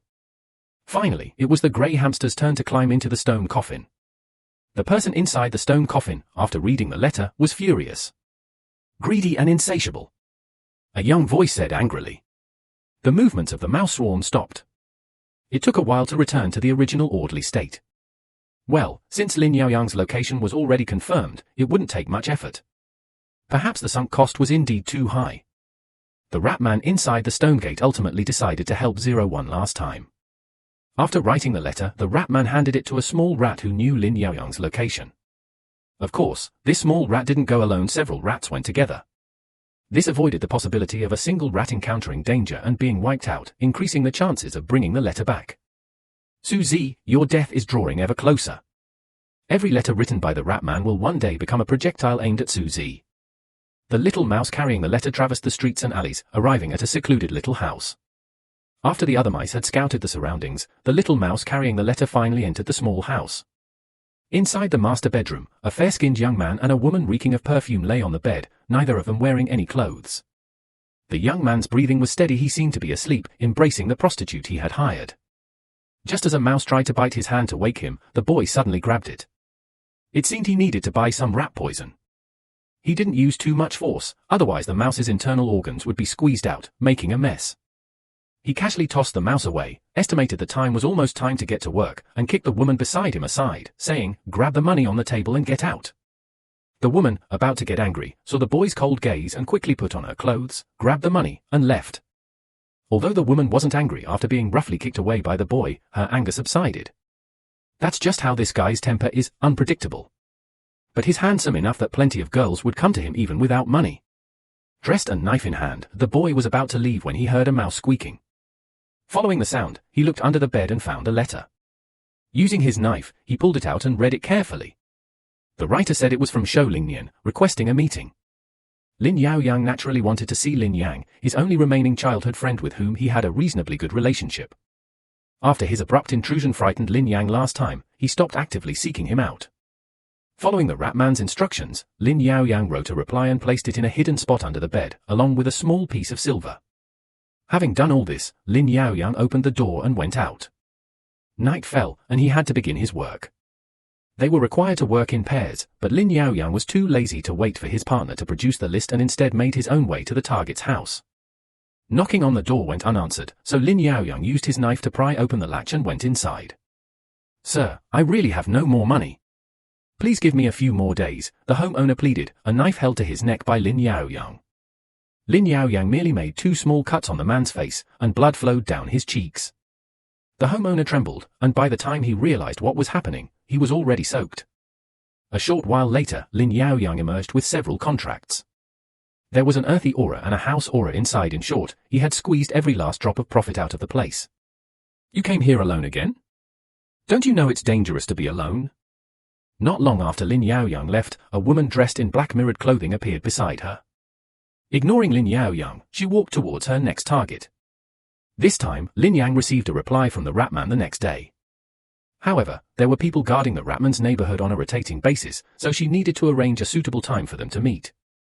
Lin Yang expressed her deep gratitude for this, and then she practiced martial arts to strengthen her body as usual. On the evening of the 6th day of the 7th lunar month, Lin Yang and Li Ruoshui were still sparring with wooden sticks.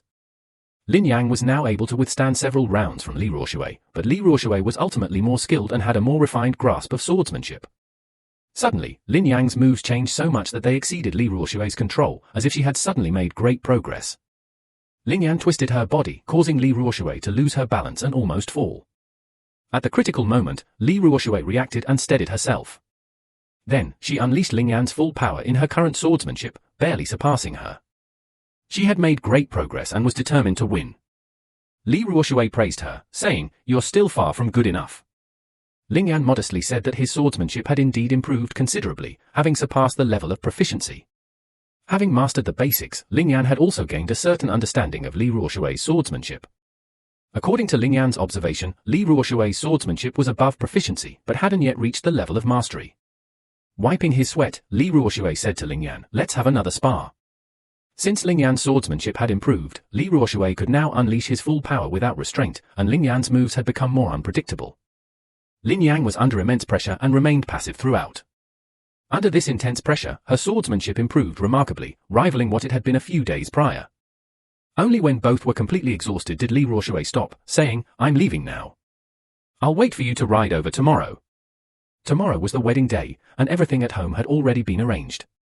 Li Ruoshui couldn't stay here any longer. She needed to return to her parents' home first to wait for Lin Yang to pick her up tomorrow. Dragging her weary body, she saw Li Ruoshui off for several blocks before Lin Yang also turned back. After a short rest, Lin Yang waited for news from the rat man. The rat man had already arranged a time to take Lin Yang to meet Lin Yaoyang. The reason for this trouble was due to extreme considerations. Lin Yaoyang's current identity had nothing to do with Lin Yang, and Lin Yaoyang's background was special. Lin Yang was from the Liang family and had a proper job. She didn't want to get involved with such evil forces. Lin Yang was currently being protected by Keith, and Lin Yaoyang didn't want to attract Keith's attention. So, through a rat man, they arranged a time to bring Lin Yang out when Keith's grip was loosened. Lin Yang sat on the bed, looking at the short sword in her hand. This was a ceremonial sword she had made for Lin Yaoyang. When Lin Yaoyang went to the Ping and Tai family, he specifically wanted Lin Yang to forge a short sword like this. Such short swords were generally used as ceremonial weapons and were worn at the waist for aesthetic purposes. Of course, it could also be used for self-defense if necessary. Lin Yang was maintaining her short sword with copper oil while pondering what to say when she saw Lin Yaoyang later. Just then, a small mouse squeaked twice in front of her, reminding her it was time to leave. Lin Yang immediately put down the cotton cloth, tucked the short sword into her waistband, and followed the mouse. In the house opposite hers, several chicken dancing guards were chatting idly. They'd been guarding this kid's house for a month without any success. One of the guards, who had been on duty for half a day, complained to the one who came to relieve him. "Don't worry, it won't be long. The boss's patience is wearing thin." The person who came to take over said, "Wait, there's movement." Suddenly, a chicken dancing guard said. He heard a faint sound coming from the alley. The group immediately fell silent, placing their hands on their sword hilts and looking warily in the direction. They breathed a sigh of relief upon seeing it was just a rat. Having successfully slipped out of their house, Lin Yang followed the rat to a very secluded grove. This place had been scouted by the rat men. Usually, no one came here. The rat led Lin Yang there and immediately ran off without lingering. Lin Yang waited listlessly, occasionally twirling her short sword, recalling her sparring session with Li Ruoshui earlier that day. She practiced a few strokes with the short sword, and then became serious. It wouldn't be good if Lin Yaoyang saw this. Leaning against a big tree, Lin Yaoyang waited for a while before finally arriving. "Brother Yang, I'm sorry, something came up and I was delayed." Lin Yaoyang took a breath and then adjusted his breathing, saying, "It's all right, I just arrived too." Lin Yang glanced at Lin Yaoyang, then drew a short sword from his waist, pointed the blade at himself, and handed it to Lin Yaoyang as a sign of respect. "Here's a gift for you." "Thank you, Brother Yang." Lin Yaoyang hesitated for a moment, then smiled and accepted the money. "Yaoyang, I really didn't have the money to get you out back then. I've been following your situation, but in the end, I still didn't save enough money." Lin Yang first brought up the biggest conflict. He wanted to continue, but Lin Yaoyang interrupted him. "Brother Yang, I know I don't hold a grudge against you, and I'm doing quite well now. I only went to the Tai family in Ping'an to see you. You know I have no family now." Lin Yaoyang's words left Lin Yang silent for a long time. Looking at Lin Yaoyang now, he had indeed changed a lot from his crazy appearance before. He had become calm and composed. You've grown a lot taller in the past year, Lin Yang said with concern. Let's get rid of this heavy topic. Yang Jing, you're the one who's really great. Not only have you grown taller, but you've also established yourself in the Ping and Tai family.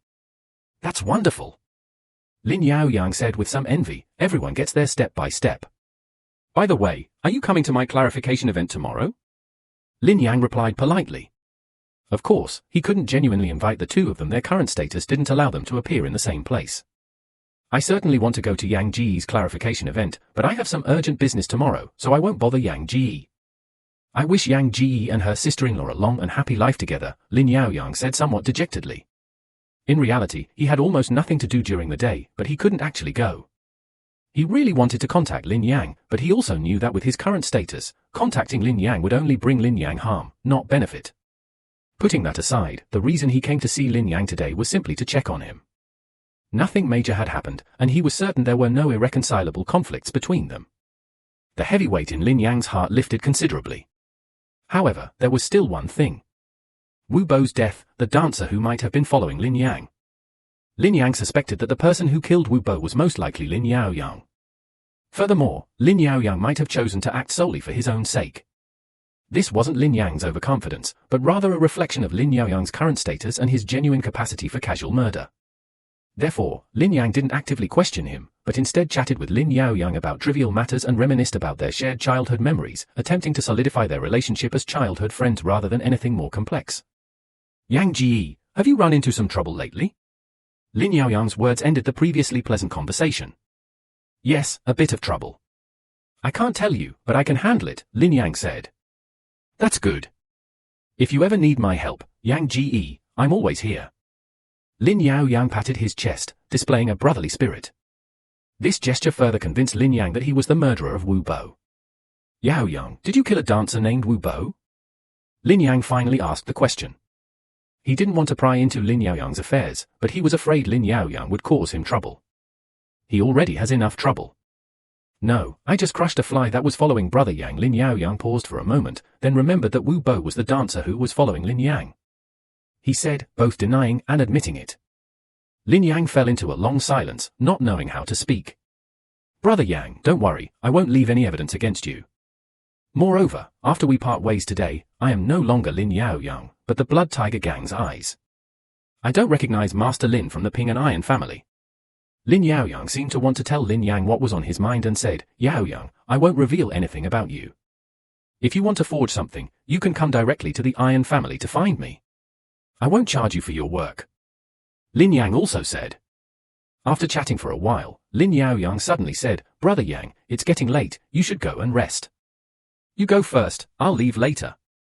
Seeing this, Lin didn't say anything more and left the forest. But since the rat man hadn't notified him, he couldn't rush home. There were also people from the Bureau of Military Affairs watching over the area. He could only wander around the neighborhood waiting for that little rat. After Lin Yang left, Lin Yaoyang's face immediately turned cold, and he felt somewhat irritated.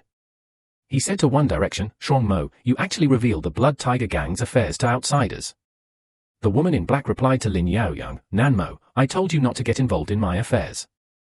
Besides, it's just a name, and Yang Ji is a smart person who wouldn't tell anyone. After saying this, Lin Yaoyang gave the woman in black a disgusted look. He found this woman extremely annoying. But suddenly, he felt that Nanmu smelled incredibly fragrant, an extremely alluring fleshy scent. This feeling made Lin Yaoyang unconsciously swallow his saliva. He wanted to devour Nanmu alive, to consume her flesh and blood, to crush her bones, and to suck out her marrow. But he knew he couldn't kill Nanmu, so he could only frantically endure it. His hands clenched into fists, his nails digging into his flesh. Shuangmu, calm down, quickly take out the medicine. You need to take your medicine. Nanmu wanted to accuse Lin Yaoyang, but seeing Lin Yaoyang's current state, she knew he was a hidden culprit. I've already finished eating, hurry up and give me some of yours. Lin Yaoyang stepped forward and searched Nanmu's body, trying to find something.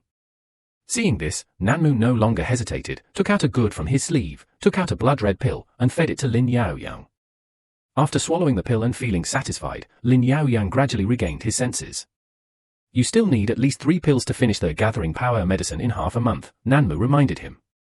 The pills the boss gave us are the same kind he sold to those guys. I'll go buy some. Lin Yaoyang casually replied, the medicine they're talking about is called the blood-stacking pill. The Blood Tiger gang controls their core subordinates through that blood-red blood-stacking pill. Meanwhile, the blood-stacking pills are also sold, capable of rapidly boosting a dancer's blood and chi, but they are extremely addictive. Once consumed for a certain period, the dancer will not only experience discomfort, but will transform into a monster that only knows how to devour flesh and blood. To avoid becoming such a monster, one must continuously consume these blood-stacking pills. Didn't you know that this pill cannot be taken in excess? The more butterfly blood pills you consume, the more addictive they become, and the shorter the time it takes to transform into a demon after taking them. In other words, the more of these pills you consume, the closer you are to death. So, if we don't take them, we won't die. I'll return yours tomorrow. From now on, mind your own business. And don't lay a hand on that person, or you'll know what happens. After Lin Yaoyang finished speaking, he walked past Nanmu with a cold, soldier-like expression. Lin Yang wandered around for half a day, during which he encountered a patrolling group of soldiers. Fortunately, these people did not recognize Lin Yang. They simply told him that things were not peaceful in the city these days and advised him to go home quickly and not wander around. After all, there was no curfew in Ping'an County, and these soldiers could not possibly arrest Lin Yang. Lin Yang pretended to be perfunctory and then waited for Xiaoshu to secretly take him back to his home. Lying in bed, Lin Yang was still somewhat apprehensive, but the defenses of Ping'an County had indeed been strengthened. Perhaps it's because Wu Bo's case is so shocking and scandalous. After all, he was murdered in broad daylight and the killer still hasn't been found, that people are understandably panicked. Thinking about it, Lin Yang understood why Wu Bo's case was so difficult to investigate. Wu Bo and Lin Yaoyang didn't know each other at all. Even a soul searching wouldn't be very effective. Plus, Lin Yaoyang acted extremely quickly, and there were no witnesses. The county government and the Chicken 5 guards could only investigate by checking Wu Bo's acquaintances, which basically wouldn't uncover Lin Yaoyang's activities. Crimes like this usually end up being swept under the rug and become minor cases. Lin Yan fell into a deep sleep after thinking for only a short while. A whole host of things awaited him tomorrow. The next day, Lin Yang was woken up by Dong Yu. She was exhausted from carrying heavy loads outside all night and didn't even have time for her morning exercise. Lin Yang was immediately ushered in by a large group of people, busily greeting and fussing over the arriving guests. At dusk, Lin Yang dressed in her wedding gown, tidied herself up slightly, and rode a white horse with a fairly impressive wedding procession to the Li family home to fetch Li Ruoshui. What happened next was almost exactly like Lin Yang's previous dream. Even the guests were similar, making Lin Yang feel like she was dreaming again. After getting drunk, Sun Huang jumped around in a hurry, saying he wanted to go and make a ruckus in the bridal chamber, but was eventually pulled away by his wife, Yang Qingqing. Lin Chuan naturally returned as well. Sun Lin brought her back. To prevent Lin Chuan from disturbing Lin Yang, Sun Lin specially took Lin Chuan to the Sun family home, and would bring her back to the courtyard the next day. Lin Yang could only slip Lin Chuan some money and tell her not to bother Sun Lin. To be honest, seeing how good their relationship was, Lin Yang felt that Lin Chuan and Sun Lin were sisters. After dealing with everything, Lin Yang, still smelling of alcohol, arrived at the door of the bridal chamber, hesitating whether to go in. "Sister Ruoshui, may I come in?" Before entering, Lin Yang politely knocked on the door. Although she and Li Ruoshui had a close relationship, after all, they had lived and worked together, practiced dance together, and were inseparable for nearly 2 months, Li Ruoshui still gave Lin Yang the feeling that she was unwilling to take the final step. Lin Yang didn't dare to act rashly. "Come in," Li Ruoshui said calmly. Seeing this, Lin Yang gently pushed open the door. To her disappointment, Li Ruoshui had already removed her red veil herself. Moreover, upon hearing Lin Yang knock on the door, he had no intention of putting his hat back on. He hated those tedious rituals. "You finally arrived. I've calculated that the monetary gifts I received today, plus the betrothal gifts you gave, total over 400 taels of silver. How about we split it equally, 200 taels each?" Li Ruoshui had already divided the items into 2 portions and placed them on the bed. "Sister Ruoshui, whatever you like," Lin Yang casually replied. "It doesn't matter how it is." "Okay, then you can choose one and pack it in the box," Li Ruoshui said. Lin Yang randomly picked one and looked at Li Ruoshui's outfit today, noticing that it was somewhat similar to the fox demon disguise in her dream. Perhaps it was the makeup, but Lin Yang felt that Li Ruoshui seemed to have become more human. Usually, she's so cold and aloof. "Are you hungry? There's still food on the table, you can have some," Li Ruoshui pointed to the table in the room. Lin Yang has been entertaining the guests and hasn't eaten much. "Sister Ruoshui, let's eat together," Lin Yang invited, seeing that the food on the table hadn't been touched. Li Ruoshui originally wanted to tidy up the food before eating, but seeing Lin Yang sitting at the table waiting expectantly, she came over. Sister Ruoshui, would you like some wine? Seeing Li Ruoshui nod, Lin Yang poured her some drinks and food. Since they were already quite familiar, they started chatting. At first, Li Ruoshui only talked about Sun Huang, since he was a mutual acquaintance of both her and Lin Yang. Later, Li Ruoshui unconsciously began to talk about her own experiences, allowing Lin Yang to gain a deeper understanding of her. When Li Ruoshui was young, because she only had older brothers and had no experience raising girls, she was always raised as a boy. It wasn't until he was 6 or 7 that his father realized Li Ruoshui was a girl and wouldn't allow him to continue being so carefree. He even didn't want him to learn martial arts. It was Li Ruoshui's grandfather who sent him to a martial arts school, where he was constantly bullied. His peers all thought he wouldn't go far on his martial arts path, but he refused to accept it and trained diligently.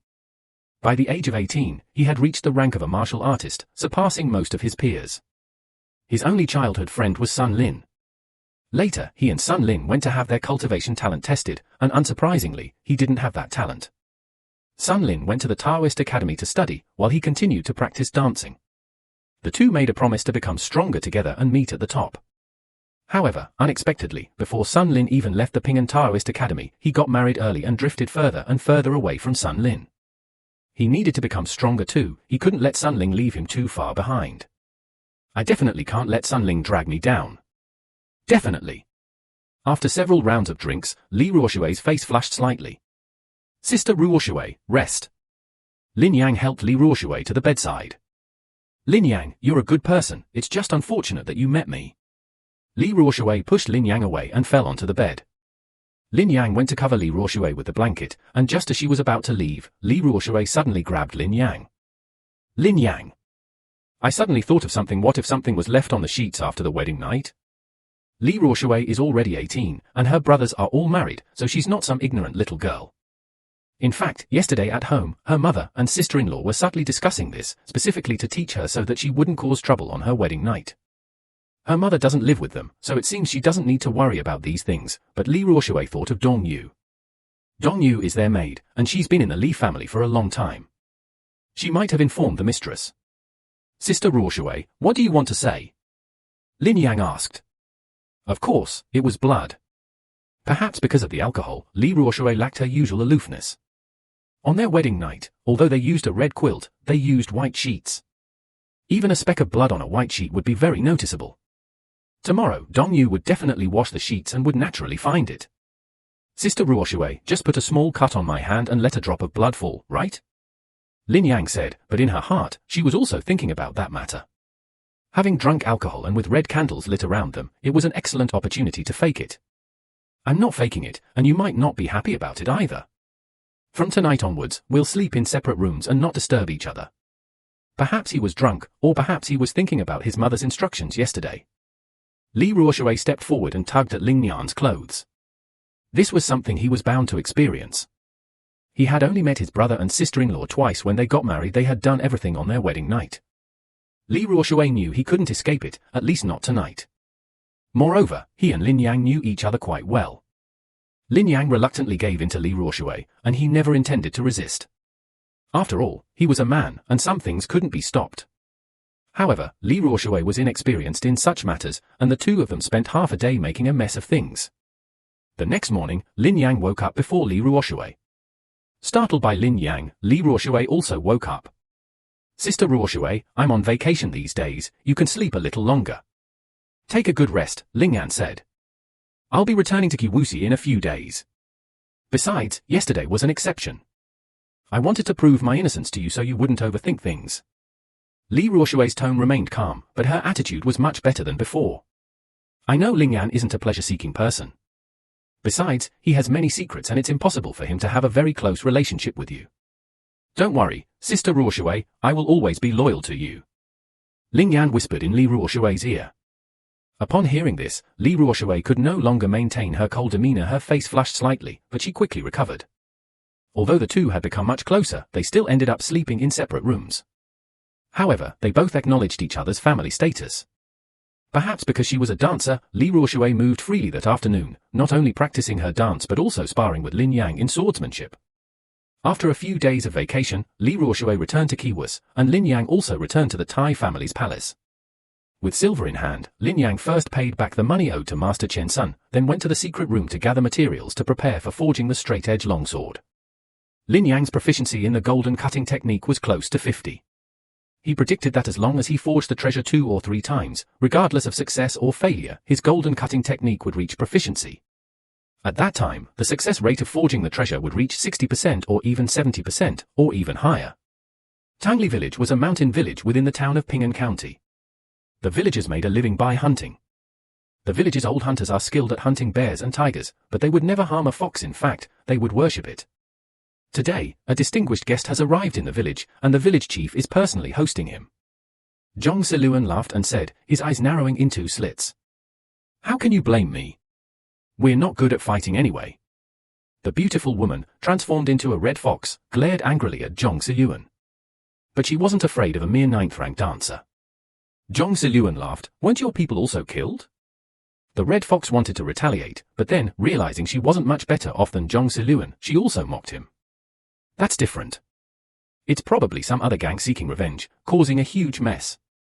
Zhong Siluan himself hasn't figured out what really happened with Wu Bo. Other gangs are also impolite. They killed someone without even an explanation, resulting in him being monitored by the Bureau of Military Affairs for nearly 2 months. Only now have they relaxed their vigilance. Cockroach, are you so heartless? I have suffered such a great humiliation. You just want to watch the show. The red fox transformed into a beautiful woman and came to Zhong Siluan's side, her every step swaying with captivating charm. The Haitang Pavilion master instructed that he must not lay a hand on him, and more important than that kid's life was the Ping'an Iron family's property, wasn't it? Although he lost a few subordinates, Zhong Siluan didn't outwardly harbor any grudge against Lin Yang, so he naturally didn't want to get involved in Su Haitang's mess. He came to see Su Haitang this time still for the Ping'an Iron family's property. Although he accidentally killed Master Wang last time, he had already gathered enough information. They knew the Tai family possessed a round spirit stone. Didn't Sister Cockroach say not to interfere with the Tai family's affairs through the windows? Su Haitang glanced at Zhong Siluan, her eyes full of displeasure. Killing Ling Yan is simple, but we'll definitely be exposed. Then we'll face the pursuit of the Bureau of Basic Affairs and the Bureau of Demon Catching. Zhong Siluan had honed his skills with the bloodstained mirror of an 8th-rank dancer for many years and was naturally not afraid of a 9th-rank dancer. But if we steal from the Tai family, won't we also be exposed? Su Haitang sat in Zhong Siluan's lap, gently patting his chest. Even if we're exposed once we get the round spirit stone, so what? We can escape into the deep mountains. The world is vast, we can always find it. Besides, we might not even be exposed. We don't need to tell the pavilion master once we get the round spirit stone. Haitang, you can keep it for yourself. Zhong Siluan said to the woman in his arms, how could a cockroach be so kind to me? Zhong Siluan's feelings were sincere. Su Haitang was a bit unfortunate she hadn't gotten the item yet. Zhong Siluan said whatever he wanted. Do you want your brother to throw this heart out for you to see? Zhong Siluan picked up the woman in his arms and walked to the bedside. After examining her, the two reached a consensus. They should get their hands on the spirit stone first. Waiting until September for the new pair of demon hunters to take over would make things more difficult, since they had failed with Lin Yang. After discussing it, they turned their attention to Master Zhao and quickly devised a plan. A few days later, after receiving her new identity documents, Su Haitang returned to Ping'an County smoothly. After a short rest, Su Haitang transformed into a pure young girl and wandered along the road that Master Zhao always took home. When Master Zhao passed by, she accidentally tripped and fell into his arms. What's wrong, young lady? Master Zhao, being of advanced age and with a family background, did not make any rash moves, but simply held Su Haitang's arm. Thank you, sir. I suddenly feel weak all over. My home is nearby. Could you please escort me home? Su Haitang said, looking into Master Zhao's eyes. She used illusion magic to draw in the fragrance of her family. Master Zhao, as if possessed, agreed and helped Su Haitang to a nearby room. Zhong Siluan had been waiting for a long time. Having ridden in the same room before, the two of them questioned Master Zhao with ease. During the questioning, Su Haitang would cast a spell every now and then to avoid making the same mistake as last time. Damn it! My Yubi had actually fallen into that kid's hands again. After sending Master Zhao back to his original spot, Su Haitang said to Zhong Siluan inside the house. Zhong Siluan listened in silence for a long time before saying, it seems we have no choice but to take action against that kid. That's great. I must rip that kid's heart out to see if it's black or blood red. Su Haitang's face immediately lit up with a smile. For every major realm they cultivate, fox demons gain an extra tail that can substitute for their lives. Once that tail is severed, even if it's reattached, it loses its life-sustaining power. While losing his tail wouldn't necessarily cause him to fall directly, it certainly resulted in a severe injury. Lin Yang's injury was too deep afterwards, the two plotted for a long time. Not long after being returned to his original spot, Mr. Zhao regained consciousness. However, he only remembered helping a young girl and then being questioned. He had no recollection of the incident. Blinded, he scratched his head and hurried home. It was already late. Upon arriving home, Mr. Zhao burst into tears because of a gossipy neighbor. The neighbor said that he had followed a young woman into a secluded little house and didn't emerge for a long time. Although his wife wasn't fierce enough to cause him a huge scene. However, upon hearing this, he didn't give Master Zhao a friendly look. Fortunately, none of his children heard about it. Master Zhao recounted the whole story to his wife to prove his innocence, and then told her not to mention it again, whether she believed him or not. Master Zhao also felt there was something fishy about the matter, but after one night, he unconsciously forgot about it. After he finished work, he passed by Lin Yan's quarters and glanced at him twice. He had a feeling that something was about to happen to Lin Yan. This feeling was inexplicable, but it was vaguely rising in his heart. Lin Yan ignored Master Zhao, who had been stealing glances at him, and focused on forging iron. He could finish his work in the morning and then go to the secret room in the afternoon to study the casting of straight wind. After finishing his work for the day, Lin Yan returned home. Li Ruoshui finished work late, and Lin Yan practiced painting and dancing first. After Li Ruoshui returned, they ate dinner, practiced their swordsmanship, and went back to their respective rooms to rest. Late at night, Lin Yang heard a buzzing sound again. The buzzing sound proved that the Ratman's message was urgent. Having communicated several times, Lin Yang had already figured out the Ratman's temperament. If the matter was not urgent, the Ratman would arrange for a small mouse to leave the letter and then leave immediately, leaving Lin Yang to see for herself. As for when Lin Yang would see the message or whether it would be time-sensitive, the Ratman didn't care. He only arranged for a small rat to wake Lin Yang up when things were extremely urgent, ensuring that Lin Yang could see the message and open the letter in time. This time, it wasn't that Lin Yang had something to do, but that the Ratman wanted Lin Yang to do something. He wanted Lin Yang to act as bait to lure Su Haitang and the other person out. The Ratman had already arranged assassins who could help Lin Yang kill the two of them. Lin Yang hardly had to do anything. Furthermore, the Ratman gave Lin Yang an irresistible reason. Su Haitang and her companion would soon come looking for her first. Their visit was definitely not for anything good. Therefore, Lin Yang needed to use this as a pretext, and with the Ratman's help, she could successfully turn the tables. In a way, the Ratman was still helping Lin Yang, since those two were targeting her. Of course, the Ratman wouldn't be so shameless. As long as Lin Yang was willing to be the bait, it would be considered that Lin Yang had repaid the Ratman for his previous help. After reading the letter, a dark cloud gathered in Lin Yang's heart. If Su Haitang really wanted to make a move against him, the Ratman said that Lin Yang had a few more days to consider, and he estimated that he would know the contents of the letter in these few days. In fact, the Ratman didn't dare to get too close to Su Haitang. After all, Su Haitang was a fox and could smell the rat scent on him from afar. He could only get a general understanding of the situation and couldn't accurately pinpoint Su Haitang's location. Therefore, when he wanted to eliminate Su Haitang, he also needed Lin Yang to act as a target, luring Su Haitang and the others out. Lin Yang thought for a long time and wrote 2 letters, one to the Ratman and one to Lin Yaoyang. The letter to the Ratman required payment of his silver, while the letter to Lin Yaoyang required Lin Yang to pay for it herself. This was the Ratman's rule. The first time was fine, but future communications would require payment, though not much, only a few thousand taels of silver. Lin Yang thought this was reasonable. If she didn't pay, she would have to repay a favor, and favors were too expensive. Just like this time, when Lin Yang needed to repay the favor to the Shu people, she was somewhat uneasy for the next few days.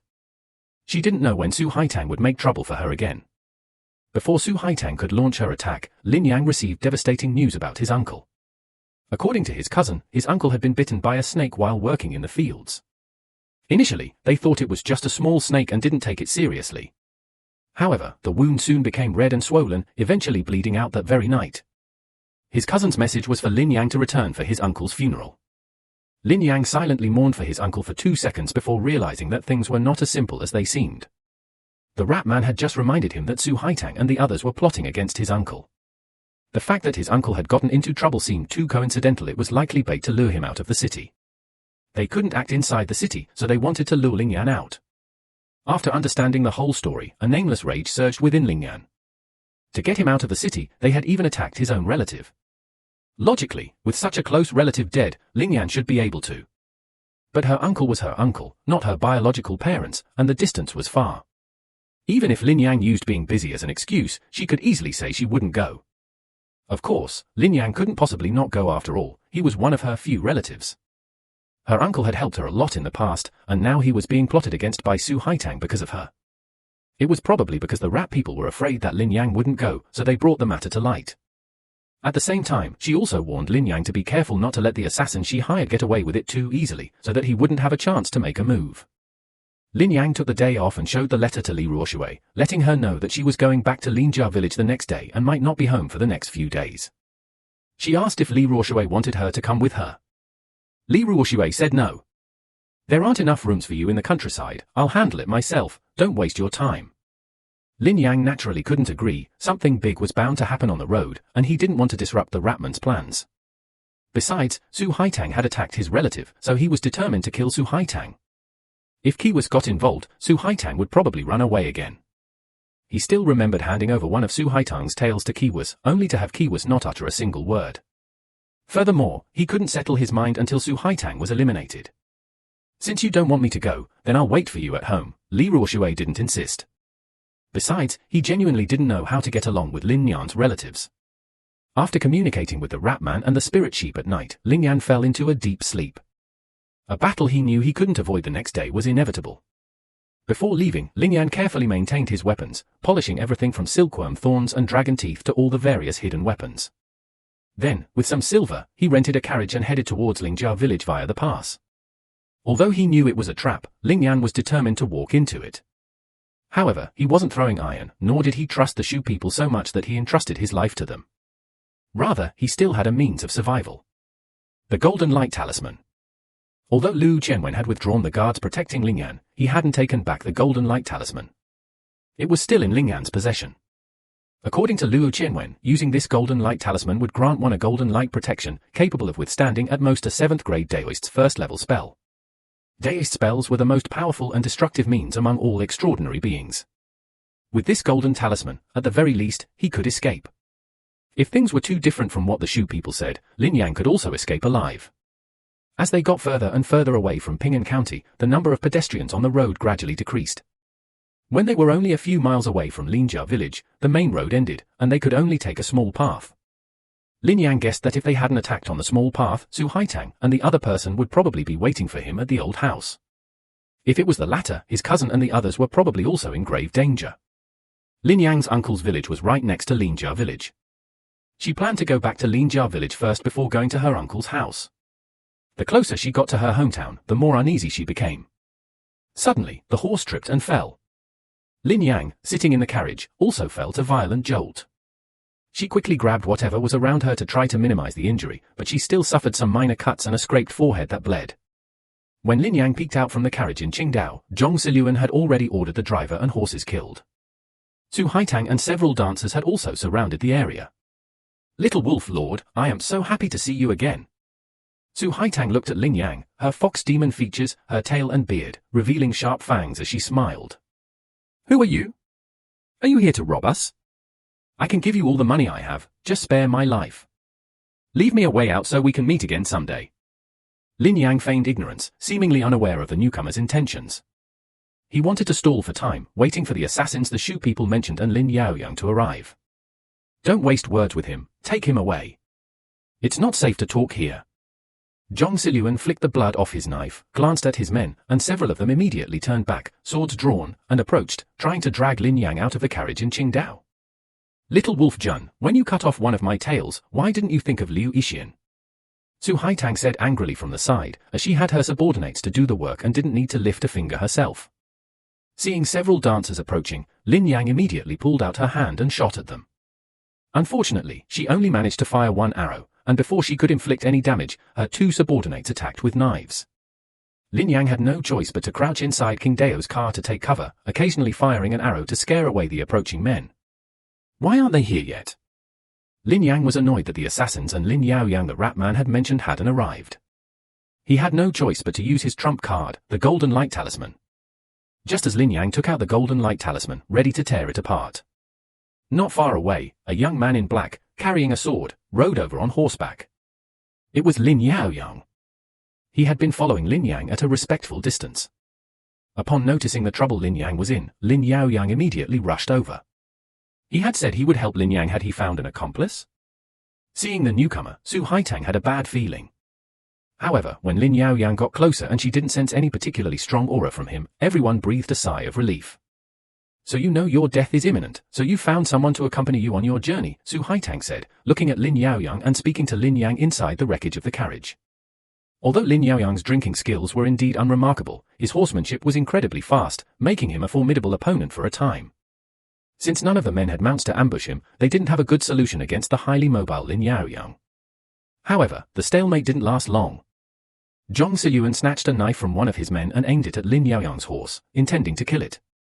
Sensing Zhong Siyuan's intention, Lin Yaoyang's horse immediately retreated, creating a safe distance, but not escaping too far, thus preventing the men from having a chance to deal with Lin Yang. We're from the Blood Tiger Gang.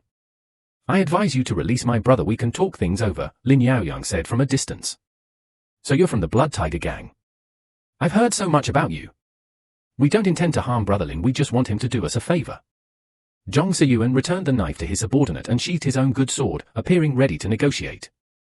Just as the group was about to discuss their plan, a huge eagle flew down from the sky, grabbed the furious Su Haitang, and took off. In a few dozen seconds, the eagle reached a height of 100 meters, dropped Su Haitang, and then slowly landed in front of Zhong Siyuan, who was kicking a knife. It flapped its wings twice and transformed into human form, becoming a sharp-eyed, lean young man. Su Haitang, thrown from the sky, was smashed into a bloody pulp. No tail could save him now. In truth, Su Haitang was already nearly dead. The fly's high-speed swooping attack had churned his internal organs, leaving him disoriented. The fall only made his death more gruesome. Everyone was shocked by the scene. Even Zhong Siyuan hadn't expected a master to give him 3 moves. The young man spoke to Zhong Siyuan, who, without further ado, raised his knife and slashed at the young man. He realized he had been ambushed. But the situation didn't give him time to analyze who the attacker was. The young man wasn't carrying any swords, he simply raised his hand to parry. His claws were his best weapon. In the blink of an eye, Zhong Siyuan unleashed 3 strikes, all of which were blocked by the young man. The sword and claws collided, sparks flying. After the 3 strikes, the young man turned and attacked, one claw reaching for Zhong Siyuan's head. Zhong Siyuan immediately swung his sword back, his defense seemingly imperceptible, managing to withstand the young man's claw strike. Knowing he was no match for him, Zhong Siyuan didn't retreat an inch. After blocking the attack, he immediately swung his sword again. Having witnessed Su Haitang's death, he knew that retreating now would mean certain death. His men, terrified by the sight of Su Haitang's demise, scattered and fled. Lin Yaoyang, understanding the principle of leaving no survivors, disregarded the battle and relentlessly pursued the remaining men. Zhong Siyuan naturally didn't care about his young subordinates, who gave him no chance to breathe. In fact, even if those people stayed, it wouldn't help him much. Zhong Siyuan could tell that the young man in front of him was probably only an 8th-rank 10th-level cultivator, but because the young man was a member of the Feather Clan known for his speed in cultivation techniques, Zhong Siyuan couldn't do anything to him. The young fly-like man didn't underestimate his opponent. After a few moves, he overwhelmed Zhong Siyuan, even injuring him. Dancers are known for their robust chi and blood. This injury was nothing.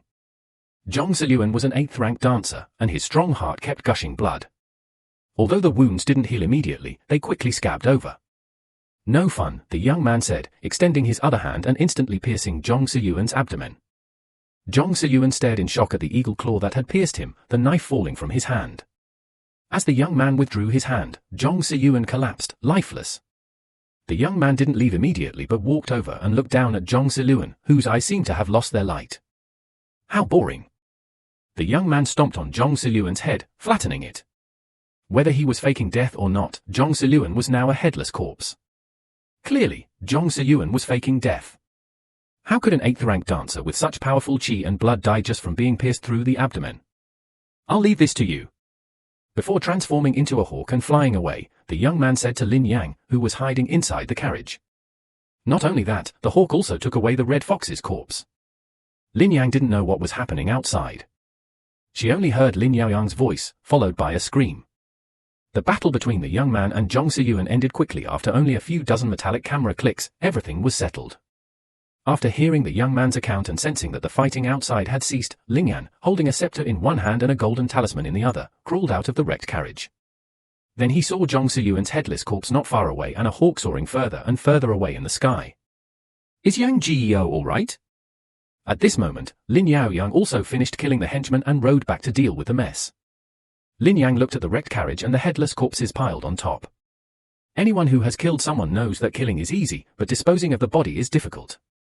In order to avoid being found out, the two quickly came up with a solution. Burn everything. They moved the horse carcass aside and piled all the corpses under the carriage. Although there was no tinderbox, there were several swords and knives. Lin Yaoyang wielded the swords and knives, the metal clashing and sparks flying. He then used weeds to ignite the carriage, which quickly burst into flames. However, the corpses burned very slowly, and by evening they were still not completely burned.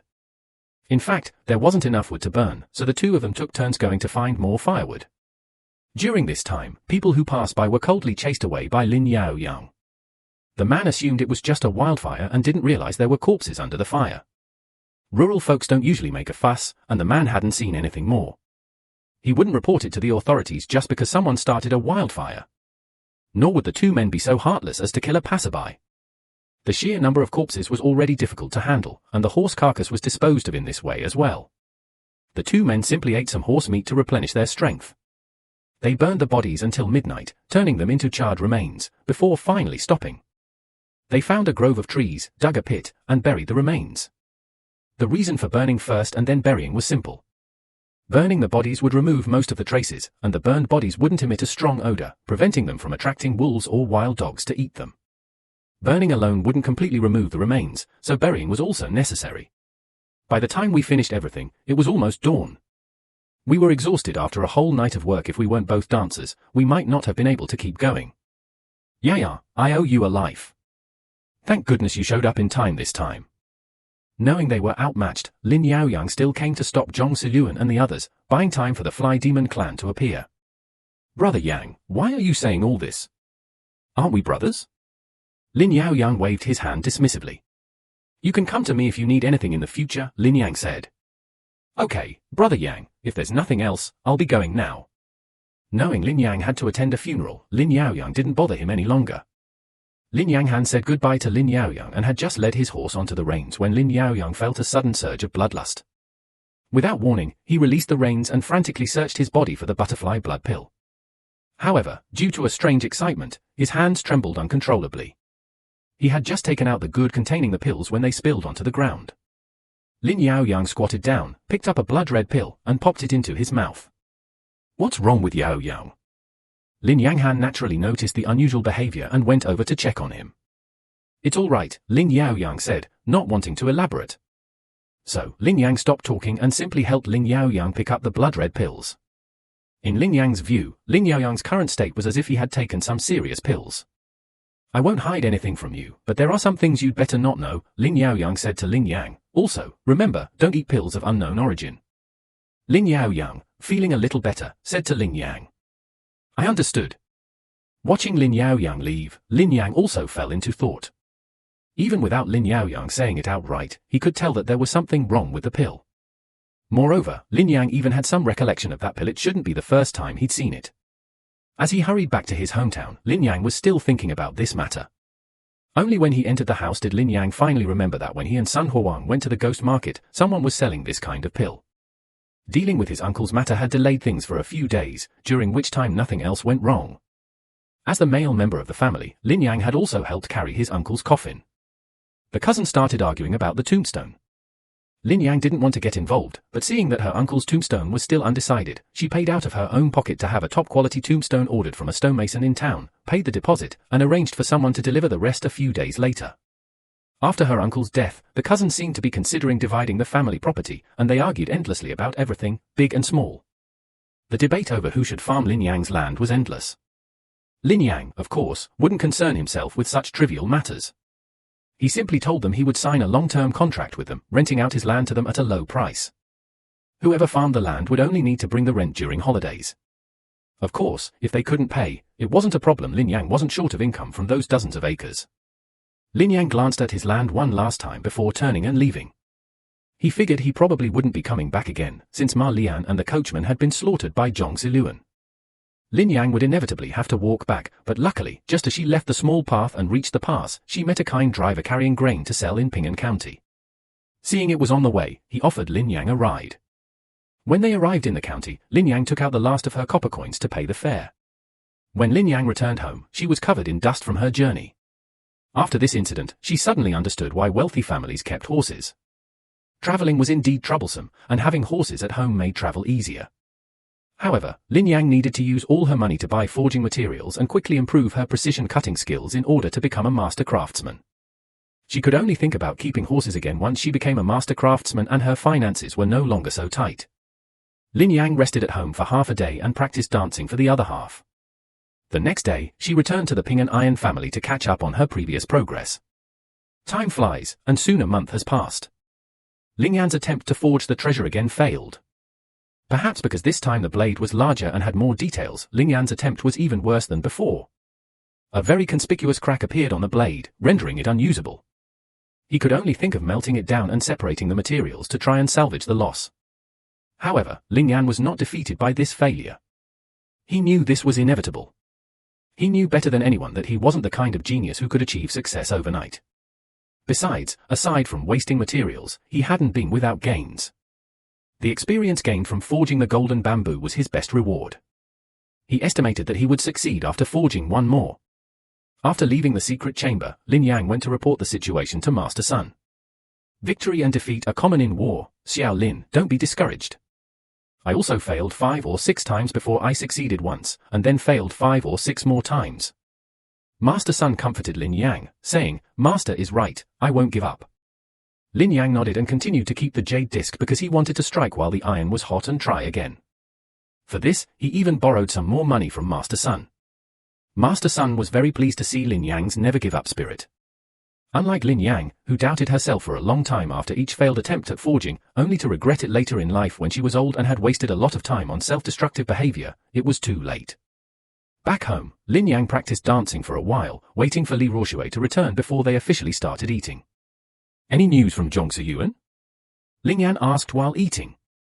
Li Ruoshui shook her head, not yet. I didn't investigate him today. A perfectly good 8th-rank dancer has mysteriously disappeared for a month. Either he was murdered, or he's plotting something bad. We haven't found his body yet, so the latter is more likely.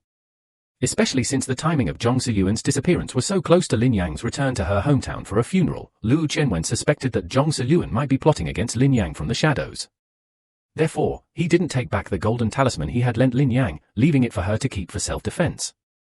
He did, however, take back the talisman that Li Ruoshui had. The possibility of Lin Yang killing Zhong Ziluan is extremely low. Lin Yang is only at the 5th level, 9th rank, and hasn't even practiced any killing techniques. How could her combat skills possibly compare to Zhong Ziluan, who has been operating in Ping'an County for so long? The only remaining suspicion is the disappearance of Lin Yang's coachman, but Jiwusi was unaware of this. Lin Yang didn't register the carriage under her real name when she rented it. The coachman's death wouldn't implicate any martial artists, it would simply become an ordinary case handled by the county government. What happened in the county town then? Lin Yang asked. Those dancers are busy every day, and not many are honest. After getting to know Lin Yang, Li Ruoshui became more talkative, but she didn't elaborate on key information rules still needed to be followed. Lin Yang didn't press her for details either. He was too lazy to care about the other dancers, his only concern was the Zhong Ziluan case. Knowing that Zhong Ziluan's body hadn't been found yet was enough for him to be at ease. Now that Keith's attention to Zhong Ziluan is gradually decreasing, the Zhong Ziluan case will eventually disappear completely among countless other cases. Anyway, he was a ruthless killer, and he deserved to die. After dinner, Dong Yu took the dishes away. Ruoshui looked at Lin Yang with longing. Li Ruoshui nodded and walked to the center of the courtyard. Lin Yang handed Li Ruoshui a wooden sword, and the two took their stances and immediately began sparring. Lin Yang's rapid progress forced Li Ruoshui to use all his strength. Even so, Li Ruoshui felt a bit strained. He knew that if he made a mistake, Lin Yang could seize the opportunity and win the battle. However, this was also good. Lin Yang's progress kept him highly focused, and he had also improved considerably. Even so, he could feel that Lin Yang was quickly catching up with him. Suddenly, Lin Yang changed her stance, striking Li Ruoshui's arm and disrupting her rhythm. She then held her blade horizontally in front of Li Ruoshui's neck, allowing her to avoid a direct confrontation. Lin Yang humbly said, "I've already assessed Li Ruoshui's skill level, it's about here." Lin Yang glanced at Li Ruoshui's current proficiency and judged that her skill level was roughly at this point. Li Ruoshui, unwilling to admit defeat, drew her sword and charged forward. This time, Lin Yang deliberately held back, focusing mainly on defense. Of course, it was somewhat difficult for Lin Yang to find an opening in Li Ruoshui's defense. The two were now evenly matched. Because Lin Yang had slightly conceded, Li Ruoshui had a slightly better chance of winning. Lin Yang wasn't intentionally holding back, she just didn't want to get hurt. If the two went all out, swords would be unpredictable, and even a very dull wooden sword could cause injury. Because Lin Yang hadn't conceded much, Li Ruoshui hadn't even noticed the injury in the end. "You actually saved me a session today, you've made great progress," Li Ruoshui praised. He now felt that clarifying things with Lin Yang was not bad, having a partner to practice swordsmanship with was making rapid progress. "But Sister Ruoshui is still better," Lin Yang said modestly. After wiping away her sweat and washing herself slightly, Lin Yang returned to her room. She practiced until she was exhausted every day, but Lin Yang didn't feel the emptiness of being alone in her room and quickly fell asleep. The next day was just another ordinary day until lunchtime, when Lin Yang saw Sun Huang take out a blood-red pill and swallow it. This reminded Lin Yang of the pills Lin Yang had taken. They were very similar. She had a similar feeling before, and now seeing them again, the resemblance was even stronger. "Brother Wang, where did you get those pills?" Lin Yang asked.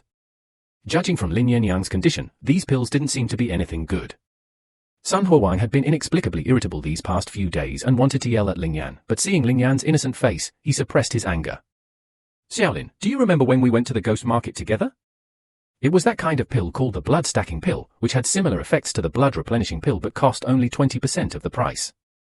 In the past year, I've almost reached the 8th rank thanks to this pill," Sun Huang said, and after speaking, he seemed much calmer, whether from the effects of the elixir or something else. "You bought this at the ghost market?" he asked. "No," Sun replied, "I couldn't find that stall when I went to the ghost market. I searched for a long time and finally bought it from someone. Do you want some?" The effects were truly remarkable. Sun Huang hadn't yet realized the side effects of the pill. At first, he took one every 5 or 6 days, then one every 2 or 3 days, and now, if he didn't take one a day, he felt incredibly irritable. Everything he saw seemed to be full of luck. When practicing dance, to enhance the effect, he would directly take 2 or 3 pills. Even though the pill was cheap, only 1,000 taels of silver per pill, with Sun Huang's rate, he didn't have much money left. He also needed to see Yang Qingqing because they were close by, and Yang Qingqing had also become fascinated with the pill. They weren't as enthusiastic as Sun Huang, only taking 1 pill every few days. Even so, Yang Qingqing, who hadn't practiced dancing, almost reached the level of a dancer. In their eyes, this butterfly blood pill was simply a divine medicine. Old Man Yang witnessed this madness, but after examining the two, he found only that they had slightly excessive liver fire, no other abnormalities were found, and their bodies were even stronger than before. Aside from regularly consuming these pills, the two seemed to be doing nothing strange. Plus, Yang Qingqing appeared to be pregnant, so Old Man Yang didn't want to cause any trouble. He was looking forward to holding his grandson and enjoying family life. At this moment, Lin Yang, remembering Lin Yaoyang's previous advice, shook her head and said to Sun Huang, "Brother Wang, the origin of these pills is unclear. You'd better consume them sparingly. Eat less. This butterfly blood pill is very good. Are you jealous that my cultivation is advancing rapidly through the 5 paths? Are you afraid you can't catch up?" Upon hearing Lin Yang say that the butterfly blood pill was not good, Sun Huang immediately flew into a rage. In his opinion, Lin Yang was not saying that the pill was bad, but was clearly jealous of his rapid advancement through the 5 paths. Hearing this, Lin Yang immediately became the target of his anger. The people around him also showed the same expression. Seeing the strange looks from the people around him, Sun Huang realized that he had lost his temper. Perhaps the pill had taken effect. He immediately softened his attitude. "Little Ling, this pill is very good. I don't want to drink this anymore. If you don't want to see me eat the butterfly blood egg, I won't eat it in front of you next time," Sun Huang said. "Brother Wang, I was too talkative." Lin Yang apologized to Sun Huang. Sun Huang's recent abnormality was so obvious. How could Lin Yang, who spent all her time with him, not have noticed? She didn't want to get involved, but the Sun family had been kind to her after all. Lin Yang planned to ask Lin Yaoyang when she had time. That night, Lin Yang asked the rat people to contact Lin Yaoyang. Lin Yaoyang had taken this kind of pill before and should know something about it. The two then arranged to meet at a dilapidated temple outside the city. This time, Lin Yang chose the location there were no rat men acting as matchmakers. This dilapidated temple was usually deserted, and it only housed a Buddha statue. As always, Lin Yang arrived first. He always arrived a little early to allow time and prevent any unforeseen circumstances. While waiting for Lin Yaoyang, Lin Yang offered 3 sticks of incense to the Buddha. It wasn't that Lin Yang was particularly devout, but in this extraordinary world, one should still show some respect to gods and Buddhas. "Brother Yang, I'm sorry I'm late." A figure emerged from the darkness. "It's my fault for being early. Let's go outside and talk." Lin Yang led Lin Yaoyang to the back of the dilapidated temple. "If we're going to respect that broken Buddha, we should respect it to the end. I remember, you seem to have taken this pill last time." Lin Yang took out a blood-red pill she had obtained from Sun Huang. "Brother Yang, where did you get this pill? Didn't I tell you not to touch it?" Lin Yaoyang snatched the pill from Lin Yang's hand, his expression visibly tense. It was as if that pill was some kind of monster. "I didn't eat it, I just wanted to ask about its origin." Lin Yang explained that he actually didn't eat many pills. He wanted to pursue the path of a pure green martial artist, and also because pills were expensive. Even the most common replenishing pill cost 1 tael of silver. Lin Yang looked at Lin Yang. After a long silence, he finally spoke. "This is only for you and Yang Ji. You must not reveal this matter. This pill is called the butterfly blood pill. It is the hard currency within the blood monarchy. Every blood monarchy disciple needs this pill. The Blood Tiger Gang is a constituent gang of the blood monarchy. Lin Yaoyang is a member of the Blood Tiger Gang and can also be considered a part of the blood monarchy." Blood pill? Hearing another unfamiliar term, Lin Yang was even more confused. "I don't know much about this either. I'm just a henchman right now. My superiors haven't given me much information. I only know that once you take the butterfly blood pill, you'll never be able to leave him for the rest of your life. Brother Yang, please don't try it lightly." Hearing Lin Yaoyang's warning, Lin Yang nodded, but she still wanted to know how to resolve the problems caused by the butterfly blood pill. "Is this pill really impossible to quit?" Lin Yang pressed. "If you can't quit, perhaps the higher-ups have some means of controlling you. I don't know. Strictly speaking, like I told you, I'm just a henchman." Lin Yaoyang said helplessly, "This butterfly blood pill is a means for the higher-ups to control them.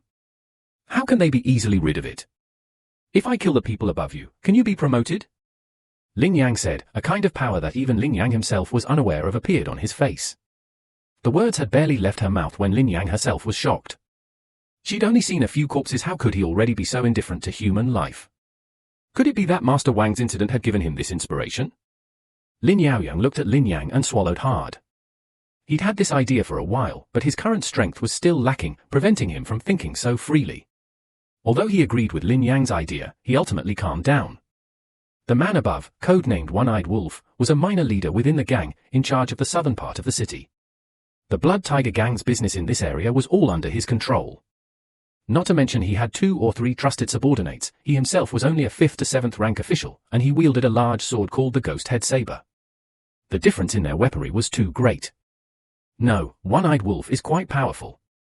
He's already mastered the Jade Bone technique and has several 8th rank experts under his command. Hearing this, Lin Yan abandoned his plan to kill him. The gap in strength was too great. Even if he could successfully assassinate him, Lin Yaoyang's current strength wouldn't be enough to advance. He'd be wasting his time. "I was just saying, Yaoyang, don't take it seriously." Lin Yan considered seeking help from the Ratman. The eagle assassin from last time was quite powerful.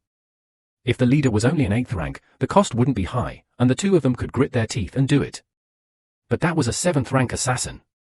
Even if the Ratmen were willing to act as matchmakers and find an assassin, the 2 of them couldn't afford it. Killing a 5th to 7th rank assassin would cost at least several thousand taels of silver, possibly even tens of thousands. That's all for today. I'll talk to you again sometime. After saying goodbye to Lin Yaoyang, Lin Yang didn't take back the blood pill. He didn't need it anyway. Afterwards, Lin Yang quietly went home without disturbing anyone. As for Sun Huang's matter, Lin Yang could no longer concern herself with it. He learned from Lin Yaoyang that once the pill was taken, it was irreversible, and the consequences would be severe. So it wasn't that Lin Yang didn't want to help his good brother. He simply had no other choice. For now, he could only let the so-called butterfly blood pill keep Sun Huang alive.